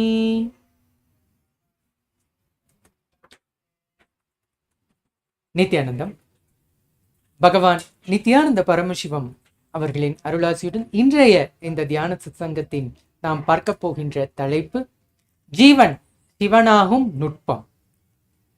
நாம் மனிதராக பிறந்த நம் எல்லோருடைய நோக்கமே நாம் சிவமாக மாறுவதுதான். நம்ம ஒவ்வொருத்தருமே வாழ்க்கை நம்ம துவங்கும் பொழுது நாம் பல்வேறு நோக்கங்கள் நிச்சயமா நம்ம வாழ்க்கையில இருக்கும். ஒருத்தர் அவங்க நிறைய பணம் சம்பாதிக்கணும்னு நினைக்கலாம். இன்னொருத்தர் அவர் நிறைய படிச்சு ஒரு பெரிய மேதாவியா ஒரு அறிவியல் விஞ்ஞானியா வரணும்னு நினைக்கலாம். அல்லது இன்னொருத்தர் பெரிய ஒரு முதல் அமைச்சராக அல்லது உயர்ந்த பதவியில வரணும்னு நினைக்கலாம். இதெல்லாம் ஒவ்வொருத்தரும் அவங்க வாழ்க்கையில வச்சிருக்கிற நோக்கம். இப்போ வெளியுலகத்துல பார்த்தீங்கன்னா இளைஞர்களாக இருக்கின்ற நம்ம எல்லோருக்குமே ஒரு வாழ்க்கையில இந்த துறையில் சாதிக்கணும் அப்படிங்கிற எண்ணம் நிச்சயமா இருக்கும். இந்த எந்த துறையில் நீங்கள் சாதிக்கணும் அப்படின்னாலும் நமக்குள் முதல் நாம் புரிந்து கொள்ள வேண்டியது நாம் யார் என்ற அந்த உணர்வு நிலையை புரிந்து கொள்ள வேண்டும். இப்ப நாம் யார் அப்படிங்கிறத புரிஞ்சாதான் நாம் எந்த துறையில் இருக்கின்றோமோ அந்த செயலில் முழுமையாக செயல்பட முடியும். உண்மையாலுமே நம்மை பற்றி நமக்கு அறிமுகமே சரியாக யாருமே தரல. அதுதான் உண்மைங்க. ஆக்சுவலா நம்மளுடைய பள்ளிக்கூடத்திலேயோ இல்லது நம்மளுடைய சமூகத்திலேயோ நம்மளுடைய பெற்றோர்களோ நமக்கு எல்லாருக்குமே அறிமுகம் அப்படின்னு சொல்லும் போது நான் யார் அப்படின்னு கேட்கும்போது நான் அப்படின்னு நம்ம சொல்லும் போது நம்மளுடைய பேரை சொல்லுவோம். நம்ம இன்னார் என்னுடைய அப்பா என்னுடைய அம்மா அவங்களுக்கு பிறந்த மகன் அப்படின்னு சொல்லுவோம். அதே போல் இந்த ஊரிலிருந்து வளர்ந்த பையன் அப்படின்னு சொல்லுவோம். இதுதான் நான் அப்படிங்கிறதுக்கான அடையாளமாக நாம கத்திருக்கோம். நிச்சயமா இது நம்மளுடைய முழு அடையாளம் அல்ல. நான் அப்படிங்கிறது இப்ப இந்த வெறுமனே நம்மளுடைய பேரோ நாம் செய்கின்ற தொழிலோ மட்டுமல்ல. அது தாண்டி நான் என்று அந்த கேள்விக்கு நீங்க ஆழமாக பதில் உணரணும்னா அதை நாம் ஆழமாக தேடி நமக்கு அளிக்கக்கூடிய நபராக நம் வாழ்க்கையில் இருப்பியல் உங்களுக்கு இதுவே அப்படிங்கிற கேள்வி. நம்முடைய குரு தான் உண்மையிலேயே நான் யார் அப்படிங்கிற அந்த கேள்விக்கு தீட்சையின் மூலமாகவும் அனுபவ ரீதியாகவும் நமக்கு வாழ்க்கையை புரிய வைப்பவர். இப்போ பகவான் அவர்களுடைய ஜீவன் முக்தி சத்தியத்துல பகவான் சொல்லுவாங்க, அதாவது இந்த அவதாரத்தினுடைய நோக்கம் என்ன அப்படின்னா, நான் கடவுள் என்று நிரூபிப்பதற்காக இந்த பூமிக்கு நான் வரல, நீங்கள் ஒவ்வொருவரும் கடவுள் அப்படின்னு உங்களுக்கு உணர்த்ததான் நான் இங்க வந்திருக்கேன் அப்படின்னு சொல்லுவார். இப்போ நான் கடவுள் அப்படின்னு நிரூபிக்கிறதுக்காக இப்ப பகவான் நித்யானந்த பரமசிவம் அவர் இங்க வரல. ஏன்னா அவர் கடவுள் அப்படிங்கிறது அவருடைய செயலிலும் அவரினுடைய இருப்பு நிலை பார்க்கும் பொழுதே நம்ம எல்லாருமே புரிந்து கொள்ள முடியும். ஆனா அது அவருடைய நோக்கம் அல்ல. அவர் நம்மை போல இருக்கின்ற எல்லோருமே நாமும் கடவுள்தான் அப்படின்னு உணர்த்தவே இந்த பூமிக்கு அவதரித்திருக்கின்றார். அவ்வப்போது ஞானிகள் தொடர்ந்து இந்த பூமிக்கு அவதாரம் செய்வதனுடைய நோக்கம் என்ன அப்படின்னா, மனிதராக பிறந்த நாம் அனைவருமே நாமும் இறை சக்தியின் வடிவம்தான் அப்படிங்கிறத உணர்த்தவே, அனுபவமாக இதை வழங்கவே அவர்கள் இந்த பூமிக்கு வந்திருக்காங்க. அதுதான் பகவான் சொல்லுவாங்க, நாம் ஒவ்வொருவருமே பரமசிவனின் வடிவங்களே. பரமசிவனின் வடிவங்களே அப்படிங்கிறது நாம் ஒவ்வொருவரும் அதை உணர்வதற்கு நாம் இப்ப அறிவுபூர்வமா இந்த சத்தியத்தை கேட்பதால் மட்டும் போதாது, அதை நாம் அனுபவமாக உணரணும். அதுதான் சிவ தீட்சை என்ற தீட்சையின் மூலமாக பகவான் ஸ்ரீ நித்யானந்த பரமசிவம் அவர்கள் நம் ஒவ்வொருவருக்குமே ஜீவனாக பிறந்த நாம் ஒவ்வொருவரும் சிவமாக மாறுவதற்கான தீட்சை கொடுப்பதுதான் இந்த சிவ தீட்சைன்னு சொல்றோம். இதுல முதல் நிலை தீட்சை சமய தீட்சை என்று இருக்கின்றது. அதுதான் நமக்குள்ளார முதல் படின்னு சொல்லலாம். அதாவது நமக்குள்ளார நான் அப்படிங்கிற இந்த ஜீவனை நாம் உணர்வு பூர்வமாக இது பரமசிவனின் வடிவம்தான் அப்படிங்கிறத உணர்றதுக்கான தீட்சை முதல் நிலை தீட்சையான சமய தீட்சை. இந்த தீட்சை இப்பொழுது பரமசிவோகம் என்ற இந்த தியான வகுப்பில் நாளை துவங்க இருக்கின்ற இந்த வகுப்பில் முதல் நாளான இன்று நீங்கள் சிவ தீட்சையில் முதல் படியான சமய தீட்சை பெறுவதற்கான வாய்ப்பாக இருக்கின்றது. ஜீவன் சிவனாக மலருவதற்கான வாய்ப்பு தான் இந்த பரமசிவோகம் தியான வகுப்பில் சிவ தீட்சை பகவான் அவர்கள் நேரடியாக வழங்கியிருக்கிறார்கள். இந்த தியான வகுப்பும் இந்த சிவ தீட்சையும் முழுக்க முழுக்க அனைவருக்குமே இலவசமாக வழங்குகின்றார்கள். இணையதளத்திலே நீங்கள் இருந்த இடத்திலிருந்து கொண்டே இந்த தியான வகுப்பை நீங்கள் கலந்து கொண்டு இந்த சிவ தீட்சையில் முதல் நிலையான சமய தீட்சையை பெற முடியும். இங்கு இந்த வீடியோ பதிவை பார்த்து கொண்டிருக்கும் அன்பர்கள் எல்லோருக்கும் நாங்கள் சொல்றது என்னன்னா, கைலாசாவின் சார்பாக உங்கள் எல்லோருக்கும் அழைக்கின்றோம். உங்களுடைய ஜீவன் பிறந்ததனுடைய நோக்கமே நீங்கள் சிவமாக மாறுவதுதான். அந்த சிவமாக மாறுவதற்கான எளிய நுட்பம்தான் இந்த பரமசிவோகம் தியான வகுப்பில் நீங்கள் நாளை பெற இருக்கும் சிவ தீட்சையின் முதல் படியான சமய தீட்சை. இந்த சமய தீட்சையை பற்றியும் ஜீவன் சிவமாக மாறுவதற்கான நுட்பத்தையும் பகவான் அவர்களே திருவாய் மலர்ந்த அருளிய தியான சத்சங்கங்கள், அந்த ஞான கருத்துக்கள் இப்பொழுது நீங்கள் ஆழமாக கேட்கலாம். இந்த தியான சத்சங்கத்தை நீங்கள் உள்வாங்கும் பொழுது உங்களுக்குள் கேட்டல் என்ற உணர்விலிருந்து இந்த சத்தியத்தை உள்வாங்குங்கள். ஞானிகள் அவர்களுடைய வார்த்தை என்பது நமக்குள் சக்தியாக மலரும். அது அனுபவமாக உள்ளுக்குள் நமக்குள் மலர்த்தக்கூடிய சக்தி அந்த ஞானிகள் அவர்களினுடைய வார்த்தைக்கே உண்டு. ஸோ இந்த தியான சத்சங்கத்தை ஆழமாக அந்த ஞான கருத்துக்களை நீங்கள் கேட்டல் என்ற உணர்விலிருந்து உள்வாங்க.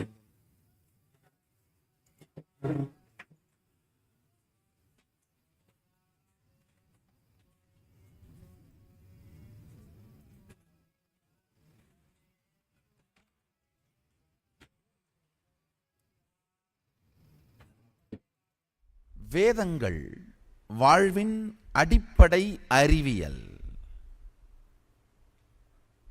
ஆகமங்கள் அதை தினசரி அனுபூதியாக மாற்றுகின்ற நுட்பம். ஆழ்ந்து கேளுங்கள். வேதங்கள் வாழ்க்கையின் அடிப்படை அறிவியல். ஜீவன், ஜெகத், ஈஸ்வரன், பசு, பதி, பாசம். பசு என்பது தனிப்பட்ட ஜீவன், பதி என்பது பரம்பொருள், பாசம் என்பது இவைகளுக்கு இடையிலே திரையாக இருக்கும் மாயை. ஜீவன் தனிப்பட்ட உயிர், ஜெகத் பிரபஞ்சம், ஈஸ்வரன் இறைவன். இவைகளை பற்றியெல்லாம் அடிப்படை உண்மைகளை நமக்கு அறிவிக்கக்கூடிய அறிவியல் வேதம். இந்த அறிவியலினாலே நம்முடைய வாழ்க்கையை சாதாரண நிலையிலிருந்து மிக உயர்ந்த நிலைக்கு கொண்டு சென்று உயர்ந்த நிலையிலே நம் வாழ்க்கையையே மலர வைக்கின்ற நுட்பம் ஆகமங்கள். ஆகமங்கள் உயிரை உயிர்ப்பிக்க வைக்கும் ஒரு உயர்தன்மையின் உயர்விற்கு நம்மை உயிர்ப்பிக்க வைக்கும் சக்தி வாய்ந்தவைகள். இந்த ஆகமங்களிலே அடிப்படையான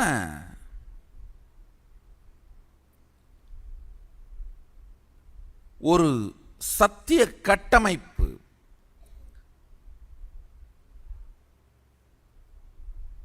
அருமையான ஆழ்ந்த சத்தியங்களை நம்முடைய அனுபூதியாக மாற்றிக்கொள்வதற்காக ஏற்படுத்தப்பட்ட அமைக்கப்பட்டிருக்கும் கட்டமைப்பு, சத்தியத்தை சாத்தியமாக்கும் கட்டமைப்பு, infrastructure which is built for us to realize the ultimate. இந்த உதாரணத்தை புரிந்து கொள்ளுங்கள்.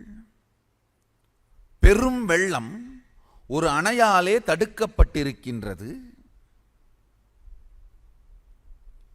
அந்த வெள்ளம் மீண்டும் சர்வ சுதந்திரமாக பழையபடி பொங்கிச் செல்ல வேண்டுமானால் அணை உடைக்கப்பட்டாக வேண்டும். இந்த அணையை உடைக்கின்ற வேலையை நீங்க ஒவ்வொரு செங்கல்லா, ஒவ்வொரு கருங்கல்லா, ஒவ்வொரு கல்லா உடைச்சி உடைச்சி எடுத்து பண்ண வேண்டிய அவசியம் இல்லை. ஒவ்வொரு கல்லா எடுத்துத்தான் பண்ணணும்னு நினைச்சிங்கன்னா அது முட்டாள்தனம். ஐயோ இவ்வளவு கல்லையும் எப்போது எடுப்பேன் அப்படின்னு மலைத்து போனால் அது முட்டாள்தனம். பொங்கி பெருகி வந்து இந்த அணையாலே அடைக்கப்பட்டிருக்கின்ற வெள்ளத்தின் பலத்தை நீங்கள் புரிந்து கொண்டீர்களானால் வேற ஒண்ணுமே வேணாம். சரியான 2-3 இடங்களில் ஓரிரண்டு ஓட்டை போதும். அதில் பீறி பொங்கி எழும் வெள்ள நீர் தானாகவே அணையை சுக்கு நூறாய் உடைத்துவிட்டு வெளியேறிவிடும். அதே போல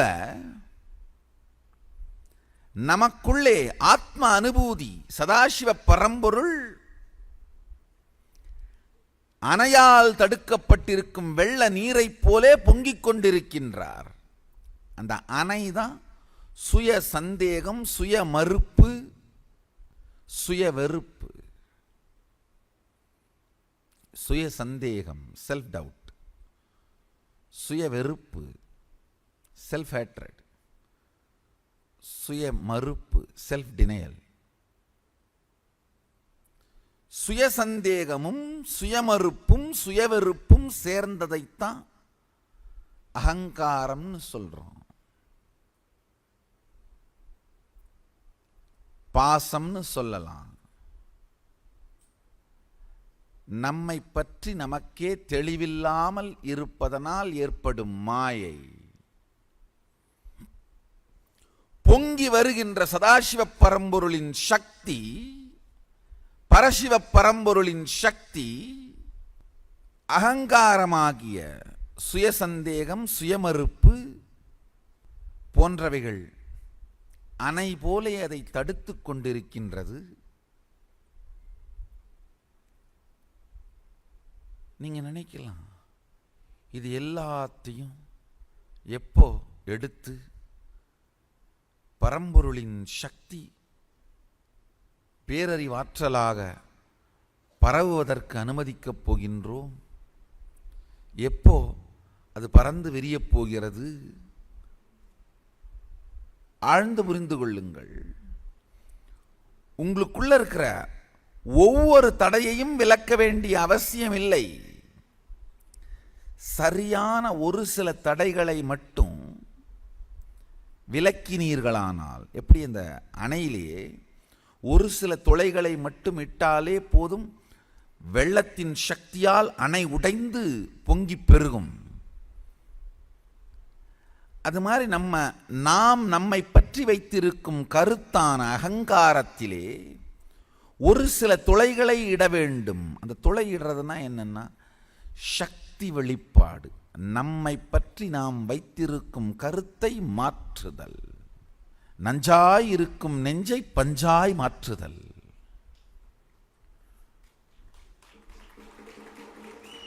கல்லாய் இருக்கும் நெஞ்சு கலையாய் மாறுவது.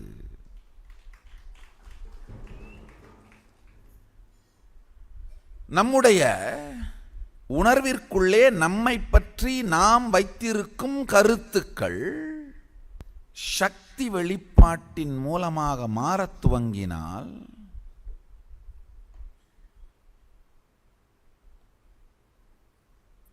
அணையை உடைத்து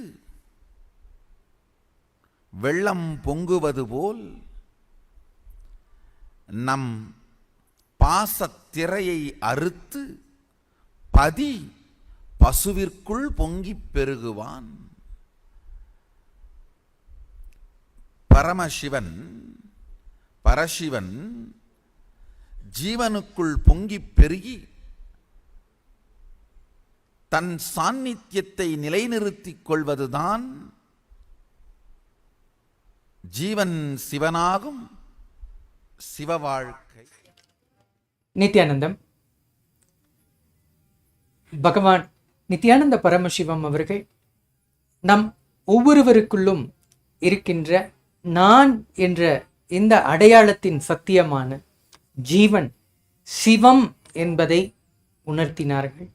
இப்போ இந்த ஜீவன் அப்படிங்கிறது சிவம் நமக்குள்ளார இருக்கிற ஒவ்வொருத்தருமே நாம் ஆழ்ந்து இந்த தியானத்தின் மூலமாக நாம் ஆழ்ந்து உள்நோக்கி பார்க்கும் பொழுது நாம் ஒவ்வொருவருமே பரமசிவனின் வடிவங்கள் தான், அந்த சிவபெருமானின் அம்சங்கள் தான் அப்படிங்கிறது நமக்குள்ளார புரியும். இப்போ இதை உணர்ந்தவர்கள் ஞானிகள், அவதார புருஷர்கள்.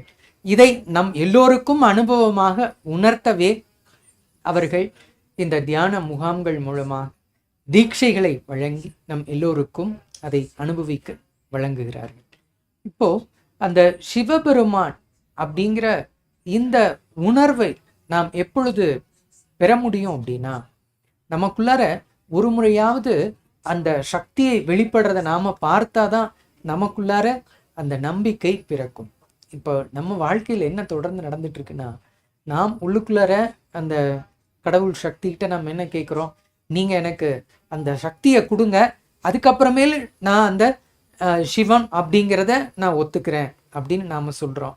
ஆனா அங்க சிவபெருமான் அவர் வந்து என்ன சொல்றாரு, நீ அந்த உணர்விலிருந்து வாழ ஆரம்பி, அதுக்கப்புறமேல் நான் அந்த சக்தியை கொடுக்குறேன். இது எப்படின்னா, ஒரு வீட்டில் வந்து பார்த்தீங்கன்னா அப்பா மகனுக்கு இடையில நடக்கிற ஒரு உரையாடல் இப்படிதான் இருக்கும். அப்பா வந்து மகன்கிட்ட என்ன சொல்றார், நீ வந்து உன்னுடைய திறமையெல்லாம் நிரூபிச்சு காமி, அப்போ உன்னுடைய தொழில் புதுதாக நான் துவங்கிறதுக்கு ஒரு முதலீடு உனக்கு வந்து நான் பண்ணித்தரேன், அதாவது பணத்தை நான் இன்வெஸ்ட் பண்ணுறேன் அப்படின்னு அப்பா வந்து சொல்கிறார்.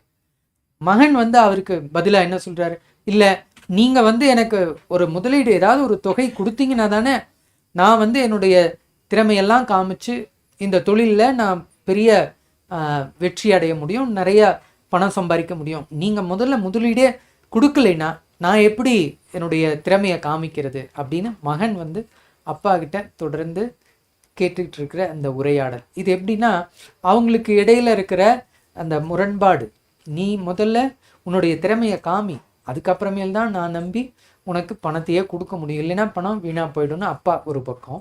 மகன் வந்து இல்லை நான் எப்படி என்னுடைய திறமையை காமிக்க முடியும், முதல்ல நீங்கள் எனக்கு பணத்தை கொடுங்க, அதுக்கப்புறமேல் தான் நான் என்னுடைய திறமையெல்லாம் காமிச்சு முதலீடு நான் வந்து இன்னும் பல மடங்கு அதிகமாக அந்த பணத்தை நான் வந்து உயர்த்தி காமிக்க முடியும் அப்படின்னு மகன் சொல்கிறார்.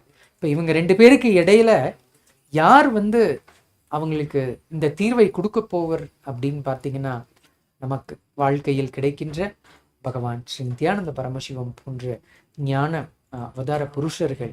அவர்கள் அந்த பூமிக்கு வந்த உடனே இது போல நடக்கின்ற இந்த கான்ஃப்ளிக்ட்ல முதலில் அவர்கள் பொறுப்பெடுத்து கொண்டு அவர் தனக்குள் அவர் அனுபவமாக உணர்ந்த அந்த பரமசிவ நிலையை நம் எல்லோருக்கும் தீட்சையின் மூலமாக கொடுத்து நமக்கு அந்த முதல் செக்கு தரவர். அதாவது மகனுக்கு நீங்க கான்ஃபிடன்ஸ் அவருக்குள்ளார வர்றதுக்காகவே முதல்ல அவர் முதலீடு செய்து இந்த தொழில் துவங்கிறதுக்கு அப்பா பணம் கொடுக்கலினாலும் பரவாயில்ல, ஆனால் முதல் தொகையா அவருக்கு ஃபஸ்ட்டு அந்த செக்கா நான் வந்து உனக்கு தேவையான பணத்தை கொடுக்குறேன், இதை வச்சு நீ இப்போ உன்னுடைய தொழிலை துவங்கு. அப்போ அந்த தொழிலை துவங்கி இப்போ இதில் வந்து நீ லாபம் அடைஞ்சதுக்கப்புறம் உங்கள் அப்பாவுக்கு உன் மேலே நம்பிக்கை வரும். உங்கள் அப்பாவுக்கு நம்பிக்கை வர்றது மட்டும் இல்லை, அதுக்கப்புறம் நீ பெறுகின்ற இந்த வெற்றியை நீ மேலும் மேலும் அடுத்தடுத்த நிலைக்கு நீ உயர முடியும். ஸோ இப்போ இந்த முதல் செக்கை வச்சுட்டு உன்னுடைய தொழிலை நீ துவங்கு அப்படின்னு சொல்கிறது தான் பகவான் ஸ்ரீ நித்யானந்த பரமசிவம் அவர்கள் நம் ஒவ்வொருவருக்கும் அளிக்கும் சிவ தீட்சை. இப்போ இந்த சிவ தீட்சை நாம் பெறும் பொழுது முதல் காசோலையை பெறுகின்ற மாதிரி தான். அதாவது இந்த அனுபவத்துக்கிட்ட நீங்கள் இது வரைக்கும் என்ன சொல்லியிருப்பீங்க, முதல்ல எனக்கு வந்து அந்த சிவபெருமான் அப்படிங்கிற அந்த சக்தியை எனக்குள்ளார காமிங்க, அதுக்கப்புறமேல் தான் நான் நம்ப முடியும், நான் சிவன் அப்படின்னு சொல்லிட்டு நீங்க அந்த அனுபூதிகிட்ட சொல்லிட்டு இருக்கீங்க. ஆனா இப்போ இதற்கு ஒரு முற்றுப்புள்ளி வைக்கும் விதமா அங்க பகவான் ஸ்ரீ நித்யானந்த பரமசிவம் அவர்களுடைய இந்த கருணைன்னு தான் சொல்லணும். இது அவர் இருக்கின்ற அதே அந்த பரமசிவ நிலையை நம் ஒவ்வொருவருக்குள்ளும் தீட்சையின் மூலமாகவே கொடுத்து, அந்த சிவ தீட்சை அப்படிங்கிறது முதல் நிலை. நமக்குள்ளார நாம் பரமசிவம் அப்படின்னு உணர்த்துவதற்கான தீட்சை தான் இந்த சமய தீட்சைன்னு சொல்லுவோம். அதுல முதல் படி. இப்ப இந்த தீட்சை வழங்கும் போது நமக்குள் இருக்கின்ற அந்த குண்டலினி சக்தி வெளிப்படைந்து நாம் சிவம் என்ற இந்த தன்மையை உணர்வோம். இப்ப நாம் சிவம் அப்படிங்கிறத உணர்ந்துட்டோம்னா அப்ப நமக்கு மிகப்பெரிய நம்பிக்கை வந்துடும். அந்த அனுபூதி கிட்ட நாம சொல்லுவோம், ஆஹா இப்ப என்னால புரிஞ்சுக்க முடியுது, என்னால் இங்க அடுத்த அந்த சக்தியை வெளிப்படுத்த முடியும். ஏன்னா எனக்குள்ளார இருக்கிற அந்த சிவம் இப்பொழுது மலர்ந்திருக்கின்றது, அந்த அனுபவத்தை நானே உணர்ந்திருக்கேன் அப்படிங்கிற அந்த நம்பிக்கை உங்களுக்குள்ளார பெருக்கும். ஸோ இது அப்பனுக்கும் மகனுக்கும் இடையில் இருக்கின்ற அந்த உறவை எப்படி முதல் செக் கொடுத்து நம் குடும்பத்தில் இருக்கிறவங்களுக்கு அந்த தீர்வை கொடுக்கிறாரோ, அதே போல் உலகத்தில் இருக்கிற அத்தனை நபருக்குமே பகவான் அருளும் இந்த சிவ தீட்சையின் மூலமாக பெறுகின்ற அத்துணை பேருமே நாம் யார் அப்படிங்கிற இந்த கேள்விக்கான அனுபவ ரீதியான பதிலை நாம் பெற முடிகின்றது. அதுதான் நாம் பரமசிவம் என்ற இந்த உணர்வு நிலையிலிருந்து நம்மளுடைய எல்லா செயல்களையும் செய்ய துவங்கும். இதனால வரக்கூடிய பலன்கள் என்ன? நான் சிவன் அப்படிங்கிறத உணர்றதுனால உங்களுக்கு என்னவெல்லாம் பலன் கிடைக்கும் அப்படின்னா, அவர் இருக்கின்ற அந்த இருப்பு நிலை என்பது எப்பொழுதும் அந்த ஆனந்த சக்தியை தொடர்ந்து நமக்குள் வழங்கி கொண்டே இருக்கும். அதுதான், அதாவது பரமசிவ நிலையில் நாம் நிலைத்திருக்கும் போது நாம் எந்த செயலை செய்யும் பொழுதும் ஆனந்தத்தோடு நாம் அந்த செயலை செய்ய முடியும். அதே போல் அந்த செய்யும் செயலிலும் நீங்கள் வெற்றி பெற முடியும். இப்போ இந்த தீட்சையை பெற்ற பக்தர்கள் உலகம் முழுவதும் கைலாயத்தில் இருக்கின்ற அன்பர்கள், அவர்கள் ஒவ்வொருவருடைய அனுபவம் என்னன்னா, சிவ தீட்சை பெற்ற உடன் அவர்களுடைய வாழ்க்கையே அன்றிலிருந்து அவர்கள் இந்த சிவபெருமான் அவர் இருக்கின்ற அந்த இருப்பு நிலையிலிருந்து வேண்டும் அந்த செயல்களை அவர்கள் தொடர்ந்து நிறைவேற்றி கொண்டே இருக்கிறார். இந்த ஒரு அற்புதமான வாய்ப்பு தான் இப்பொழுது நம் எல்லோருக்கும் கிடைக்கிருக்கின்றது. நாளை இதே பரமசிவோகம் தியான வகுப்பில் பகவான் ஸ்ரீ நித்யானந்த பரமசிவம் அவர்கள் முதல் நிலை சிவ தீட்சையான சமய தீட்சை நம் எல்லோருக்கும் வழங்க இருக்கிறார்கள். நம்முடைய ஜீவனை சிவமாக மாற்றும் ஒரு எளிமையான நுட்பம்தான் சிவ தீட்சை. இந்த சிவ தீட்சை பெற நீங்கள் எல்லோரும் இணையதளத்தில் நீங்க இப்பொழுதே பதிவு செய்து கொள்ளலாம். பரமசிவோகம் அந்த தியான வகுப்பில் கலந்து கொள்ள நீங்கள் இந்த லிங்க்ல நீங்க உங்களுடைய பெயரை பதிவு செய்துட்டீங்கன்னா நாளை நடக்க இருக்கும் அந்த வகுப்புல நீங்க கலந்து கொள்ளலாம்.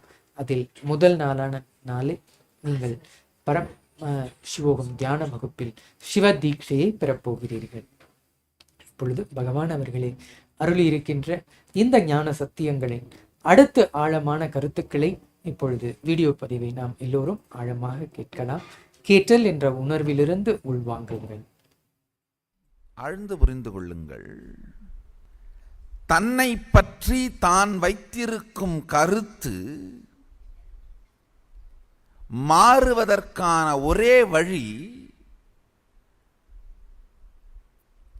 ஆகமங்களில் இறைவன் அருளுகின்ற இந்த அறிவியலை ருசித்தல்.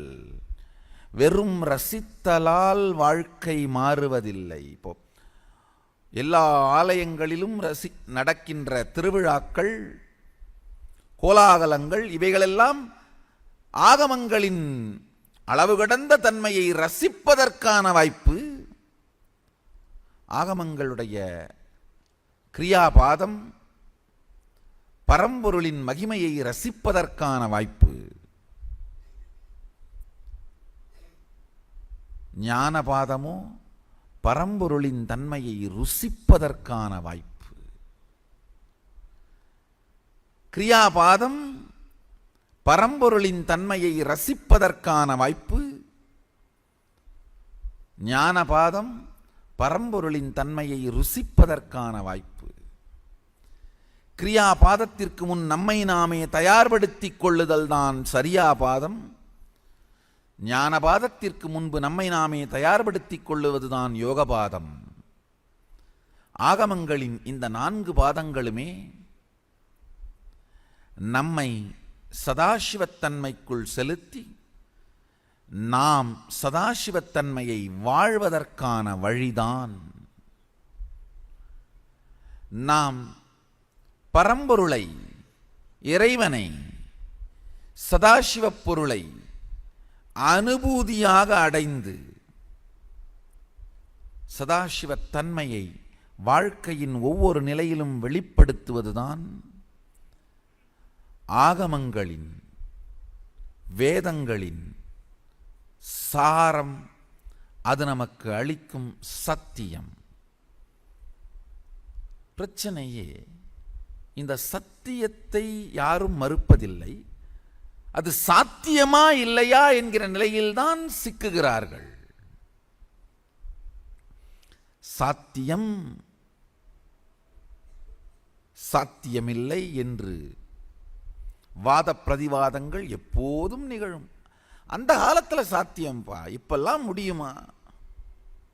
பாமர மக்களின் வாதம் இல்லைப்பா, இருந்திருக்காங்க. கொஞ்ச நாளைக்கு முன்னாடி கூட ரமண மகர்ஷி, ராமகிருஷ்ணன்லாம் இருந்திருக்காங்க. அவங்கெல்லாம் காட்டிலே இருப்பாங்கப்பா, வெளியெல்லாம் வரமாட்டாங்க. நடுத்தர வர்க்கத்தின் நாட்டாமை ஆழ்ந்து புரிந்து கொள்ளுங்கள். ஸ்ரீகிருஷ்ண சைதன்யர்னு ஒரிஸ்ஸாவிலே வாழ்ந்த ஒரு மிகப்பெரிய பக்தர், கிருஷ்ணனுடைய அவதாரமாகவே கருதப்பட்ட அளவிற்கு கிருஷ்ண பக்தியினுடைய ரசத்தை உலகத்திற்கு அளித்தவர். அவர் இருக்கும் பொழுது எல்லாரும் அவர்கிட்ட போய் புலம்புவாங்களாம், கிருஷ்ணர் இருந்த காலத்தில் நாங்கள் இல்லையே அப்படின்னு. கொஞ்ச நாள் கழிச்சு ராமகிருஷ்ணர் பெரிய அவதார புருஷர் வந்தார். அவர்கிட்ட போய் எல்லாம் புலம்புவாங்களாம், சைத்தன்யர் இருந்த காலத்திலே, கிருஷ்ண சைதன்யர் இருந்த காலத்திலே நாங்கள் இல்லையேன்னு.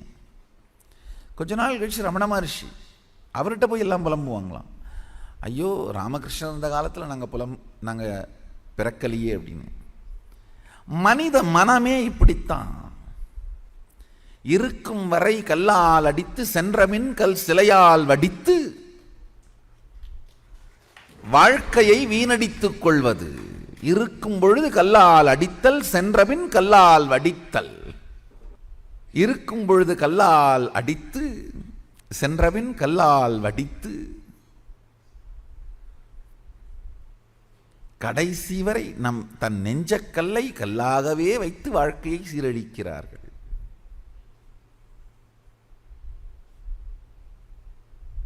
பெருமான் ஆகமங்களிலே அளிக்கின்ற இந்த சத்தியங்கள் சாத்தியம். வெறுமனே திருவிழாக்கள், உற்சவங்கள், நிகழ்ச்சிகள், இதன் மூலம் பெருமானின் பேரருளை ரசிப்பதோடு நின்று விடாமல் ஞானபாதத்தின் சத்தியங்களை உள்வாங்கி கடைபிடித்து அவருடைய பேராண்மையை, பெரும் சக்தியை ருசிக்கவும் செய்யுங்கள். நீங்களும் சிவத்துவத்தை வெளிப்படுத்தி வாழ முடியும். இது சாத்தியம், இது சத்தியம். பெரிய பெரிய திருவிழாக்களை மட்டும் பார்த்து இறைவனின் திருமேனியின் முன்பு மட்டும் வணங்கிவிட்டு செல்வது, பெரிய ஸ்டார் ஹோட்டல், 5 ஸ்டார் ஹோட்டலுக்கு போய் மெனு கார்டை மட்டும் படிச்சுட்டு வெளியில் போயிடுற மாதிரிங்கய்யா.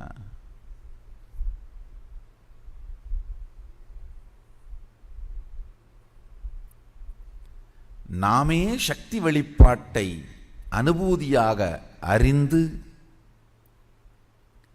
நாமே அந்த சிவத்தன்மையை வாழ்ந்து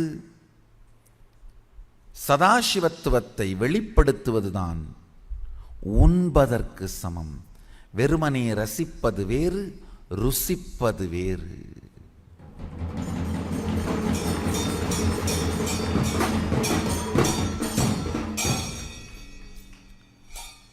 வெறுமனே ரசிப்பது வேறு, ருசிப்பது வேறு. சதாசிவன் இந்த உலகத்திற்கு அருளியிருக்கின்ற இந்த அறிவியலை ருசிக்க வேண்டும் என்று நினைத்தீர்களானால் வாருங்கள், சிவதீட்சை எடுத்துக் கொள்ளுங்கள். நீங்களும் தியானத்தில் முழுகுங்கள். இறைவனுடைய சதாசிவ பரம்பொருளின் சாநித்தியம் உங்களுக்குள் மலர அனுமதியுங்கள். உங்களுடைய மூன்றாவது கண்ணும் ஒளிர அனுமதியுங்கள். அவருடைய சக்திகள் உங்களுக்குள் வெளிப்பட அனுமதியுங்கள். நம் எல்லோருடைய மூன்றாவது கண் மலர்வதுதான் திருவண்ணாமலை உச்சியில் காட்டப்படும் தீபம்.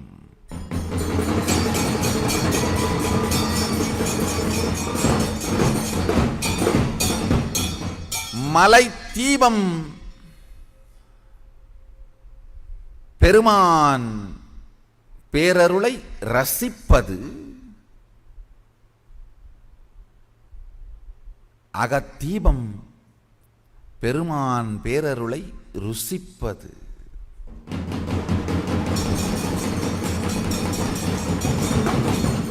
வெறுமனே ரசிப்பதோடு நிற்காது ருசிப்பதையும் செய்யுங்கள். மலையேறி மலை தீபத்தை மட்டும் பார்ப்பது, ரசிப்பது, அண்ணாமலையேறி 6 சக்கரங்களை தாண்டி அகத்தீபத்தை காண்பது, பெருமான் பேரருளை ருசிப்பது.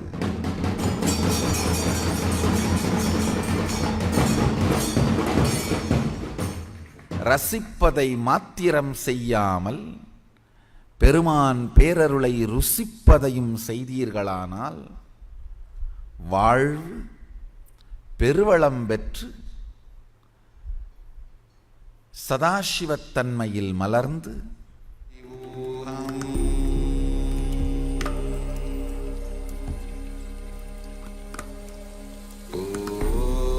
நித்யானந்த பரமசிவோகம். நித்யானந்தம் பகவான் நித்யானந்த பரமசிவம் அவர்கள் கூறியிருக்கின்ற இந்த சத்தியம், அதாவது நம் ஒவ்வொருத்தருக்குள்ளாரையும் நாம் அந்த சிவ தீட்சையை பெறும் பொழுதுதான் பரமசிவோகம் என்ற இந்த அனுபவத்தை நாம் உணர முடியும்.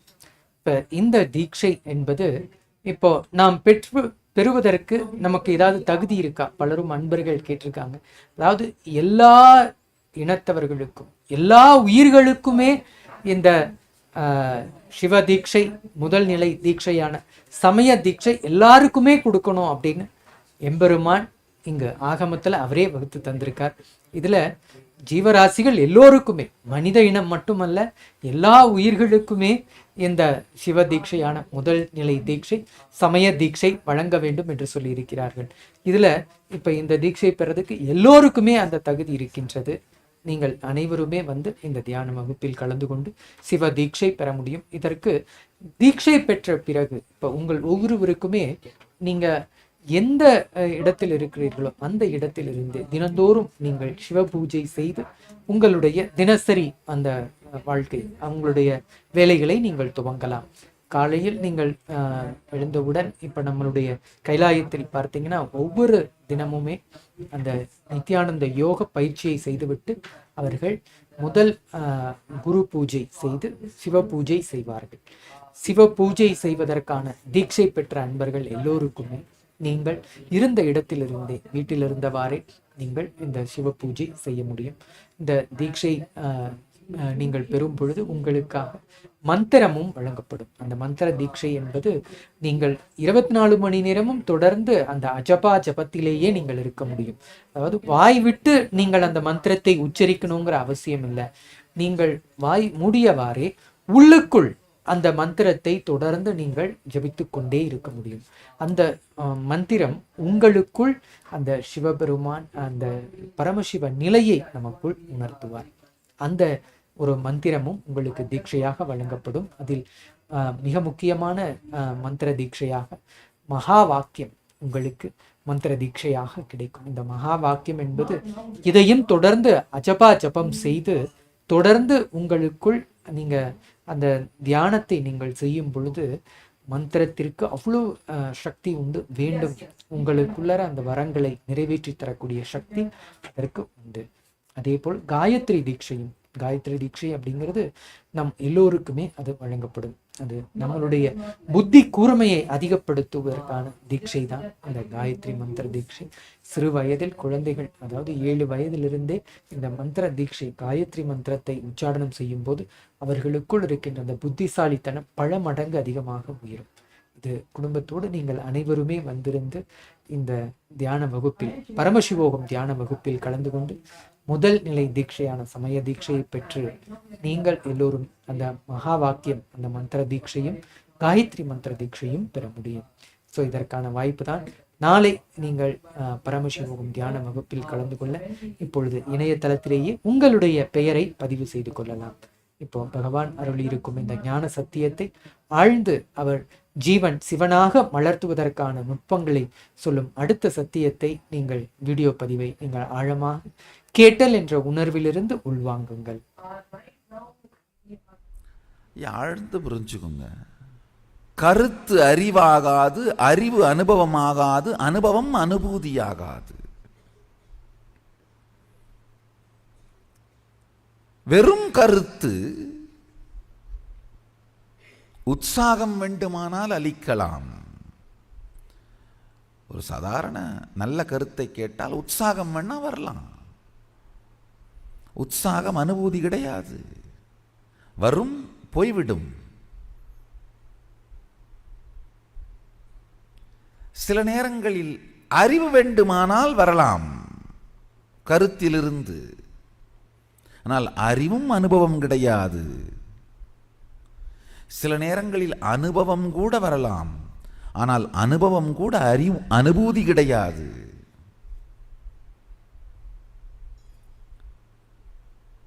கருத்து, அறிவு, அனுபவம், அனுபூதி. எப்பொழுது ஒரு அனுபவம் நமக்குள் ஆழ்ந்து நம்முடைய வாழ்க்கையின் எல்லா சிந்தனை பரிமாணங்களையும் இந்த அனுபூதி சார்ந்தே பரிணமிக்க வைக்கின்றதோ அப்பொழுது அனுபவம் அனுபூதியாய் மாறுகிறது. ஆழ்ந்து கேளுங்கள். எப்பொழுது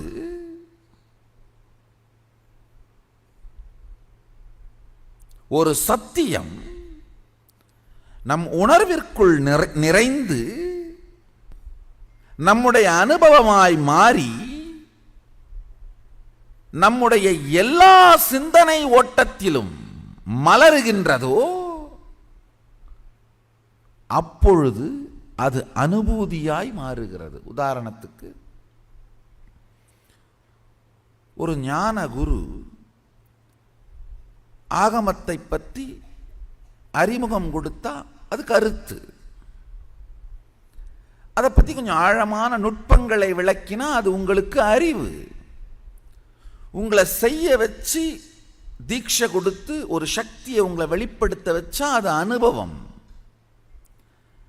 அந்த அனுபவத்தை நீங்க உள்வாங்கி, ஆஹா, எனக்குள் இருக்கும் சதாசிவத்தன்மையைத்தானே இந்த மாதிரி ஒரு சக்தியா வெளிப்படுத்தியிருக்காரு, மூன்றாவது கண்ணில் எனக்கு இத்தனை சக்திகள் வருதே, அப்படின்னா நானும் சதாசிவம் தானே அப்படிங்கிற தெளிவுக்கு வந்து உங்களுடைய ஆசை, அச்சம், சுகம், சோகம், துக்கம், நல்லது கெட்டது எல்லாவற்றிலும் உங்களுடைய சதாசிவ தன்மையிலிருந்தே நீங்கள் சிந்திக்கவும் செயல்படவும் இயங்கவும் துவங்கினால் அது அனுபூதி.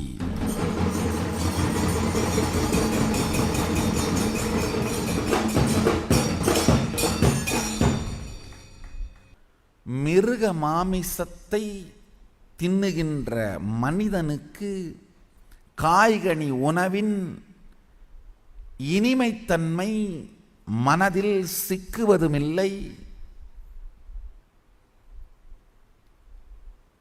உணர்வால் உணரப்படுவதும் இல்லை. நல்லா புரிஞ்சுக்குங்க. மாமிசம் கீழ்நிலை மனிதர்களின் உணவு, விலங்கு நிலை மனிதர்களின் உணவு, இயற்கையான கனிகாய்கள், உயர்நிலைக்கு செல்ல விரும்பும் மனிதனின் உணவு, உணர்வு தவிர வேறொரு உணவில்லாது இருத்தல் உயர்நிலைக்கு சென்றவனின் வாழ்க்கை. ஆழ்ந்து புரிந்து கொள்ளுங்கள். மாமிச பக்ஷியாக வாழுகின்ற ஒருவனுக்கு இந்த உயர்நிலை உணர்வை பற்றி புரிதல் கூட நடப்பதில்லை. அவன் அதற்காக ஏங்குவது கூட இல்லை. பிரச்சனையே ஞானத்தை அடையாமல் இருத்தல் கூட இல்லை, அதை அடைய வேண்டுமே என்கின்ற தேடுதல் கூட இல்லாதிருத்தல்.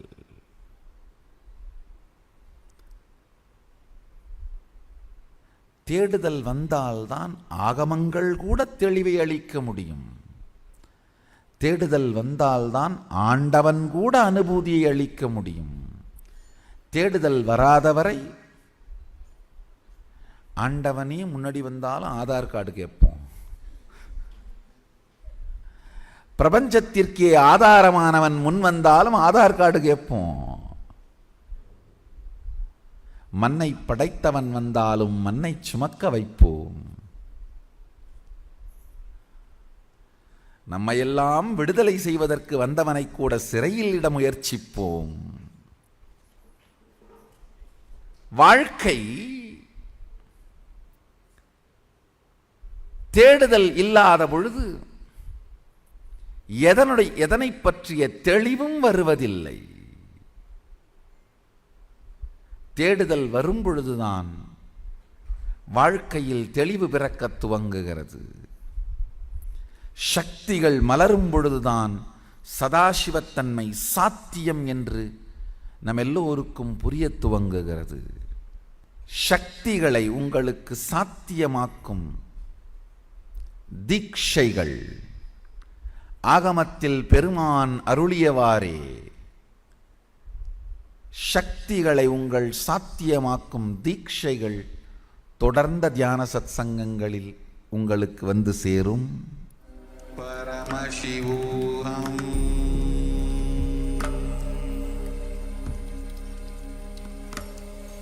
ஓம் நித்யானந்த பரமசிவோ.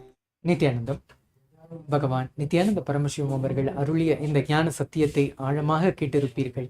இந்த சத்தியங்கள் உங்களுடைய வாழ்க்கையில் அனுபவமாக மாற்றத்தான் நாளை நடக்க இருக்கின்ற இந்த பரமசிவோகம் தியான முகாமில் கலந்து கொள்ளுங்கள். அதில் முதல் நாளான நாளை இந்த சிவ தீட்சை சமய தீட்சையும் பகவான் அருளும் இந்த தியான கருத்துக்களும் நீங்கள் தியான முறைகளையும் பெற முடியும். இதில் கலந்து கொள்ள இப்பொழுதே உங்களுடைய இணையதளத்தில் உங்களுடைய பெயரை பதிவு செய்து கொள்ளுங்கள். நாளை நீங்கள் பரமசிவோகம் தியான வகுப்பில் உங்கள் அனைவரையும் சந்திக்கலாம். இந்த தியான சத்சங்கத்தில் கலந்து கொண்டு பகவான் அருளும் இந்த சத்தியத்தை உள்வாங்கி உங்கள் அனைவருக்கும் நன்றியை தெரிவித்துக் கொண்டு நிறைவு செய்கின்றோம். Nithyanandam. Understand, program starts but never ends, and it is never the same again. It is actually not a program, it's a lifestyle initiation. It is just upgrading your consciousness, your being. Bring intense sincerity, sincere intensity into this program. Instead of sitting with your depressions, sit with me, Paramashiva. I welcome all of you to register by going to paramashivoham.org. And even if you have attended already any program, please go through once more intensely, sincerely, intensely, because it is going to be absolutely new and different level. I commit with you all. I will initiate all of you, bless you all with the Shakti Pada, Shakti Nipada, and Paramashiva myself will manifest the state, space, powers, being, super consciousness and KAILASA of Paramashiva in all of us.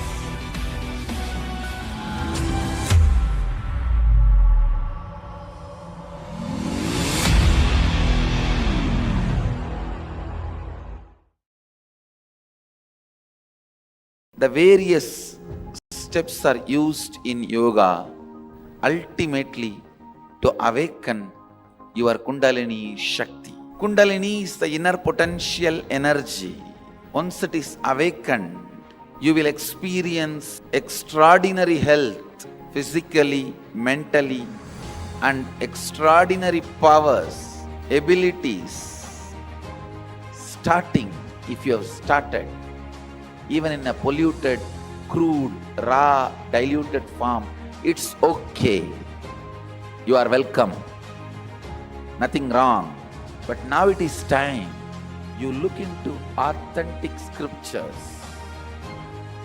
Please understand, not for any arrogance or pride, I have distilled the essence, the best of the best of the 1 million yogic scriptures and compiled it and offered it to all of you in the form of Nithyananda Yoga. I have integrated Hatha Yoga asanas, pranayama, kriya, mudra, bandha, visualization, verbalization, shravana, dharana, dhyana, samadhi, aushada, mani, everything. Paramashiva revealed, and the Paramashiva's incarnations revealed in Vedic and Agamic scriptures. Understand? Fitness is a complete compilation. Nithyananda Yoga is a complete compilation for fitness to manifest the state, space, powers and being of Paramashiva.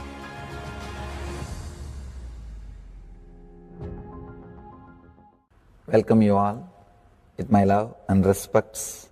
Before entering into the sutras, I want all of you to just sit for a few seconds. Sit straight and just prepare yourself. Because this understanding about which I am going to talk gave me the courage to leave the home. Today's subject is Maya. Actually, many times, the young age I used to think I should leave the home, go around, live a sannyas life. Suddenly, one day, when I was reading one of the Shankara's work on this Maya, somehow the concept clicked.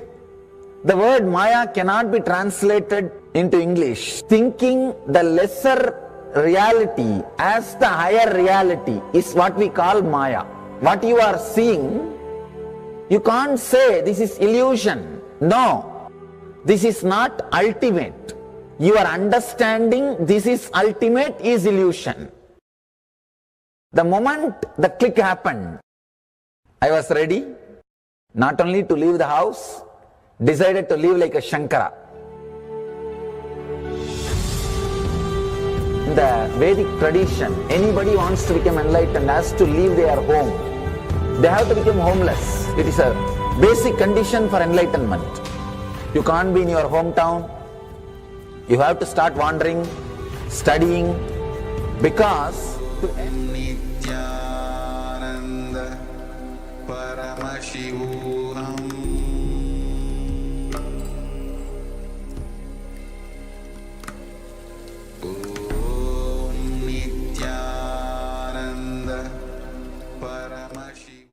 Nithyanandam, and welcome to this beautiful segment to learn how to manifest your reality. We welcome all the viewers once again to this segment. Now, in today's segment, we will be once again having another devotee of Swamiji, another blessed disciple who has experienced the various healing, manifestation of wealth, manifestation of his reality in his life. And after that, as you can see below, you will be having the opportunity to ask your questions to the Balasans and get them answered directly from Swamiji through the Balasans and find the solutions to any of your problems, either let it be healing or manifestation of any desire you have. You will be having the opportunity to ask the Balasans at the next part of this segment and get them answered. So in this segment we will be having Vikrant Vad, a devotee of Swamiji, come and share his experience. So now we invite Aya, Nithyananda Maya. Nithyananda Maharaj. So here we have Vikrant Vagaya. He is a devotee of Swamiji and he is a devotee like past 2 years. Aya, like can you please introduce yourself and can you please share your background to everyone? Sure, Maharaji. So my name is Vikrant. I'm basically a software engineer currently working in an IT company based out of Pune, Maharashtra, India. So I would say I got connected to Swamiji past 2 years before. So before connecting to Swamiji, I was going through a lot of stress, anxiety, panic attacks many a times.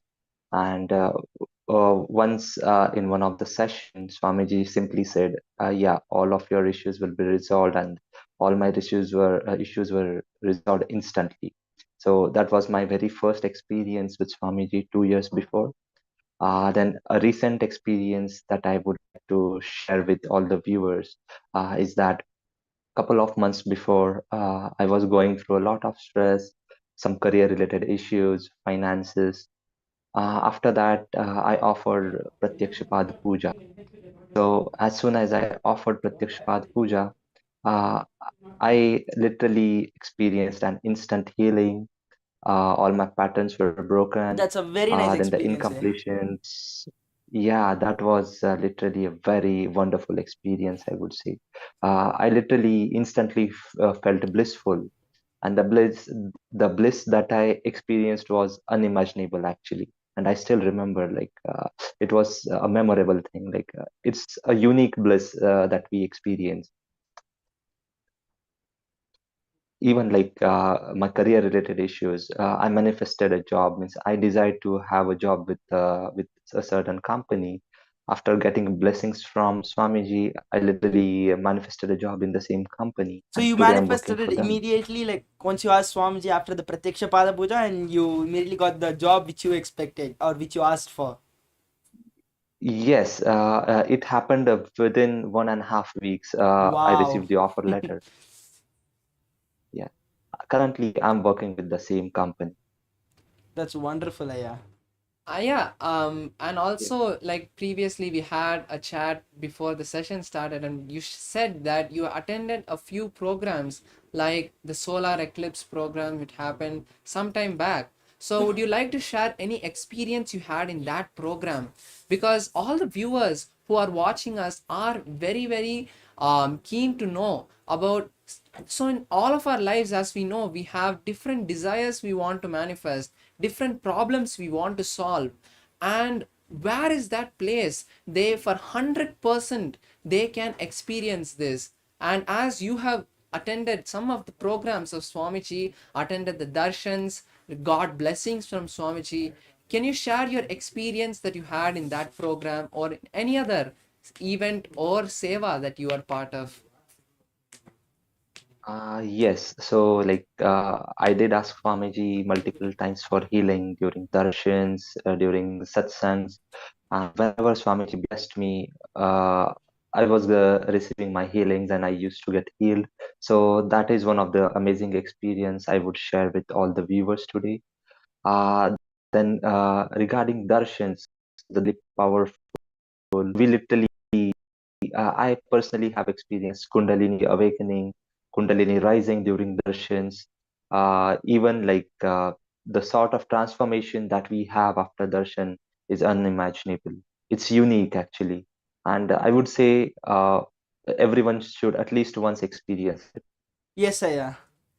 Of course, the thing where you can actually words only, like when people come and experience the darshan of Swamiji, they would even really feel the bliss and joy which you are experiencing. Yes, Aya. Yes. That's such a Aya, do you have any experiences with the power manifestation, Aya?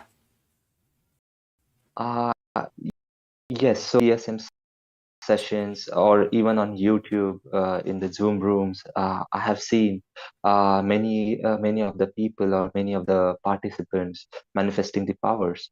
So like the it's the once we see that someone has manifested it, so we really get fascinated, and it's a miraculous kind of thing that happens. It's completely a out of world experience, watching the things which we have never imagined. So yeah, so that's also a great thing, and I would suggest the viewers also to at least come and experience and see and experience the things, the power manifestation. Yes, Aya. That's such a beautiful sharing, Aya. It's very wonderful to having you for this sharing, Aya. And is there any other final words you want to share with all the viewers why they have to join us in this beautiful journey with Swamiji, either just doing the meditations as the most basic level and going advanced to offering Pada Puja, or even doing the program, the 21-day Paramashivoham program? Is there any last words you want to tell the viewers before we conclude this beautiful testimonial of yours? Absolutely. So I would like to recommend to the viewers that at least they should join Paramshivham sessions. They should experience at least Pratyaksh Pad Puja once and see how the world changes, how the inner transformation and the outer transformation will happen to you. You'll be able to experience your desires, manifest your desires as well. So that is what I would like to recommend to all the viewers today. Thank you so much, Aya, for your time. I know that out of your busy schedules, you have taken your time to come and share with all of us the beautiful experience with Swamiji. We are so thankful for you to join this beautiful segment of the introduction to Paramashivoham. And now you can also take this time. You can see the link. It's there, https:/ecitizen.info/pm. You can fill this form and the Balasans will be scanning any question you have, you want to ask Swamiji, and through connecting with Swamiji through the third eye, they will be downloading those answers and giving the answers, solutions, or the healing to any of your problems that you have. We thank you so much for joining this beautiful segment. And to all the viewers now, I want to once again encourage and invite all of you to join us in the Paramashivoham program, which is starting on the 26th of December. And there are 3 levels that you can be part of. Either the level 1, which is the basic beginner's level, where you get to know first your reality, to where you learn the tools to be able to manifest the powers of Paramashiva, to create anything you want in your life. And in the advanced level, experience the truth, I am Paramashiva. I invite all the viewers. The link and the QR code is given below to join this beautiful 21-day yoga meditation retreat, which Swamiji is giving all of us for 100% free, with his complete grace and blessings for all of us. So with this, I give all of you a few minutes to either sign the Paramashivoham form to join yourself in that 21-day program, or sign the power manifestation form for you to also experience any healing or receive the solutions of Paramashiva. So we'll be joining you back after a short break. You need to have the courage to go behind wherever it leads. There is a beautiful sutra in Brahma Sutra, the first sutra of Brahma Sutra. It says, Atatu Brahma Jignasat. Let us inquire into the reality. It says, only a courageous person who is ready to go behind wherever truth leads can enter into this science. In those days, We had a beautiful system. When somebody becomes enlightened, he will go around and sit with all other scholars, pandits, learned people, and he will open up his understanding. The other person will open up his understanding. Whoever can take the other person to the deeper level of understanding will follow him. That's all. That is why exploring the truth into the deeper and deeper level has been made as a compulsory basic value for anybody who wants to explore the reality, explore into the truth. What we need to understand from this story, courage to go behind the truth, wherever it leads. Even they are ready to gamble with their life, but they are ready for truth.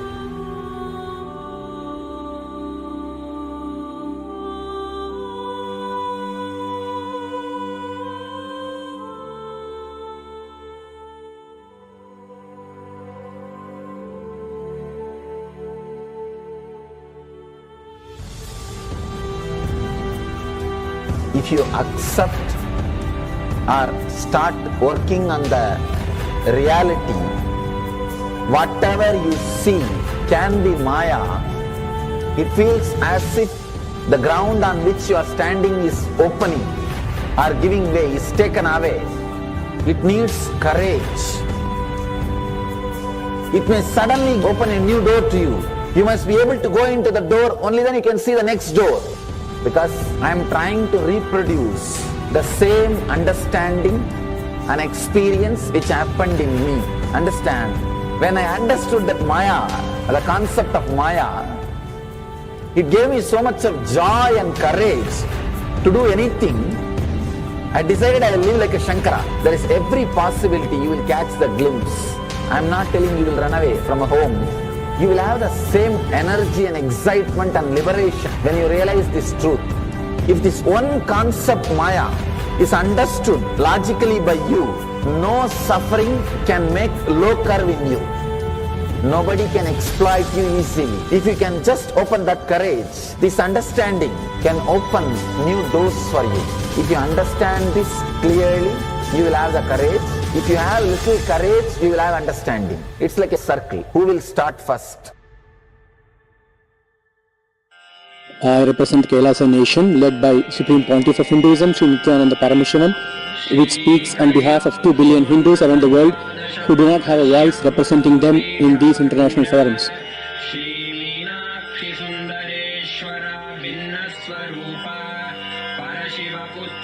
Alright, I'll start from my side first. I'll give the understanding. Let you add courage to it. Let's enter into the sutra. Illusions deceive, colors circumscribe, even divisibles are indivisible. Look becomes Shiva.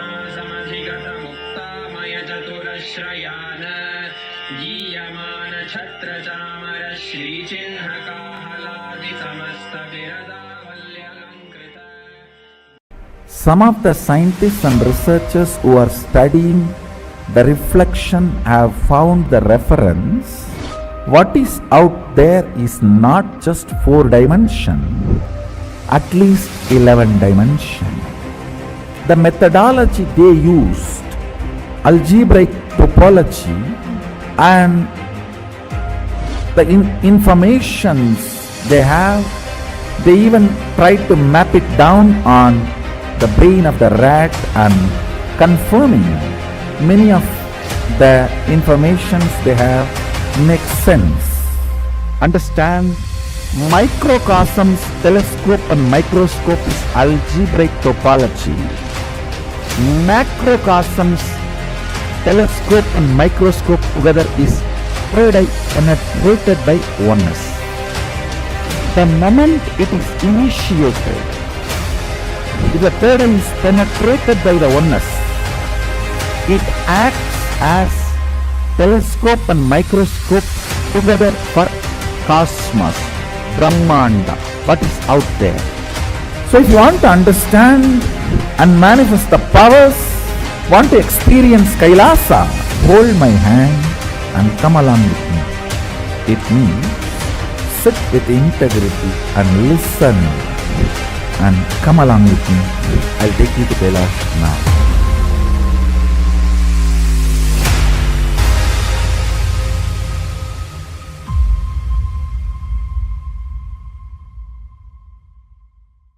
So many times you may have some desire, some guilt, some pain for which you are not able to find solution.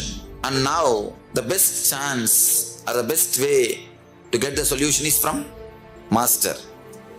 Master is here. Don't miss the chance. We are going to work on each major layers. We are going to work on desire, guilt, depression, fear, and every major things, not only practically, esoterically. It is not even actually technique, because they are so esoteric, so deep. The whole course is designed just for the total transformation.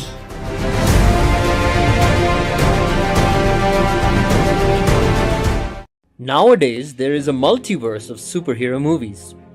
Do you know which superhero universe tells the real way to acquire superpowers? Did you think X-Men? Well, you're right.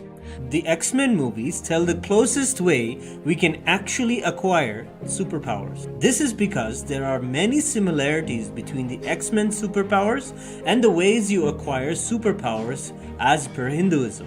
40 million Hindu scriptures describe over 400 superpowers.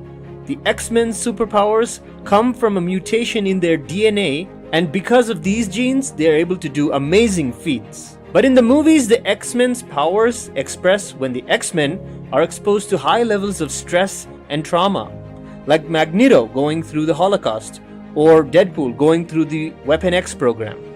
But in Hinduism, the scriptures describe the superpowers being gifted to humans through incarnations and gurus. The key difference is Hinduism happens when someone experiences enlightenment, bliss, and happiness in their lives. The Hindus have actually made the handing down of these superpowers through their DNA. We can see the Hindu gods display such powers in our Hindu scriptures. Just like the X-Men have the superpowers in their genes, we all have the superpowers in our genes. And it can be awakened. Your DNA is hardwired for superconscious.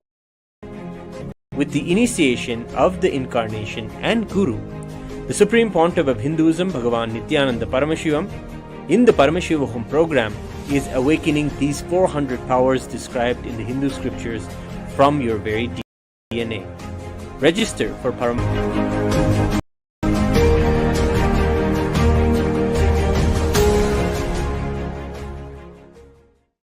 Understand? Program starts but never ends the same again. It is actually not a program, it's a lifestyle initiation. It is just upgrading your consciousness, your being. Bring intense sincerity, sincere intensity into this program.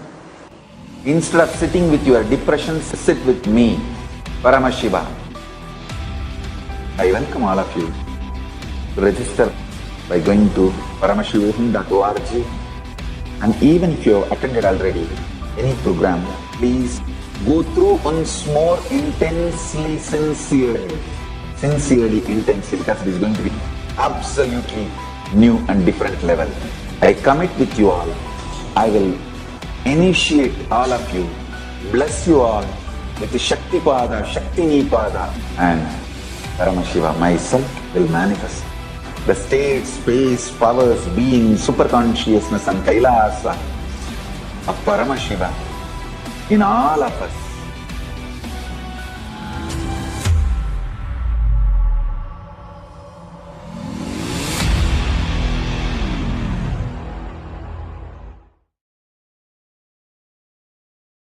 The various steps are used in yoga ultimately to awaken your Kundalini Shakti. Kundalini is the inner potential energy.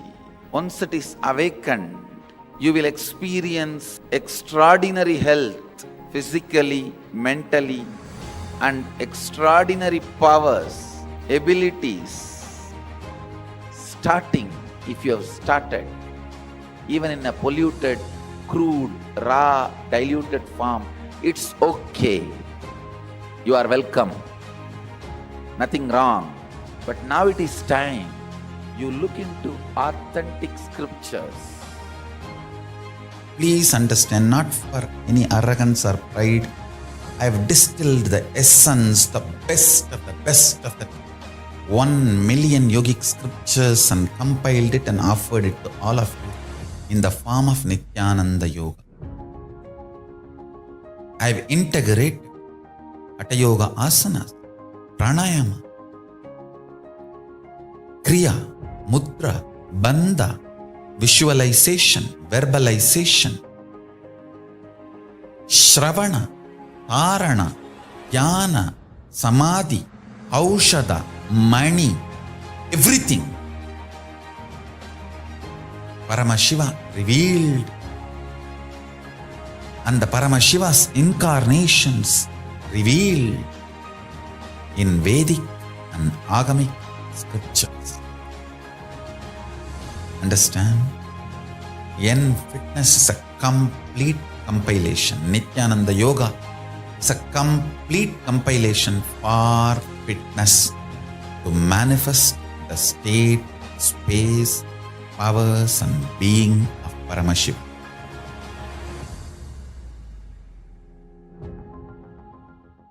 Welcome you all with my love and respects. Before entering into the sutras, I want all of you to just sit for a few seconds, right? And just prepare yourself.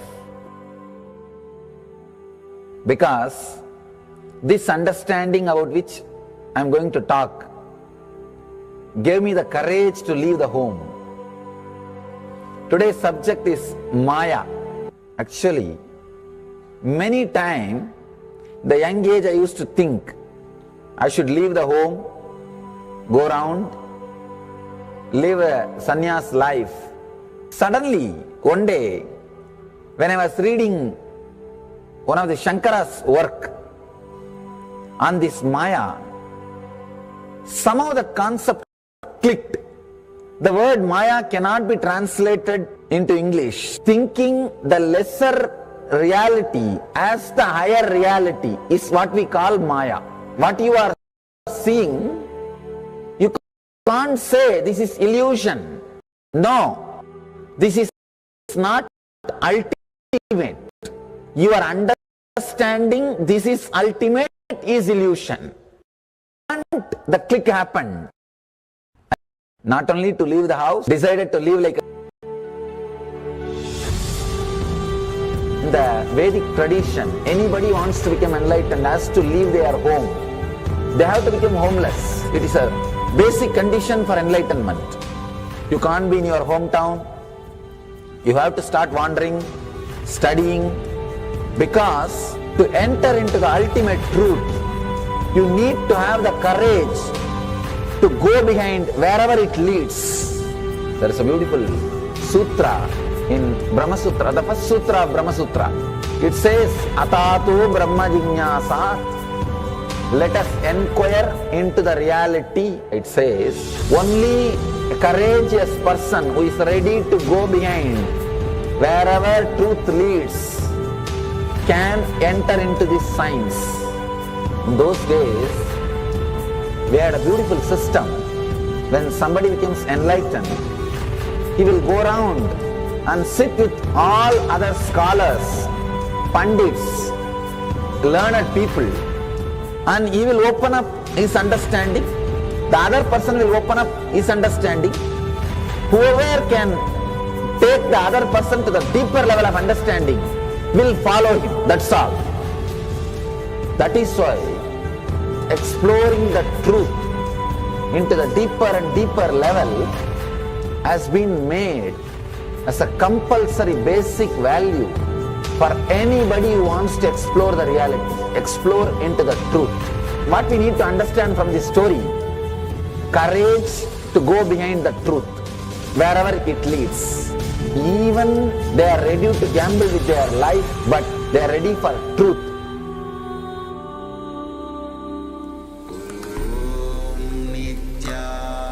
Nithyananda Paramashivoham.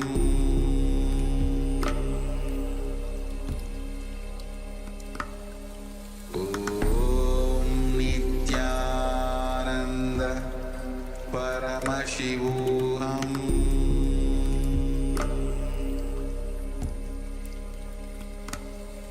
Om Nithyananda Paramashivoham.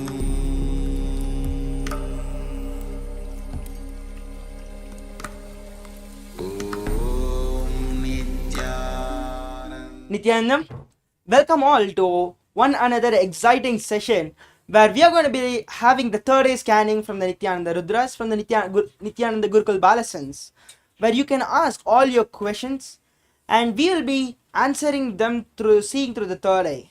So we have Shinita Prema Swarupam Nanda Maharaj, Nithyananda Maharaj. So he will be manifesting and he'll be seeing through the third eye and answering all the questions the participants are asking. So let us now enter into the first question. So the first question is from Luan Pacheco da Silva. I'm sorry if I mispronounced your name. So this person is asking for a scanning of the whole body.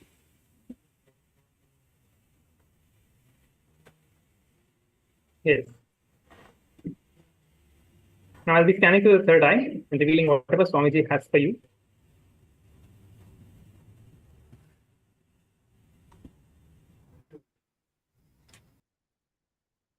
Om Nithyananda Paramashivoham.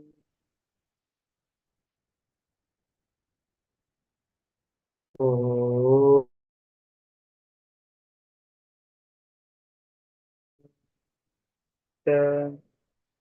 Paramashivoham.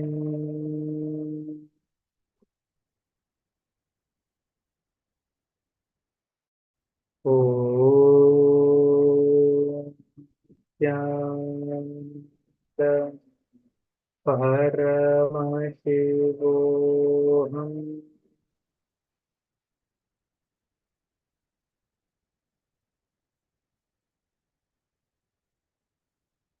Swamiji is showing that you are experiencing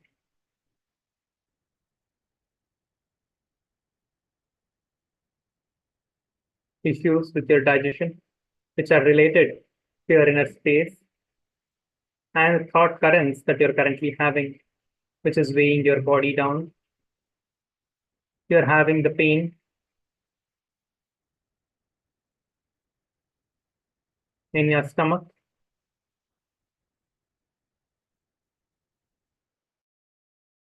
More than the pain, it is a feeling of discomfort.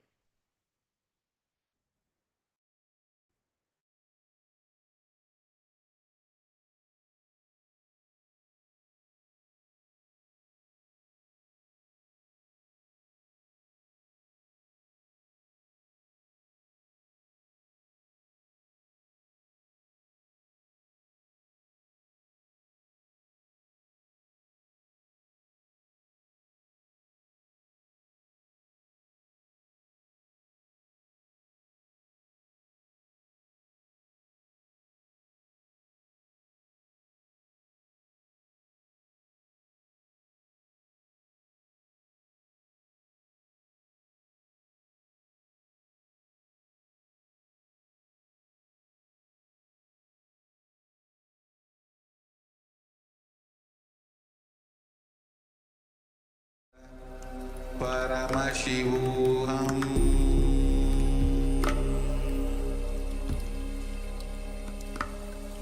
Om Nithyananda Paramashivoham.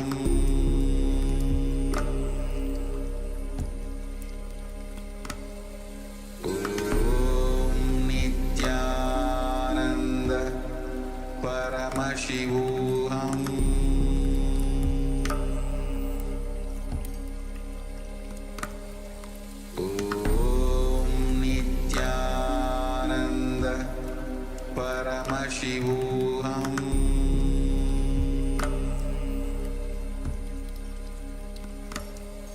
Om Nithyananda Paramashivoham.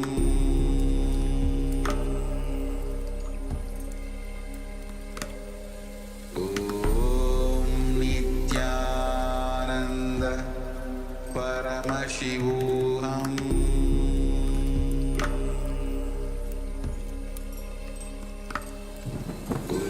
Om Nithyananda Paramashivoham.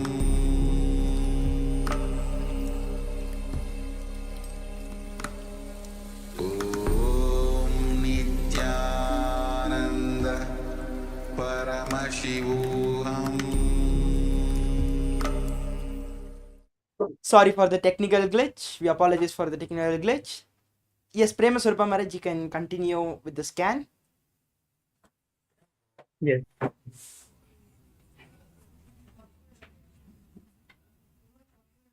So in this Found scan, your whatever. Sorry, you can continue, Maharaj.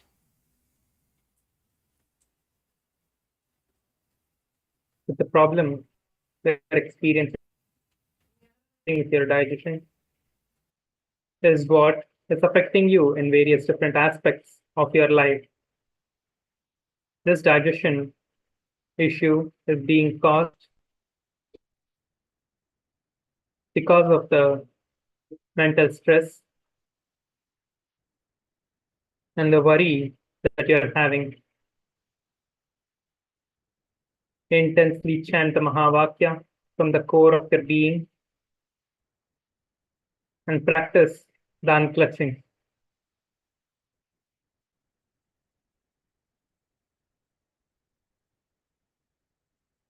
On the auspicious occasion of the Jayanti, on the 5th of January, offer the Pratyakshapada Puja and receive the blessings from the Supreme Pontiff of Hinduism to liberate you from all the stress and give you the Shakti to handle yourself and everything else in your life.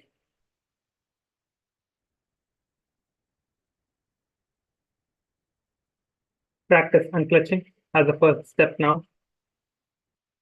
Will reach instant release.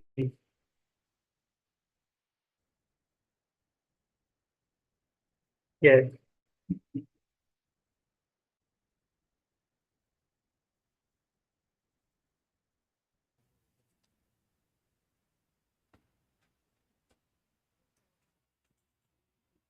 Yes. So the next question. And as well, for you to register and offer for the Pratyaksha Pada Puja, yes, Maharaj, can you hear me? Yes, you can continue. You can continue, Maharaj. Yes. Yes. Yes. So for you to offer the Pratyaksha Pada Puja on the Jayanti day, you can actually register on the events.kailasa.org/payments. So if you register here, our team will connect with you and help you to register for the Pratyaksha Pada Puja. So I'll be projecting the link as well in a few moments on the screen. You can go ahead and register yourself for the Pratyaksha Pada Puja immediately. Yes, Maharaj. Yes. So the next question is from Narasha Kesha. So he's asking, I'm searching for a job, but I'm not getting. I want to know when I will get a job. Please bless me to get a job. So this is from Narasha Kesha.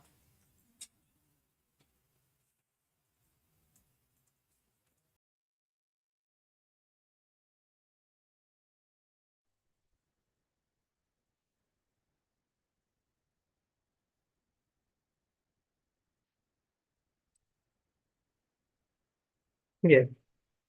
I'll be scanning to the third eye and revealing whatever Swamiji has for you.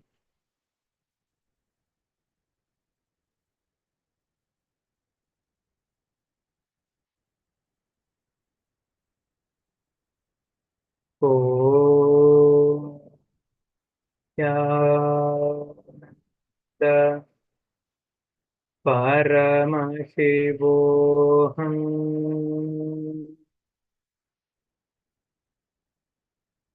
Om Shanti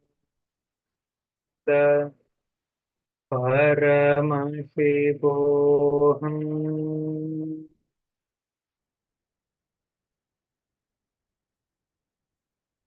Om Nithyananda Paramashivoham.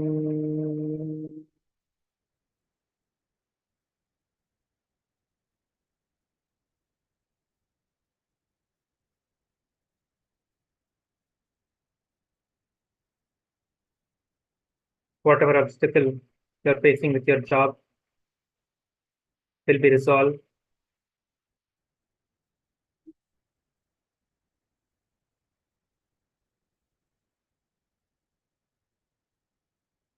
The reason you're confusion in your life is to the purpose in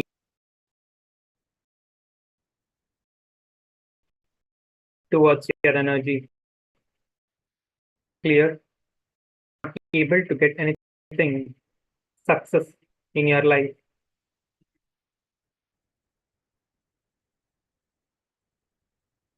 Drop all the self-doubt. Decide yourself, Kailasa, through the Sarvajna Pita, as Sarvajna Pita Karta.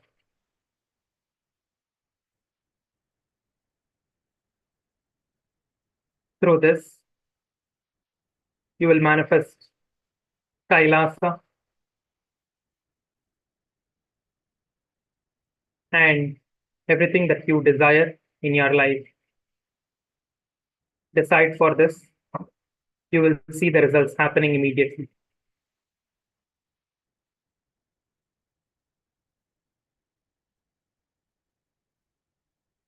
Yes.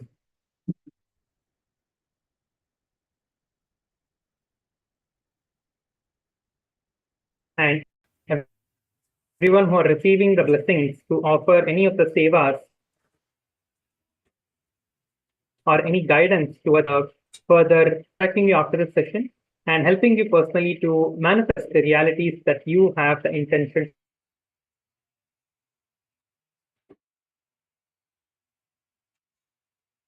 to manifest in your life. So we'll be contacting you immediately after this session and help. So now the next question is from Alejandro Gracia Canal. I'm sorry if I had misspelled your name. So he's asking, sickness and being stuck in creativity and lack of motivation. And he wants healing for this.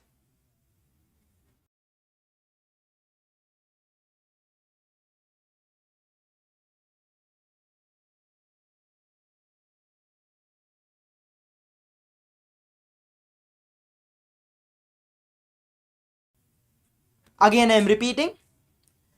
The participant named Alejandro Gracia Canal. I'm again apologizing if I had misspelled your name. He's asking for healing from sickness and being stuck in creativity and lack of motivation.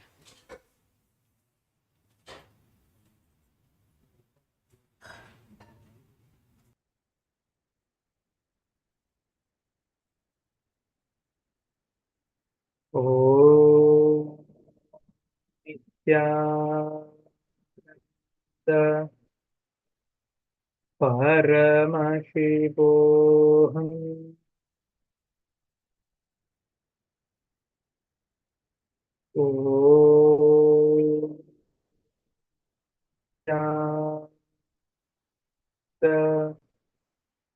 Paramashivoham.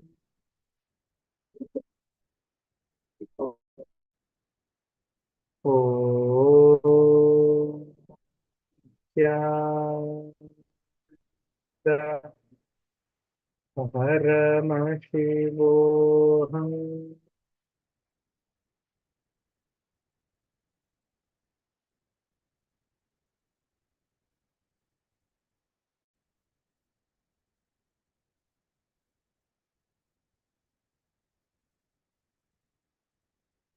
This is because of the heaviness that is there in your being through the toxins and the parasites that are there in you, which are pulling you down from expanding from your inside.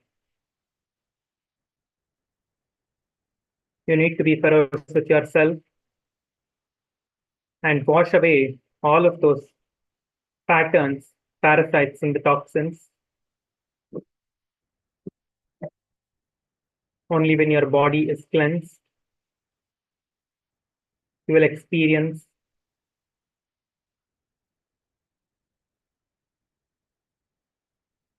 the completion and have the motivation and the purpose to live your life. Start with the detox, and during the Jayanti, offer the Abhishekam to the Supreme Pontiff of Hinduism and clear yourself from within. The moment you clear yourself, you will be healed and you will express the Paramashivatva from within you.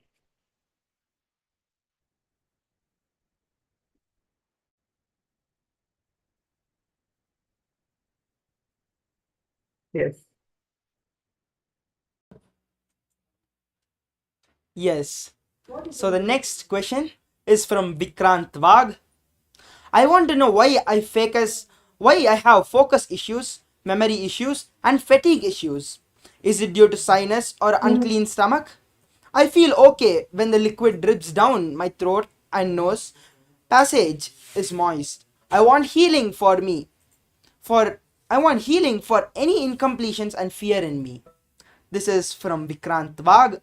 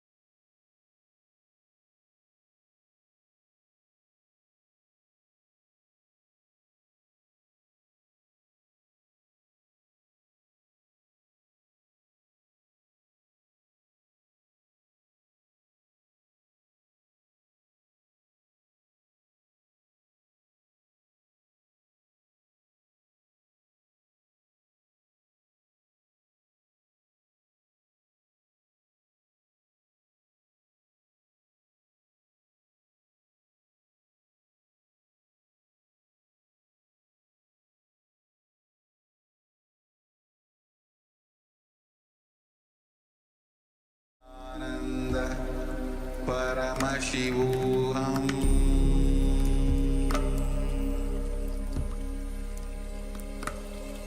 Om Nithyananda Paramashivoham.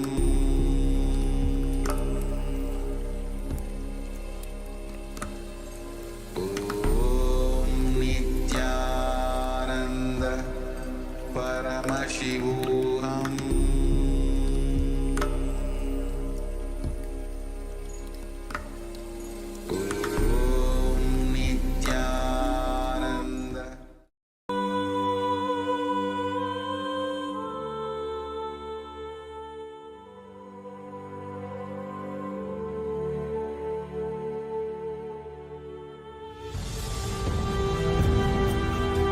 If you accept or start working on the reality, whatever you see can be Maya, it feels as if the ground on which you are standing is opening or giving way, is taken away. It needs courage. It may suddenly go. Paramashivoham.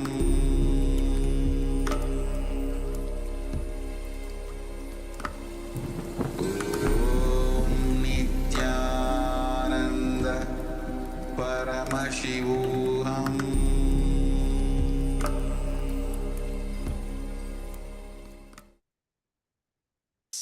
Sorry for the technical glitch.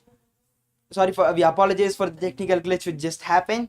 So now we'll be again continuing with the scanning. Yes.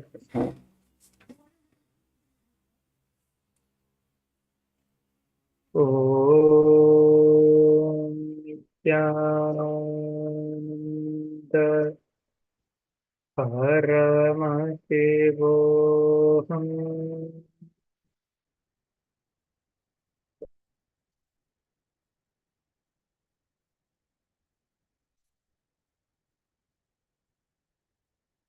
Just have the patience. Whatever issues with memory, sinus, and everything related to your health will be healed and cleared. Reduce the amount of food that you take in. Increase the amount of liquids. You will start seeing the healing happening instantly.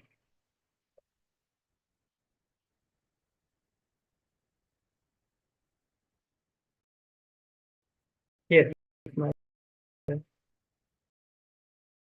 And for everyone, the things to offer the link on the screen for all of you now. See the link https://events.kailasa.org/payment.